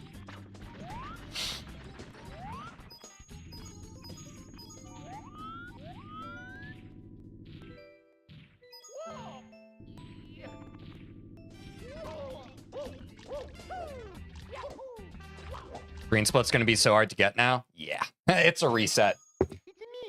Oh, you mean just in general? Yeah, because our Bob-ombs Battlefield in that run was pretty good. Yeah, we got a sub 150. Dear Mario, I sometimes can't tell if I'm failing at explaining myself and coming off as a dick, or if I'm genuinely just being a dick. Maybe a mix of both sometimes, but I'm just getting in my head about it now. I just also feel like the conversation shouldn't have spiraled like it felt it did. Like I kept trying to clarify my position, but I just came off as more dismissive each time. I see where you're coming from, Alan. And first of all, I want to say I've also felt that way in the past. I think, and I'm not going to diagnose this for you, but I think when someone says to you, hey, you're coming across this way to me right now, and this is what I'm interpreting, and then you try to explain it away, I understand where that tendency comes from. I think it just creates more issues than you're trying to resolve. Like, what you actually need to do in that instance is to be like, is to not explain and just like recognize that how you came across was miscommunicated. And I get that being like a hard and difficult thing, but I don't want you to like internalize that and feel bad about yourself and think that you're this broken person where you're just like, man, I don't intend for myself to come across this way. And like, why the heck do I keep doing this? Like, I'm a bad person. Like, no, like that's not what it is. It's just like, at least in my experience, when in the past, when I have like, you know, if I've offended someone or like, you know, I've misconstrued my actual feelings about something, there is and someone says like, you made me feel this way, even if I didn't intend it, I still have to take ownership of that. Does that make sense? Because ultimately, I feel like that's how communication breakdowns usually do happen. Like, and it's unfortunate because I think more often than not, it is like a road to hell is paved in good intention thing. But I think that it's very easy for all of us as people to make judgment calls when someone is black or white being a dickhead. It's a lot harder to navigate just when miscommunications happen. And I mean, we've talked about this before on stream, but I think especially when it's primarily text-based first, a lot of nuance can be lost over text, which is difficult, but, you know, that's at least my thought on it. Those are my thoughts on the situation, but the one thing, if I had to condense it into one thought, I would like, I understand the tendency to take that as a personal failing and to beat yourself up about it and feel like, oh gosh, why does this thing happen? Why does this keep happening? Oh God, am I a bad person? Don't do that. Like that is just, it's part of being a person. Like miscommunications happen. It's just about like, what kind of person are you when miscommunications happen? Do you double down and you go to bat for the thing that you said that was miscommunicated? Or do you just like own it and then try to move past it, you know? Like, I don't know. That's at least where I come from. It's just that when I'm misunderstood, my goal is often to get the conversation back on track. But it kind of sounds like the only option is to just drop the conversation the instant it gets off track. Now I've really lost you. My goal is often to get the conversation back on track. It kind of sounds like the only option is to just drop the conversation the instant it gets off track. I'm confused too. Yeah, man. I mean, Alan, ultimately, like, I think if this is a pattern that is often happening in your life, I would recommend getting help over it. I'm not saying that to, like, fill you with any sort of feelings of shame or whatever, but, like, if you feel kind of really stressed about this sort of thing and miscommunications keep happening and you feel like you don't really understand why, I would certainly seek professional help over it. Because it seems like, from what you're saying and the words you're saying, that it is a pattern that you've observed. And not only is it a pattern that you've observed in yourself, but it's a pattern that you really beat yourself up about when it does arise. You know what I mean? And I feel like I've said what I can say about it, but if this is something where you truly feel confused and you don't know how to, like, figure it out, I would recommend therapy. I would. Like, if I'm talking to someone who doesn't know what I mean, there's no reason to continue having the conversation unless I can explain what I actually mean, but then you say I shouldn't try to explain. Yeah, you sound confused, man. It's okay. It's me, Mario. Hello. Okie dokie. I don't think I want to rehash this at this point. I think Dear Mario, please come to I was coming into this with the intentions of hopefully this being a productive conversation, but I'm not sure if it can be. I'd recommend talking to a professional. What's up with his mic? Is he looking 40s? What's up, Scoop did? What? Looking for these nuts? What? What are you saying right now?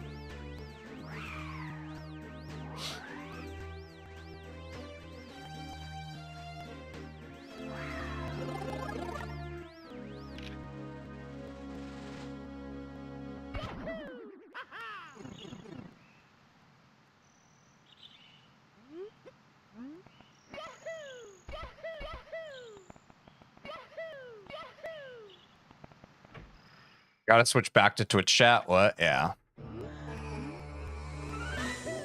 I have to postpone eating and get this off my chest. Oh, God. What's Demos gonna say?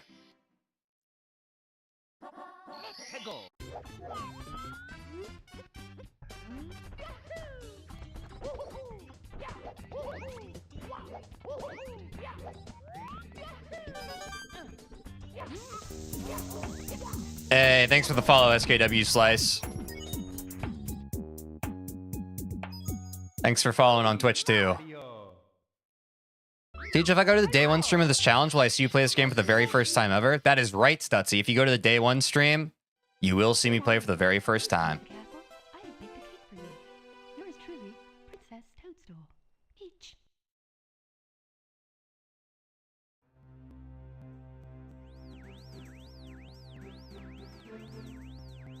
Yeah. I don't know. WPB. Thanks, Will. Back to YouTube chat. Based.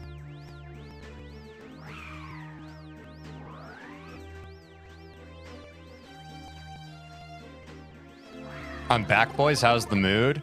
The PB was good. But we are dealing with, like, a weird fallout of chat miscommunication. So I'll see you react to the castle for the first time, or did you watch runs and stuff beforehand? I mean, I've played, like, Mario 64 DS, but yeah. Teacher Renee wants me to tell you stuff about Bowser throws sometimes.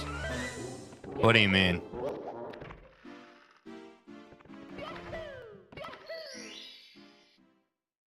The PB, no. Yeah, we got the PB.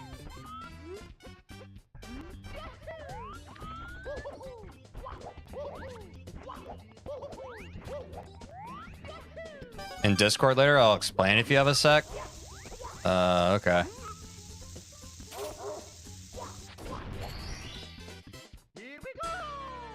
Will you ever regrow facial hair anytime soon? I usually try to shave every day or two. I'm only sad because I missed. Guess I'll have to watch the VOD later. Yeah, I feel you. Thankfully, the VOD's always there on YouTube.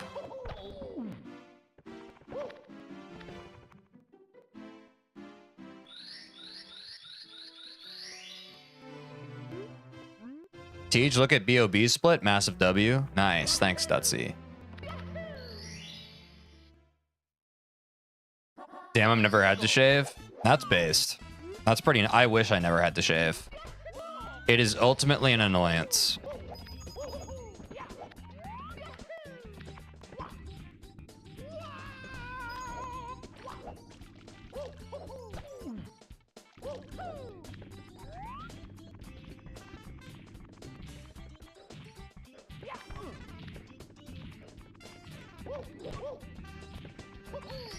I mean, you don't have to necessarily. Yeah, I only do it just because I can't really grow a full beard. If I could, I'd probably grow it out, but I got some patchy facial hair. And I can't own it. Yeah, exactly, Stutzy. I've got some sparse facial hair. Which, in my opinion, there's nothing wrong with sparse facial hair, but just not what I'm trying to rock. Honestly, fair. Yeah. I've tried before. I just really... If I were to do it, I'd want the full beard. You get a goatee? I've rocked the goatee before. Wasn't really my speed.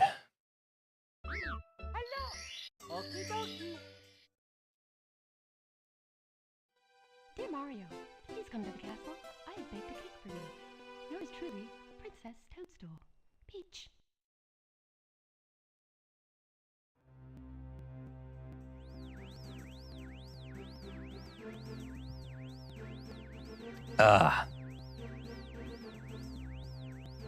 Actually, guys, I'll be honest. It's me, Mario. I'm pretty fucking tanked energy-wise right now. I think I'm gonna call the stream. Guessing you want another good run before you go off, not some bad run that ends in womps. Yeah, I thought I did, but honestly, my mood's kind of tanked. I don't really want to stream anymore, so... I will see y'all tomorrow for more Celeste. We got a PB today. And yeah, that's about it. Thanks for the support, as always. Thanks to any new subscribers. And yeah, take care of yourselves. I'll see y'all tomorrow for Celeste. And then Thursday for more Super Mario 64. Peace out. Bye-bye. Take care of yourselves. Peace out.